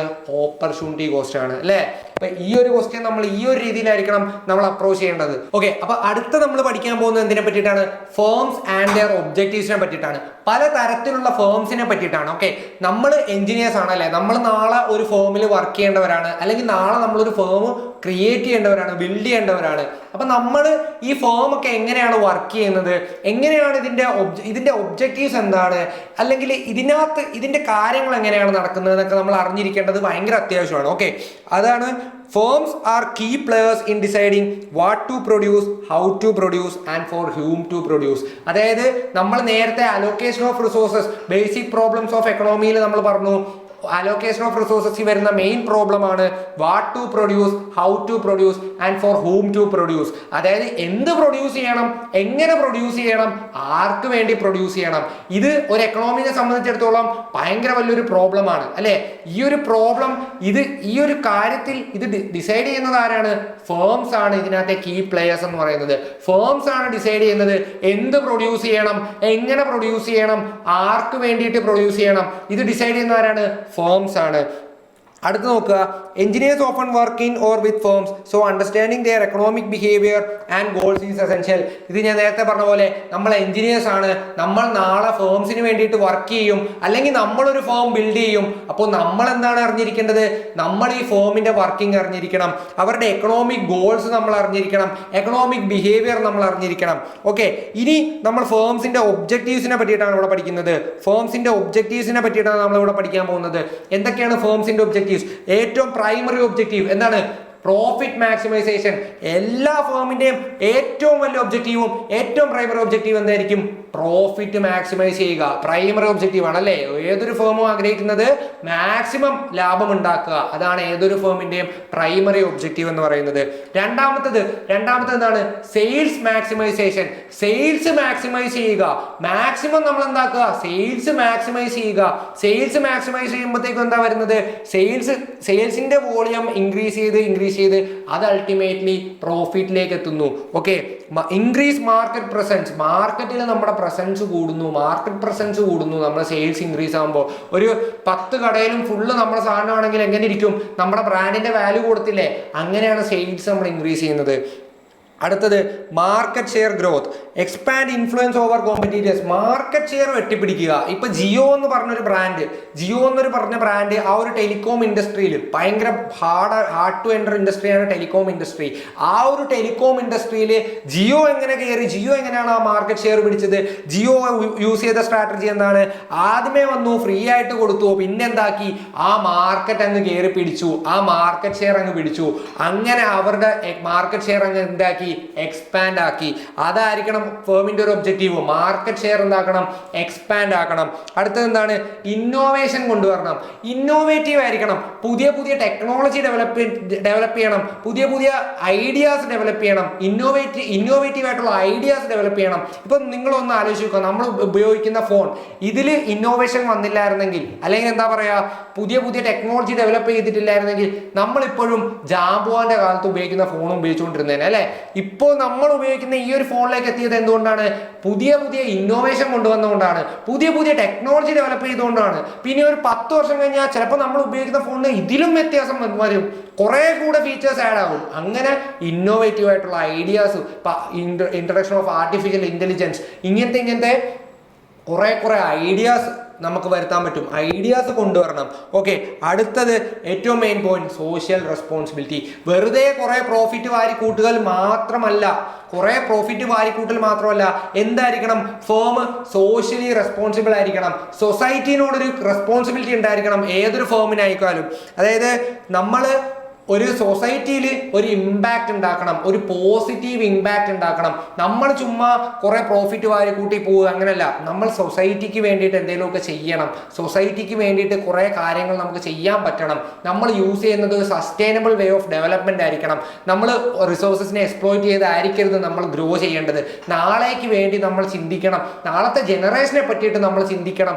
അങ്ങനെ നമ്മൾ ഫ്യൂച്ചറിനെ പറ്റിയിട്ട് ചിന്തിച്ചും നമ്മുടെ സൊസൈറ്റിനെ പറ്റിയിട്ട് ചിന്തിച്ചും അവർക്ക് ഒരു ഇമ്പാക്ട് ഉണ്ടാക്കി. നമ്മളിപ്പോൾ കമ്പനി നിൽക്കുന്ന സ്ഥലത്താണെങ്കിൽ ആ ഒരു ഏരിയയിലെ ആൾക്കാർക്കെങ്കിലും നമ്മൾ ഒരു എന്താ പറയുക, നല്ല രീതിക്ക് ഒരു പോസിറ്റീവായിട്ടൊരു ഇമ്പാക്റ്റ് വരുത്തി. ആ ഒരു സോഷ്യൽ റെസ്പോൺസിബിലിറ്റി എല്ലാ ഒരു ഫേമിന് ഉണ്ടായിരിക്കണം. അതൊരു ഫേമിന്റെ മെയിൻ ഒരു ഒബ്ജക്റ്റീവ് ആയിരിക്കണം. ഓക്കെ, ഇനി നമ്മൾ ഫേംസ് എത്ര ടൈപ്സിലുണ്ട്, എത്ര ടൈപ്സ് ഓഫ് ഫേംസ് ഉണ്ടെന്നാണ് നമ്മൾ പഠിക്കാൻ പോകുന്നത്. ആ ഒരു ഫേമിന്റെ അഡ്വാൻറ്റേജും ഡിസഡ്വാൻറ്റേജും നമുക്ക് പഠിക്കാനുണ്ട്. ഓക്കെ, ടൈപ്സ് ഓഫ് ഫേംസിൽ ആദ്യമേ പഠിക്കുന്നത് എന്താണ്? സോൾ പ്രൊപ്രൈറ്റർഷിപ്പ് ആണ് അല്ലെ. സോൾ പ്രൊപ്രൈറ്റർഷിപ്പ് എന്ന് പറഞ്ഞു കഴിഞ്ഞാൽ എന്താണ്? ഒരു ഷോപ്പ്, ചെറിയൊരു ഷോപ്പ്, അതിന്റെ ഓണർ ഒരാളായിരിക്കും. അതിന്റെ ഓണർ ഒരാൾ ഓൺ ചെയ്യുന്ന ഒരു ഷോപ്പിനെയാണ് നമ്മൾ, അല്ലെങ്കിൽ ആ ഒരു ബിസിനസ്സിനെയാണ് നമ്മൾ സോൾ പ്രൊപ്രൈറ്റർഷിപ്പ് എന്ന് പറയുക. ഓക്കെ, പാർട്ട്ണർഷിപ്പ്, ഇത് നമുക്ക് ഓരോന്നായിട്ട് ഡിസ്കസ് ചെയ്യാം, ഡീറ്റെയിൽ ആയിട്ട് ഡിസ്കസ് ചെയ്യാം. സോൾ പ്രൊപ്രൈറ്റർഷിപ്പ് ഉണ്ട്, പാർട്ട്ണർഷിപ്പ് ഉണ്ട്, ജോയിന്റ് സ്റ്റോക്ക് കമ്പനി ഉണ്ട്, കോർപ്പറേറ്റീവ് സൊസൈറ്റി ഉണ്ട്, പബ്ലിക് സെക്ടർ അണ്ടർടേക്കിങ്സ് ഉണ്ട്. അങ്ങനെ പലതരത്തിൽ 5 ടൈപ്പ് ഓഫ് ഫേംസ് ഉണ്ട്. ഓക്കെ, ആദ്യമേ നമുക്ക് സോൾ പ്രൊപ്രൈറ്റർഷിപ്പ് വെച്ച് എക്സ്പ്ലെയിൻ ചെയ്യാം. സോൾ പ്രൊപ്രൈറ്റർഷിപ്പ് എന്താണ്? A business owned and run by 1 person. ഒരു ഒറ്റ ഓണർ ആയിരിക്കും, സിംഗിൾ ഓണർ. ഒരു ഷോപ്പ് അല്ലെങ്കിൽ ചെറിയൊരു സ്റ്റോർ, ആ ഒരു ചെറിയൊരു കട, ആ ഒരു സിംഗിൾ ആളുടെ ഉടമസ്ഥയിലുള്ള ഒരു കട, അതിനെയാണ് നമ്മൾ എന്ത് പറയുന്നത്? സോൾ പ്രൊപ്രൈറ്റർഷിപ്പ് എന്ന് പറയുന്നത്. ഇതിന്റെ അഡ്വാൻറ്റേജ് എന്തൊക്കെയാണ്? ഇതിന്റെ അഡ്വാൻറ്റേജ് എന്താണ്? Easy to start and close ആണ്. ഈസി ആയിട്ട് നമുക്ക് സ്റ്റാർട്ട് ചെയ്യാം. നമുക്ക് ആരുടെയും ഈ പറഞ്ഞ കണക്ക് ഗവൺമെന്റിന്റെ മറ്റേ അപ്രൂവൽ ഒക്കെ കിട്ടിയാൽ മാത്രം മതി. അല്ല, നമുക്ക് കൂടുതൽ ഇപ്പം വേറുള്ള ഇതിൽ പോലെ നമുക്ക് ഡിസ്കസ് ചെയ്യേണ്ട ആവശ്യമില്ല. നമ്മുടെ സ്വന്തം ഇഷ്ടം, നമുക്ക് എപ്പോൾ വേണേലും ക്ലോസ് ചെയ്യാം. ഈസി ടു എക്സിറ്റ് ആണ് അല്ലേ. നമുക്കിപ്പം പ്രോഫിറ്റ് ഒന്നും കിട്ടുന്നില്ല, അല്ലെങ്കിൽ നമ്മൾ വിചാരിച്ച പോലെ ലാഭകരമായിട്ട് ആ ബിസിനസ് പോകുന്നില്ല എന്ന് കണ്ടു കഴിഞ്ഞാൽ നമുക്ക് അവിടെ വെച്ച് ആ ബിസിനസ് സ്റ്റോപ്പ് ചെയ്യാം. നമുക്ക് ആരുടെയും പെർമിഷൻ ചോദിക്കേണ്ട ആവശ്യമില്ല. ഓക്കെ, ഈസി ടു എക്സിറ്റ് ആണ്. ഓക്കെ, അടുത്ത എന്താണ്? Full control and quick decision. Full control നമ്മുടെ കയ്യിലാണ്. നമുക്ക് ഡിസിഷൻ എടുക്കണമായിട്ട് വേറൊരാളുടെ അടുത്ത് പോയി ചോദിക്കേണ്ട ആവശ്യമില്ല. നമുക്ക് എന്ത് വേണേ ചെയ്യാം. നമുക്ക് നമ്മുടെ സ്വന്തം, കാരണം നമ്മുടെ സ്വന്തം കടയാണ്. നമുക്ക് ഏത് രീതി വേണേലും നമുക്ക് ഡിസിഷൻ എടുക്കാം. ക്വിക്കായിട്ട് നമുക്ക് ഡിസിഷൻ മേക്ക് ചെയ്യാം. ഇപ്പോൾ ഒരു സാധനം മാറ്റണമെന്ന് വിചാരിച്ചാൽ നമുക്കത് അപ്പം തന്നെ മാറ്റാം. അതിന് വേറെ ആരുടെയും അപ്രൂവൽ ചോദിക്കേണ്ട ആവശ്യമില്ല. അടുത്തത്, all profits belong to the owner. എല്ലാ പ്രോഫിറ്റ്സും ഓണറിന് ബിലോങ് ചെയ്യുന്നു. വേറെ ആരും ഇല്ലല്ലോ, നമ്മൾ തന്നെയല്ലേ ഉടമസ്ഥൻ. അപ്പൊ പ്രോഫിറ്റ് ആർക്കാ? നമുക്ക്. പ്രോഫിറ്റ് നമുക്ക് തന്നെ ആയിരിക്കും. ഓക്കെ, ഇതിന്റെ ഡിസഡ്വാൻറ്റേജ് എന്തൊക്കെയാണ്? Limited capital. നമ്മൾ ഒരാളായിട്ട് സ്റ്റാർട്ട് ചെയ്യുന്ന കാര്യമല്ലേ. അപ്പൊ നമ്മുടെ കയ്യിലുള്ള ക്യാപിറ്റൽ നമുക്ക് ഇപ്പൊ ഇതിന്റെ ക്യാപിറ്റൽ എന്തായിരിക്കും? ലിമിറ്റഡ് ആയിരിക്കും. നമ്മുടെ കയ്യിലുള്ള അത്ര മാത്രമല്ലേ നമുക്ക് ഇറക്കാൻ പറ്റത്തുള്ളൂ. ഓക്കെ, ഇനി കടം വാങ്ങിച്ച് എടുത്തു കഴിഞ്ഞാലും അതിന്റെ ലൈബിലിറ്റി ആര് വഹിക്കണം? നമ്മൾ തന്നെ വഹിക്കേണ്ടി വരും. അതാണ് അടുത്തതിൽ പറയുന്നത്, അൺലിമിറ്റഡ് പേഴ്സണൽ ലൈബിലിറ്റി. ഇപ്പൊ നഷ്ടത്തിലേക്ക് പോവുകയാണ്. നഷ്ടത്തിലേക്ക് പോയാലും ലാഭം എല്ലാം നമ്മൾ വഹിക്കുന്ന പോലെ നഷ്ടമായാലും നമ്മൾ തന്നെ വഹിക്കേണ്ടി വരും. ഇത് വഹിക്കാൻ വേറെ ആരും ഇല്ല. നമ്മൾ ഒറ്റയ്ക്ക് ലാഭമാണേലും നമുക്ക്, നഷ്ടമാണേലും നമുക്ക്. ഓക്കെ, അടുത്തത്, business ends if owner dies. അതായത് ഇപ്പൊ നമ്മുടെ ബിസിനസ് അവിടെ, ഇപ്പൊ നമ്മുടെ ഓണർ മരിച്ചു പോവാണെങ്കിൽ എന്താവും? ബിസിനസ് അവിടെ എൻഡ് ആവും. ഇപ്പം അടുത്ത മക്കൾക്ക് വേണ്ടി ട്രാൻസ്ഫർ ചെയ്യാം. അങ്ങനെ നമ്മളൊരു ജനറലൈസ് ചെയ്ത് പറയുമ്പോഴത്തേക്കും എന്താണ്? സോൾ പ്രൊപ്പറേറ്റർഷിപ്പ് അവിടെ എൻഡ് ചെയ്യുവാണ്. അതിന്റെ ഓണർ മരിച്ചു കഴിഞ്ഞാൽ അവിടെ ആ സോൾ പ്രൊപ്പറേറ്റർഷിപ്പ് എൻഡ് ചെയ്യുവാണ്. അതാണ് ഇതിന്റെ അഡ്വാൻറ്റേജസും ഡിസഡ്വാൻറ്റേജസും. ഓക്കെ, അടുത്തത് പാർട്ണർഷിപ്പ് ആണ്. പാർട്ണർഷിപ്പ് എന്ന് പറയുമ്പോൾ എന്താണ്? A business own by 2 to 100 people who share profits and responsibility. ഒരു 2 അല്ലെങ്കിൽ 100, മിനിമം 2 മാക്സിമം 100. ഇതിൽ തന്നെ ഒരു കാര്യമുണ്ട് മക്കളെ. ഇവിടെ നമ്മുടെ ഇന്ത്യൻ പാർട്ണർഷിപ്പ് ആക്ട് അനുസരിച്ച്, അതായത് ഇന്ത്യൻ പാർട്ണർഷിപ്പ് ആക്ടിൽ കൊണ്ടുവന്ന ഒരു ഭേദഗതി, കമ്പനീസ് ആക്ടിൽ 2013 കമ്പനീസ് ആക്ട് പ്രകാരം, ആക്ട് വർഷം 2013 തന്നെയാണോ എന്ന് ചെക്ക് ചെയ്യണേ. 2013 കമ്പനീസ് ആക്ട് പ്രകാരം നോൺ ബാങ്കിങ് ഫേം ആണെങ്കിൽ മിനിമം എത്രയാ? മിനിമം 2 മാക്സിമം 100 വരെ ആവാം. ഓക്കെ, ഇനി ബാങ്കിങ് ആണെങ്കിൽ മിനിമം 2 മാക്സിമം 10 ആവത്തുള്ളൂ. ഇത് 1956 പാർട്ണർഷിപ്പ് ആക്ട് പ്രകാരം നോൺ ബാങ്കിങ് 2 മാക്സിമം 50 ആയിരുന്നു. പക്ഷേ 2013 കമ്പനീസ് ആക്ട്, 13 14 എന്ന് എനിക്കൊരു ക്ലാരിറ്റി ഇല്ല, 13 14 അതിലെ കമ്പനീസ് ആക്ട് പ്രകാരം മാക്സിമം 50 എന്നുള്ളത് 100 ആക്കിയിട്ടുണ്ട്. ഓക്കെ, ഇത് ജസ്റ്റ് അതിന്റെ മെമ്പേഴ്സിന്റെ ഡീറ്റെയിൽസ് ആണ്. ഓക്കെ, ഇനി നമ്മൾ ഇതിന്റെ അഡ്വാൻറ്റേജസും ഡിസഡ്വാൻറ്റേജസും പഠിക്കാൻ പോവാണ്. അഡ്വാൻറ്റേജസ് എന്താണ്? More capital than soul proprietorship. അല്ലേ, നമുക്ക് ഊഹിക്കാന്നേ ഉള്ളൂ. ഒന്നിൽ കൂടുതൽ ആൾക്കാരുണ്ട്, അപ്പൊ ക്യാപിറ്റൽ റേസ് ചെയ്യാനും കുറച്ചുകൂടെ നമുക്ക് കൂടുതൽ ക്യാപിറ്റൽ അവിടെ റേസ് ചെയ്യാൻ സാധിക്കും. അടുത്തത്, ഷെയർഡ് റെസ്പോൺസിബിലിറ്റീസ് ആൻഡ് സ്കിൽസ്. അതായത് നമുക്ക് റെസ്പോൺസിബിലിറ്റി എല്ലാം കൂടെ ഒരാൾ മാത്രം എടുത്ത് വഹിക്കേണ്ട, നമുക്ക് റെസ്പോൺസിബിലിറ്റീസ് ഒക്കെ ഷെയർ ചെയ്യാം, സ്കിൽസും നമുക്ക് ഷെയർ ചെയ്യാം. നമുക്ക് ഇതൊക്കെ പാർട്ട്നേഴ്സിന്റെ ഇടയിൽ കറക്റ്റ് ആയിട്ട് ഡിവൈഡ് ചെയ്യാൻ പറ്റും. ഈസി ടു ഫോം ആണ്. അല്ലേ, നമുക്കിപ്പോൾ ഒരു ഇപ്പൊ നമ്മൾ കുറച്ച് പേര് പാർട്ണർഷിപ്പ് നമുക്ക് സ്റ്റാർട്ട് ചെയ്യാൻ ഇൻട്രസ്റ്റ് ഉണ്ട്. പിന്നെ വേറെ അതിന് ലീഗൽ ആയിട്ടുള്ള ഫോർമാലിറ്റീസ് അല്ലാതെ വേറെ നൂലാമാലകളൊന്നും ഇല്ല. നമുക്ക് ഈസി ആയിട്ട് ഫോം ചെയ്യാനായിട്ടുള്ള ലീഗൽ കോംപ്ലിക്കേഷൻസും കുറവാണ്. മറ്റേ കമ്പനിയൊക്കെ സ്റ്റാർട്ട് ചെയ്യുന്നതിനെക്കാട്ടിലും കുറവാണ് പാർട്ണർഷിപ്പ് സ്റ്റാർട്ട് ചെയ്യാനായിട്ട്. അടുത്തത് ഡിസഡ്വാൻറ്റേജസ് ആണ്. ആദ്യത്തെ ഡിസഡ്വാൻറ്റേജ് എന്താണ്? Conflict between partners. നമ്മൾ എപ്പോഴും കാണുന്ന ഒരു കാര്യമാണ് അല്ലേ. ഏതൊരു പാർട്ട്ണർഷിപ്പ് ഫേമും തകരാനുള്ള കാരണം എന്താണ്? പാർട്ട്നേഴ്സിന്റെ ഇടയിലുള്ള തമ്മിത്തല്ല്. അതായത് പാർട്ട്നേഴ്സിന്റെ ഇടയിലുള്ള എന്തെങ്കിലും ഒരു കോൺഫ്ലിക്റ്റ് വരുമ്പോഴായിരിക്കും ആ ഒരു പാർട്ട്ണർഷിപ്പ് ഫേം അങ്ങ് ഇല്ലാണ്ടാവുന്നത്. പാർട്ട്ണർഷിപ്പ് ഫേം അങ്ങ് നശിച്ചു പോകുന്നതിന്റെ കാരണം എന്താണ്? ആദ്യത്തെ കാരണം, ഏറ്റവും പ്രധാന കാരണം എന്തായിരിക്കും? Conflict between the partners. രണ്ടാമത്തെ ഡിസഡ്വാൻറ്റേജ് എന്താണ്? അൺലിമിറ്റഡ് ലൈബിലിറ്റി ആണ്. അതായത് ഇപ്പം ഞാനൊരു പാർട്ണർഷിപ്പ് ഫേമിൽ ഞാനൊരു 50,000 ഇൻവെസ്റ്റ് ചെയ്ത് കയറിയ ആളാണെങ്കിലും ഒരു 1,00,000 ലോസ് വന്നാലും അതെനിക്ക് എൻ്റെ ബാധ്യത തന്നെയാണ്. നമുക്ക് ലൈബിലിറ്റി ലിമിറ്റഡ് അല്ല, നമുക്ക് അൺലിമിറ്റഡ് ആണ്. ആ ബാധ്യതകൾ എത്രത്തോളം ബാധ്യത വരുന്നോ ആ ബാധ്യതകളെല്ലാം ആ പാർട്ട്നേഴ്സ് ഈക്വൽ ആയിട്ട് വഹിക്കേണ്ടതാണ്. അല്ലേ, അവര് ഇൻവെസ്റ്റ് ചെയ്ത അമൗണ്ടിന്റെ റേഷ്യോയിലല്ല അവരുടെ ലൈബിലിറ്റി വരുന്നത്. ലൈബിലിറ്റി അവിടെ അൺലിമിറ്റഡ് ആവുകയാണ്. നമ്മൾ എത്രത്തോളം ലൈബിലിറ്റി ഉണ്ടോ ആ ലൈബിലിറ്റി എല്ലാം പാർട്ട്നേഴ്സിന് ഷെയർ ചെയ്ത് അവർ ഈക്വൽ ആയിട്ട് വഹിക്കേണ്ടതാണ്. അടുത്തത്, one partner's mistake affects all. ഇപ്പൊ നിങ്ങൾ ചിന്തിക്കുക, ഞങ്ങളൊരു 4 പേര് കൂടെ ഒരു പാർട്ട്ണർഷിപ്പ് ഫേം അങ്ങ് സ്റ്റാർട്ട് ചെയ്തു. ഞങ്ങൾ 3 പേരും ആത്മാർത്ഥമായിട്ട് പണിയെടുക്കുന്നുണ്ട്, നല്ല രീതിക്ക് പണിയെടുക്കുന്നുണ്ട്. ഒരാളായിക്കോട്ടെ കുഴിമടിയൻ, അലസൻ, പണിയെടുക്കുന്നില്ല എന്നായിക്കോട്ടെ കാണിക്കുന്നതൊക്കെ മണ്ടത്തരോ. അങ്ങനെ ആയിക്കഴിഞ്ഞ് കഴിഞ്ഞാൽ ആ ബിസിനസ്സിന് നഷ്ടങ്ങൾ വന്നുകൊണ്ടിരിക്കും. അപ്പം ഇവിടെ എന്താണ്? 3 പേര് കറക്റ്റായിട്ട് ചെയ്യുന്നുണ്ട്, പക്ഷെ ഒരാളുടെ മിസ്റ്റേക്ക് കാരണം എന്താണ് ആ പാർട്ണർഷിപ്പ് ഫേം നഷ്ടത്തിലേക്ക് പോവാണ്. അതുകൊണ്ടാണ് എന്താ 1 person's mistakes affects all. Okay, ഇതാണ് പാർട്ണർഷിപ്പിന്റെ അഡ്വാൻറ്റേജും ഡിസഡ്വാൻറ്റേജും. അടുത്ത നമ്മൾ നോക്കാൻ പോകുന്നത് എന്താണ്? ജോയിന്റ് സ്റ്റോക്ക് കമ്പനിയാണ്. Joint stock company private or public limited. Okay, ആദ്യമേ ജോയിന്റ് സ്റ്റോക്ക് കമ്പനിയുടെ ഡെഫിനിഷൻ എന്താണെന്ന് നോക്കുക. A large business own by share holders and manage by directors. A joint stock company is establish under companies act 1956. അതായത് ഒരു large business ആണ് അല്ലേ. ഇത് ആരാണ് ഇതിന്റെ ഓണേഴ്സ്? ഷെയർ ഹോൾഡേഴ്സ് ആണ് ഇതിന്റെ ഓണേഴ്സ്. ഇതിനെ മാനേജ് ചെയ്യുന്നത് ആരാണ്? ഡയറക്ടേഴ്സ് ആണ് അല്ലേ. ഇത് എസ്റ്റാബ്ലിഷ് ചെയ്യപ്പെടുന്നത് ഏത് ആക്ട് പ്രകാരമാണ്?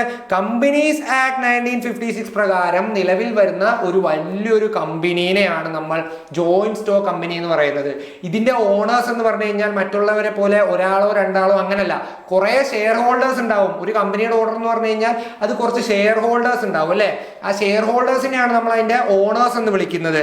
ഓക്കെ, ഇനി നമുക്ക് ജോയിന്റ് സ്റ്റോക്ക് കമ്പനിയുടെ അഡ്വാൻറ്റേജും ഡിസഡ്വാൻറ്റേജും നമുക്ക് നോക്കാം. ജോയിന്റ് സ്റ്റോക്ക് കമ്പനിയുടെ അഡ്വാൻറ്റേജസ് എന്തൊക്കെയാണ്? Large capital can be raised അല്ലേ. നമ്മൾ മിക്ക കമ്പനി സ്റ്റാർട്ട് ചെയ്യുമ്പോഴത്തേക്കും ഷെയർസ് കൊടുക്കും. ഷെയർസ് വെച്ച് നമ്മൾ IPO രജിസ്റ്റർ ചെയ്യുന്ന പോലെയല്ല, ആദ്യമേ നമുക്ക് ഷെയർസ്, കമ്പനിയുടെ ഷെയർസ് നമുക്ക് വാങ്ങാൻ പറ്റും. അപ്പോൾ ഈ ഷെയർസ് വെച്ചിട്ട് നമുക്ക് ഇൻവെസ്റ്റ് ചെയ്യാൻ പറ്റും, കമ്പനിയിൽ ഇൻവെസ്റ്റ് ചെയ്യാൻ പറ്റും. അപ്പോൾ അതുവഴി എന്താക്കാം, മാക്സിമം ക്യാപിറ്റൽ നമുക്ക് ആദ്യമേ തന്നെ റേസ് ചെയ്യാൻ പറ്റും അല്ലേ. ഒരു ഷെയർ വാങ്ങി ഇൻവെസ്റ്റ്മെന്റ് കൊണ്ടുവന്ന് ക്യാപിറ്റൽ നമുക്ക് എത്ര വേണേലും റേസ് ചെയ്യാം കമ്പനിയുടെ കാര്യത്തിൽ. പക്ഷേ ഈ ക്യാപിറ്റൽ, അതായത് നമ്മുടെ ഷെയർ വരുന്ന ആൾക്കാർ എന്താവുകയാണ്? കമ്പനിയുടെ ഓണറായി മാറുവാണ് അല്ലെ.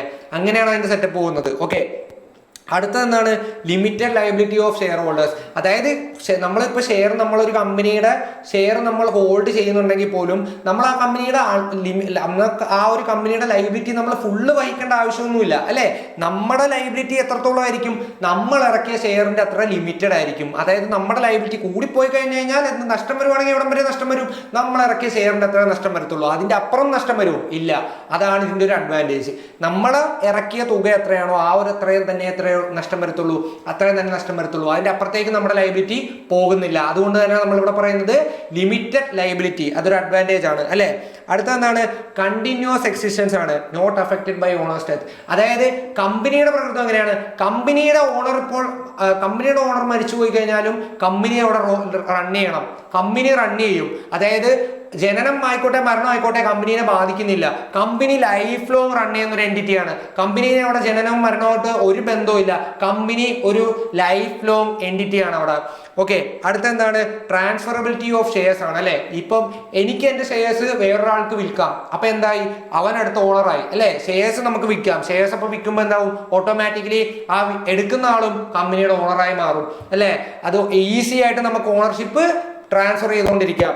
അതും ഒരു അഡ്വാൻറ്റേജ് ആണ്. അടുത്ത ഇനി നമ്മൾ ഡിസഡ്വാൻറ്റേജസിനെ പറ്റിയാണ് പഠിക്കുന്നത്. ഡിസഡ്വാൻറ്റേജസ് എന്താണ്? Legal formalities and registration required. ഒരു കമ്പനി തുടങ്ങുക എന്ന് പറഞ്ഞു കഴിഞ്ഞാൽ അതിൻ്റെ പിന്നിലുള്ള ലീഗൽ വർക്കും അതിൻ്റെ രജിസ്ട്രേഷനും കാര്യങ്ങളും പിന്നെ കുറേ അപ്രൂവൽ മേടിക്കാനുണ്ട്. അത് ഭയങ്കര ഒരു തലവേദനയാണ് അല്ലേ. കുറേ അപ്രൂവലും കുറേ ലീഗൽ ഫോർമാലിറ്റീസും കഴിഞ്ഞാൽ മാത്രമേ നമുക്കൊരു കമ്പനി സ്റ്റാർട്ട് ചെയ്യാൻ പറ്റത്തുള്ളൂ. ഒരു സോൾ പ്രൊപ്രേറ്റർഷിപ്പോ അല്ലെങ്കിൽ ഒരു പാർട്ണർഷിപ്പ് ഫോമോ സ്റ്റാർട്ട് ചെയ്യുന്ന അത്ര എളുപ്പത്തിൽ നമുക്കൊരു കമ്പനി സ്റ്റാർട്ട് ചെയ്യാൻ പറ്റത്തില്ല. കുറേ ലീഗൽ റിക്വയർമെന്റ്സ് ഉണ്ടാവും ഒരു കമ്പനി സ്റ്റാർട്ട് ചെയ്യുന്നതിന് മുമ്പ്. ഓക്കെ, അടുത്തതെന്താണ്? എക്സ്പെൻസീവ് ആണ്. ഒരു കമ്പനി സ്റ്റാർട്ട് ചെയ്യാന്ന് വെച്ച് കഴിഞ്ഞാൽ നമ്മളൊരു കടയിടുന്ന പോലെ ഒരു എളുപ്പമല്ല. കമ്പനി സ്റ്റാർട്ട് ചെയ്യണമെങ്കിൽ അത്യാവശ്യം നല്ല രീതിക്കുള്ള ഫണ്ടിങ് വരണം, നല്ല എക്സ്പെൻസീവ് ആണ്. ഇതിന്റെ ലീഗൽ സൈഡ് നോക്കിക്കഴിഞ്ഞാലും അത്യാവശ്യം നല്ല എക്സ്പെൻസ് വരുന്നുണ്ട്. അപ്പം എക്സ്പെൻസീവ് ആണ് ഒരു കമ്പനി സ്റ്റാർട്ട് ചെയ്യാനായിട്ട്. അടുത്ത എന്താണ്? സ്ലോ ഡിസിഷൻ മേക്കിംഗ് ആണ്. ഒരു ഡിസിഷൻ ഇപ്പൊ നമ്മളിപ്പോൾ ഒരു കമ്പനിയുടെ ഓണർ ആണെങ്കിൽ പോലും നമുക്ക് സ്വന്തമായിട്ടൊരു ഡിസിഷൻ എടുക്കാനും പറ്റത്തില്ല. ഒരു ഡിസിഷൻ വരണമെങ്കിൽ എല്ലാ ഷെയർ ഹോൾഡേഴ്സും കൂടെ തീരുമാനിച്ച് അവരെല്ലാവരും അപ്രൂവ് ചെയ്താൽ മാത്രമേ ആ ഒരു ഡിസിഷൻ അവിടെ അപ്രൂവ് ആവത്തുള്ളൂ. അപ്പൊ അതുകൊണ്ട് തന്നെ ഒരു ഡിസിഷൻ മേക്ക് ചെയ്യണമെങ്കിൽ ഭയങ്കര സ്ലോ ആണ് ആ പ്രോസസ്സ്. പെട്ടെന്ന് ഡിസിഷൻ എടുക്കാൻ പറ്റത്തില്ല. നമ്മൾ മറ്റുള്ളവർ കണ്ട പോലെ തന്നെ സോൾ പ്രൊപ്രൈറ്റർഷിപ്പിൽ നമുക്ക് ഒറ്റയ്ക്ക് ഇരിക്കാം, നമുക്ക് ഒറ്റയ്ക്ക് ഡിസിഷൻ എടുക്കാം. അങ്ങനെ കമ്പനിയിൽ നമുക്ക് പറ്റത്തില്ല. എല്ലാ ഷെയർ ഹോൾഡേഴ്സിന്റെയും സമ്മതം ഉണ്ടെങ്കിൽ മാത്രമേ നമുക്ക് അവിടെ ഒരു ഡിസിഷൻ എടുക്കാൻ പറ്റത്തുള്ളൂ. അടുത്ത എന്താണ്? ഷെയർ ഹോൾഡേഴ്സ് അല്ല, മെയിനായിട്ട് ഈ ഡയറക്ടർ ബോർഡ് അംഗങ്ങളും അങ്ങനത്തെ ഉള്ള നമുക്ക് അവരുടെ ഒരു ഇതുണ്ടെങ്കിൽ അല്ലെങ്കിൽ അവരുടെ ഒരു കൺസെന്റ് ഉണ്ടെങ്കിൽ മാത്രമേ നമുക്കൊരു ഡിസിഷൻ എടുക്കാനായിട്ട് പറ്റത്തുള്ളൂ. ഓക്കെ, അടുത്ത എന്താണ്? Lack of secrecy. അതായത് നമ്മൾ ശ്രദ്ധിച്ചിട്ടുള്ള ഒരു കാര്യമായിരിക്കും, കമ്പനിയിൽ നിന്നും കമ്പനിയുടെ രഹസ്യ വിവരങ്ങൾ ചോർത്തപ്പെടുന്നു എന്നുള്ള സംഭവങ്ങളൊക്കെ നമ്മൾ പല പേപ്പറിലൊക്കെ വായിച്ചിട്ടുണ്ടാവും, അല്ലെങ്കിൽ പല പല കേസിൽ നമ്മൾ കേട്ടിട്ടുണ്ടാവും. ഇത് ഈ സിനിമയിൽ കണ്ടിട്ടുണ്ടാവും, ഈ രഹസ്യ വിവരങ്ങൾ ചോർത്തി മറ്റേ കമ്പനിക്ക് കൊടുക്കുക. അങ്ങനെ നമ്മൾ ഈ ഷെയർ ഹോൾഡേഴ്സ് ആയിട്ട് വരുന്ന ആൾക്കാരുടെ ഒന്നും അവരെങ്ങനെയുള്ളവരാണെന്നും നമുക്ക് മനസ്സിലാകത്തില്ല. നമ്മൾ അവിടെ നോക്കുന്നത് ഫണ്ട് മാത്രമാണ്. ഫണ്ടും ആ ഒരു ഇതും വെച്ചിട്ട് നമുക്ക് വേണ്ട ഇൻവെസ്റ്റ്മെന്റ് കിട്ടുന്നുണ്ടോ അത് മാത്രമാണ് നോക്കുന്നത്. എന്തൊക്കെ തരത്തിലുള്ള ആൾക്കാരാണ്, ഏതൊക്കെ തരക്കാരാണെന്ന് നമുക്ക് അവിടെ മനസ്സിലാക്കാൻ പറ്റുന്നില്ല. അപ്പൊ അതുകൊണ്ട് തന്നെ അവിടെ ഒരു സീക്രസി ഇല്ല. അത് തന്നെ, ഒരു സീക്രസി ഇല്ല. അവിടെ നമ്മൾ ആ ഒരു കോൺഫിഡൻഷ്യാലിറ്റി അവിടെ മെയിൻറ്റെയിൻ ചെയ്യുന്നില്ല. പെട്ടെന്ന് ചോർത്തപ്പെടാം ഏത് ഡീറ്റെയിൽസ് വേണമെങ്കിലും. അതൊക്കെ ഇതിൻ്റെ ഒരു ഡിസഡ്വാൻറ്റേജ് ആണ്. ഓക്കെ, അടുത്തത് കോർപ്പറേറ്റീവ് സൊസൈറ്റീസിനെ പറ്റിയാണ് നമ്മൾ പഠിക്കുന്നത്. കോർപ്പറേറ്റീവ് സൊസൈറ്റീസ് എന്ന് പറഞ്ഞു കഴിഞ്ഞാൽ എന്താണ്? A business owned and run by a group of people for their mutual benefit. അതായത് ഒരു ഗ്രൂപ്പ് ഓഫ് പീപ്പിൾ റൺ ചെയ്യുന്ന ഒരു ബിസിനസ്, അതായത് അവർക്ക് പ്രോഫിറ്റിനേക്കാൾ ഉപരി അവരുടെ ഒരു കൂട്ടായ്മയായിരിക്കും അത് റൺ ചെയ്യുന്നത്. ഇപ്പൊ ഫാമേഴ്സ് കോപ്പറേറ്റീവ് സൊസൈറ്റി എന്ന് കേട്ടിട്ടുണ്ടാവും, അല്ലെങ്കിൽ ഇപ്പൊ ഈ മറ്റേ ക്ഷീരകർഷകർ, അതായത് കർഷകർ, അതായത് മറ്റേ പാൽ കർഷകരുടെ അവരുടെ ഒരു കോപ്പറേറ്റീവ് സൊസൈറ്റി ഉണ്ടാവും അല്ലെ. ഈ അമൂല്, മിൽമ, ഇതൊക്കെ അങ്ങനത്തെ കോപ്പറേറ്റീവ് സൊസൈറ്റീസ് ആയിട്ട് വന്നതാണ്. ഓക്കെ, ഇവരുടെ മെയിൻ എയിം എന്താണ്? പ്രോഫിറ്റ് ഉണ്ടാക്കൽ മാത്രമല്ല, പ്രോഫിറ്റുകൾ ഉണ്ടാക്കുക മാത്രമല്ല, അവരുടെ ആ ഒരു കൂട്ടായ്മേനെ വളർത്തിക്കൊണ്ടുവരിക, അവരുടെ ആ ഒരു കൂട്ടായ്മേനെ എന്താക്കുക, ഡെവലപ്പ് ചെയ്തുകൊണ്ട് വരിക, എംപവർ ചെയ്യുക. അതും കൂടാണ് ഇവരുടെ മോട്ടീവ് എന്ന് പറഞ്ഞു കഴിഞ്ഞാൽ. ആ ഒരു മോട്ടീവിന് വേണ്ടിയിട്ട് പ്രവർത്തിക്കുന്ന ഒരു ഗ്രൂപ്പ് ഓഫ് ഓർഗനൈസേഷനെയാണ് നമ്മൾ കോപ്പറേറ്റീവ് സൊസൈറ്റീസ് എന്ന് വിളിക്കുന്നത്. ഇതിന്റെ അഡ്വാൻറ്റേജസ് എന്തൊക്കെയാണ്? Equal say for all members. ഇപ്പൊ നമ്മൾ എല്ലാവരും കൂടെ ഒരു കോപ്പറേറ്റീവ് സൊസൈറ്റി തുടങ്ങുവാണ്, നമ്മുടെ ഒരു കൂട്ടായ്മ നമ്മൾ തുടങ്ങുവാണ്. അതിൽ വരുന്ന മെമ്പേഴ്സിന് എല്ലാവർക്കും ഒരേ തുല്യ അഭിപ്രായമായിരിക്കും. അതായത് ഇന്നയാള് വലുത് ഇന്നയാള് ചെറുത് അങ്ങനൊന്നുമില്ല. എല്ലാവർക്കും ഒറ്റ അഭിപ്രായവും അതായത് ഒറ്റ അഭിപ്രായമല്ല, എല്ലാവർക്കും ഒരേ പവർ ആയിരിക്കും ആ ഒരു ഇതിലുള്ളത്. അതായത് എനിക്കുള്ള പോലെ തന്നെ ആയിരിക്കും എൻ്റെ ഇപ്പുറത്തിരിക്കുന്നവനുള്ള അധികാരം. ഞാൻ വലുതോ അവൻ ചെറുതോ അങ്ങനത്തെ ഉള്ള വേർതിരിവൊന്നും ഉണ്ടാകത്തില്ല. അടുത്ത എന്താണ്? Focus on welfare not just profit. ഞാൻ നേരത്തെ പറഞ്ഞ പോലെ തന്നെ ഇവർ പ്രോഫിറ്റ് മാത്രമല്ല ഇവരിവിടെ ചിന്തിക്കുന്നത്, വെൽഫെയർ, അവരുടെ ആ ഒരു കൂട്ടായ്മയുടെ വെൽഫെയറിനും കൂടെ വേണ്ടിയിട്ടായിരിക്കും അവർ ആ ഒരു കോപ്പറേറ്റീവ് സൊസൈറ്റി തുടങ്ങുന്നുണ്ടാവുക. അടുത്തത് ലിമിറ്റഡ് ആണ് ലയബിലിറ്റി. ഒരാൾക്ക് അവരുടെ ആ ഒരു ലയബിലിറ്റി എന്ന് പറഞ്ഞു കഴിഞ്ഞാൽ അവരുടെ ഒരു എക്സ്റ്റെൻറ്റ് വരെ ലിമിറ്റഡ് ആയിരിക്കും. അൺലിമിറ്റഡ് ആയിട്ട് അവർക്ക് ആ ലയബിലിറ്റി ചുമക്കേണ്ട ആവശ്യം വരുന്നില്ല. ലയബിലിറ്റി അവിടെ ലിമിറ്റഡ് ആയിരിക്കും. അടുത്തത് എന്താ? ഡിസഡ്വാൻറ്റേജസ് എന്തൊക്കെയാ? Limited capital. ഓക്കെ, ഒരു കൂട്ടായ്മ തുടങ്ങുന്ന ഒരു ബിസിനസ് ആയിരിക്കുമല്ലോ, അപ്പം അവർക്ക് റേസ് ചെയ്യാവുന്ന ക്യാപിറ്റൽ എന്താവും? ഒരു ലിമിറ്റേഷൻ ഉണ്ടാവും. അവർക്ക് ഒരു ജോയിന്റ് സ്റ്റോക്ക് കമ്പനിയൊക്കെ റേസ് ചെയ്യുന്ന പോലെ അത്രയും ക്യാപിറ്റൽ അവർക്ക് ഹൈ ആയിട്ട് അവർക്ക് റേസ് ചെയ്യാനായിട്ട് സാധിക്കത്തില്ല. അപ്പം ക്യാപിറ്റൽ അവിടെ റേസ് ചെയ്യുന്നത് ലിമിറ്റഡ് ആയിരിക്കും. അടുത്തത് എന്താണ്? Less motivation to work efficiently. ഇത് ശ്രദ്ധിക്കുക, കാരണം ഇപ്പം നമ്മളൊരു കോപ്പറേറ്റീവ് സൊസൈറ്റി തുടങ്ങുവാണ്. ഞാൻ ഒരു കോപ്പറേറ്റീവ് സൊസൈറ്റിയിൽ ഞാനൊരു 50,000 ഇൻവെസ്റ്റ് ചെയ്തു എന്ന് വിചാരിക്കുക, ഒരു എക്സാമ്പിളാണ്. ഞാൻ ഒരു 50,000 ഇൻവെസ്റ്റ് ചെയ്തു, വേറൊരാൾ ഒരു 10,000 ഇൻവെസ്റ്റ് ചെയ്തിട്ടുള്ളൂ. പക്ഷേ ഈ ഇൻവെസ്റ്റ്മെന്റിന്റെ രീതിയിലല്ല വരുന്നത്. ഈ കോപ്പറേറ്റീവ് സൊസൈറ്റിയിൽ എല്ലാവർക്കും ഒരേ പവറാന്ന് ഞാൻ നേരത്തെ പറഞ്ഞില്ലേ, ഒരേ പവറും ഒരു വോട്ടുമാണ് എല്ലാവർക്കും ഉള്ളത്. അപ്പോൾ ഒരു ഡിസിഷൻ മേക്കിംഗ് എടുക്കുന്ന സമയത്ത് നമുക്ക് എന്താകും? ഈ 50,000 ഇൻവെസ്റ്റ് ചെയ്ത ഞാനും 10,000 ഇൻവെസ്റ്റ് ചെയ്ത വേറൊരാൾക്കും ഒരേ പവർ തന്നെ ആയിരിക്കും. അതായത് അവർക്ക് രണ്ടുപേർക്കും ഒരൊറ്റ പവർ തന്നെ ആയിരിക്കും. അപ്പൊ ഇങ്ങനെ വരുമ്പോഴത്തേക്കും ഈ 50,000 ഇൻവെസ്റ്റ് ചെയ്ത ആൾക്ക് തോന്നും എന്താ, ഞാൻ പൈസ കൂടുതൽ ഇൻവെസ്റ്റ് ചെയ്തിട്ടും കാര്യമില്ല, എനിക്ക് ഈ പറഞ്ഞ കണക്ക് എല്ലാവർക്കും പോലുള്ള സംഭവം കിട്ടുന്നുള്ളൂ. അപ്പം എനിക്ക് വർക്ക് ചെയ്ത് കഴിഞ്ഞാൽ സെയിം തന്നെയാണ്. കാരണം നമ്മൾ ഇപ്പൊ വർക്ക് ചെയ്യാത്തവനും വർക്ക് ചെയ്തുകൊണ്ടിരിക്കുന്നവനും പവർ ഒന്നേ ഉള്ളൂ. അല്ലെങ്കിൽ ഇവനുള്ളത് പോലെ തന്നെ ആയിരിക്കും അവനുള്ളതും. അപ്പൊ അതുകൊണ്ട് അവൻ എന്താവും? അവന്റെ മോട്ടിവേഷൻ ലെവൽ അവിടെ കുറയാൻ ചാൻസ് ഉണ്ട്. അതുകൊണ്ട് less motivation to work efficiently എന്ന് പറയുന്ന പോയിന്റ് അതാണ് ഉദ്ദേശിക്കുന്നത്. പിന്നെന്താണ്? മിസ് മാനേജ്മെന്റ് പോസിബിൾ ആണ്. അതായത് ഒരു കമ്പനീനെ പോലെ അത്ര എഫിഷ്യൻ്റ് ആയിട്ടുള്ള ഒരു മാനേജ്മെന്റ് ഒന്നും ഇവിടെ ഉണ്ടാവത്തില്ല. എല്ലാം എന്താ പറയാ, ഒരു അത്ര പ്രൊഫഷണൽ ലെവലിൽ ചെയ്യുന്ന കാര്യങ്ങളൊന്നും ആയിരിക്കത്തില്ല. പക്ഷേ ഈ ഒരു കോപ്പറേറ്റീവ് സൊസൈറ്റിയിൽ ഇങ്ങനത്തെ ഒരു ലെവലിൽ നിന്നും വലിയ വലിയ കമ്പനിയായി വന്നിട്ടുണ്ട്. ഇപ്പൊ അമൂലൊക്കെ അങ്ങനെ അതിൻ്റെ ഒരു എക്സാമ്പിൾ ആണ് അല്ലേ. ആ ഒരു രീതിയിൽ അവർ ബിൽഡ് ചെയ്ത് വന്നതാണ്. ഇത് സാധാ ഒരു കോപ്പറേറ്റീവ് സൊസൈറ്റിനെ പറ്റി നമ്മൾ തുടങ്ങുമ്പോൾ ഇങ്ങനത്തെ കാര്യങ്ങളൊക്കെ ആയിരിക്കും അതിനകത്ത് ഡിസഡ്വാൻറ്റേജ് ആയിട്ട് വരുന്ന. അത് മാത്രമാണ് ഞാൻ ഇവിടെ ഉദ്ദേശിച്ചിട്ടുള്ളത്. ഓക്കെ, അടുത്തത് public sector undertaking. Public sector undertaking എന്ന് പറഞ്ഞാൽ എന്താണ്? A business owned and operated by the government. അതായത് ഗവൺമെന്റ് റൺ ചെയ്യുന്ന ഒരു സ്ഥാപനം. ഏതാണ് എക്സാമ്പിൾ? ഇന്ത്യൻ റെയിൽവേ, അല്ലെങ്കിൽ ഇപ്പൊ കേരളത്തിൽ KSEB. ഇതൊക്കെ എന്താണ്? ഗവൺമെന്റ് റൺ ചെയ്യുന്നതാണ്. പക്ഷേ ഇവരുടെ അൾട്ടിമേറ്റ് എയിം എന്തായിരിക്കും? പ്രോഫിറ്റ് ബിൽഡ് ചെയ്യുക മാത്രമല്ല, ഇവര് പീപ്പിളിന് നമ്മുടെ പബ്ലിക്കിന് ഒരു സർവീസ് പ്രൊവൈഡ് ചെയ്യുക, അല്ലെങ്കിൽ നമ്മുടെ പബ്ലിക് വെൽഫെയറിന് വേണ്ടിയിട്ട് ഗവൺമെന്റ് റൺ ചെയ്യുന്ന സ്ഥാപനങ്ങളെയാണ് നമ്മൾ പബ്ലിക് സെക്ടർ അണ്ടർടേക്കിങ്സ് എന്ന് വിളിക്കുന്നത്. ഇപ്പൊ ഇന്ത്യൻ റെയിൽവേ അല്ലെ, ഏറ്റവും കൂടുതൽ ആൾക്കാരെ ഇന്ത്യയിൽ തന്നെ ഏഷ്യയിൽ തന്നെ ഏറ്റവും കൂടുതൽ ആൾക്കാരെ എംപ്ലോയ് ചെയ്യുന്ന ഒരു കമ്പനിയാണ്, ഒരു സ്ഥാപനമാണ് ഇന്ത്യൻ റെയിൽവേ എന്ന് പറയുന്നത്. അപ്പം ഇതിന്റെ അഡ്വാൻറ്റേജസ് നോക്കാം. Provides public welfare services. അതായത് എന്താണ്? പബ്ലിക്കിന്റെ വെൽഫെയറിന് വേണ്ടിയിട്ട്. ഇപ്പൊ റെയിൽവേസ് എന്തിനാണ് തുടങ്ങിയിരിക്കുന്നത്? നമ്മുടെ ട്രാൻസ്പോർട്ടേഷന് വേണ്ടിയിട്ട് അല്ലെ. KSEB എന്തിനാണ്? നമുക്ക് ഇലക്ട്രിസിറ്റി കിട്ടാൻ വേണ്ടിയിട്ട്. അതായത് പബ്ലിക് വെൽഫെയറിന് വേണ്ടിയിട്ടാണ് തുടങ്ങുന്നത്. രണ്ടാമത്തത് ലാർജ് സ്കെയിൽ എംപ്ലോയ്മെന്റ്. നമ്മൾ നേരത്തെ പറഞ്ഞ പോലെ ഇന്ത്യൻ റെയിൽവേക്ക് എത്ര എംപ്ലോയീസ് ഉള്ള സ്ഥാപനമാണ് അല്ലെ. ലാർജ് സ്കെയിൽ ഒരു PSU സ്റ്റാർട്ട് ചെയ്യുമ്പോഴത്തേക്കും അവിടെ എംപ്ലോയ്മെന്റ് ജനറേറ്റ് ചെയ്യപ്പെടുവാണ്. ലാർജ് രീതിയിൽ എംപ്ലോയ്മെന്റ് അവിടെ ജനറേറ്റ് ചെയ്യപ്പെടുവാണ്. മൂന്നാമത്തെ എന്താണ്? ഗവൺമെന്റിന്റെ സപ്പോർട്ട് ഉണ്ടാവും. അതായത് ഗവൺമെന്റ് തുടങ്ങുന്ന ഒരു സ്ഥാപനമാണല്ലോ, അപ്പൊ ഗവൺമെന്റിന്റെ സപ്പോർട്ട് എന്താണോ അതിനകത്ത് ഉണ്ടാവും. അടുത്ത ഡിസഡ്വാൻറ്റേജസ് നോക്കാം.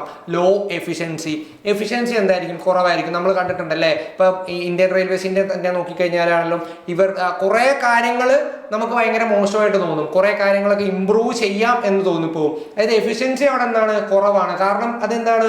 അതിന്റെ ഒരു കമ്പനി വർക്ക് ചെയ്യുന്ന പോലെ ഒരു പ്രോഫിറ്റ് മോട്ടീവിലോ, അല്ലെങ്കിൽ എന്താ പറയാ, ആർക്കോ വേണ്ടിയിട്ടൊക്കെ വർക്ക് ചെയ്യുന്നു, അങ്ങനത്തെ ഒരു മോട്ടീവേ ഉള്ളൂ. ആ ഒരു ഇതുകൊണ്ട് തന്നെ എന്താവും? എഫിഷ്യൻസി കുറവായിരിക്കും. രണ്ടാമത്തെ എന്താണ്? പൊളിറ്റിക്കൽ ഇന്റർഫിയറൻസ് ഉണ്ടാവും. അതായത് പൊളിറ്റിക്കലി ഇന്റർഫിയറൻസ് ഉണ്ടാവും. നമ്മളിപ്പോൾ ഒരു നല്ലൊരു ഡിസിഷൻ എടുക്കാമെന്ന് വിചാരിച്ചു കഴിഞ്ഞാൽ അപ്പോൾ ചിലപ്പോൾ പൊളിറ്റിക്കൽ ഇന്റർഫിയറൻസ് ഉണ്ടായിട്ട് ആ ഒരു ഡിസിഷൻ നമ്മളെ കൊണ്ട് എടുപ്പിക്കാതിരിക്കാം. അടുത്തത് എന്താണ്? Profit is not the main goal. അതായത് ഈ ഒരു കമ്പനി റൺ ചെയ്യുന്നത് പ്രോഫിറ്റ് ഉണ്ടാക്കാൻ വേണ്ടിയിട്ടല്ല, എന്തിനാണ്? പബ്ലിക്കിന്റെ വെൽഫെയറിന് വേണ്ടിയിട്ടാണ്. അപ്പൊ ആ ഒരു കാര്യവും ഡിസഡ്വാൻറ്റേജ് ആണ്. ഓക്കെ, ഇനി നമ്മൾ ഈ സെയിം കാര്യം തന്നെ നമ്മളിപ്പോൾ നേരത്തെ ഡിസ്കസ് ചെയ്ത പോലെ തന്നെ what are the advantages and disadvantages of joint stock company. ഇത് ഒരു 2021 7 മാർക്കിന്റെ ഒരു PYQ ആയിട്ടാണ് ചോദിച്ചത്. അപ്പൊ ഇത് നമ്മൾ അപ്രോച്ച് ചെയ്യേണ്ടത് എങ്ങനെയായിരിക്കണം? ആദ്യമേ ജോയിന്റ് സ്റ്റോക്ക് കമ്പനി എന്താണെന്ന് എഴുതണം, പിന്നെ അതിന്റെ അഡ്വാൻറ്റേജസ് എഴുതണം, അതിന്റെ ഡിസഡ്വാൻറ്റേജസ് എഴുതണം, ആ പോയിന്റുകൾ നമുക്ക് പറ്റുന്ന പോലെ എക്സ്പ്ലെയിൻ ചെയ്യണം. ഓക്കെ, അപ്പൊ അങ്ങനെ ചെയ്യുമ്പോഴത്തേക്കും നമുക്ക് 7 മാർക്ക് അവിടെ കിട്ടും. ഓക്കെ, അപ്പോൾ പാർട്ട് 1 ഇത്രയേ ഉള്ളൂ. അപ്പോൾ താങ്ക് യു.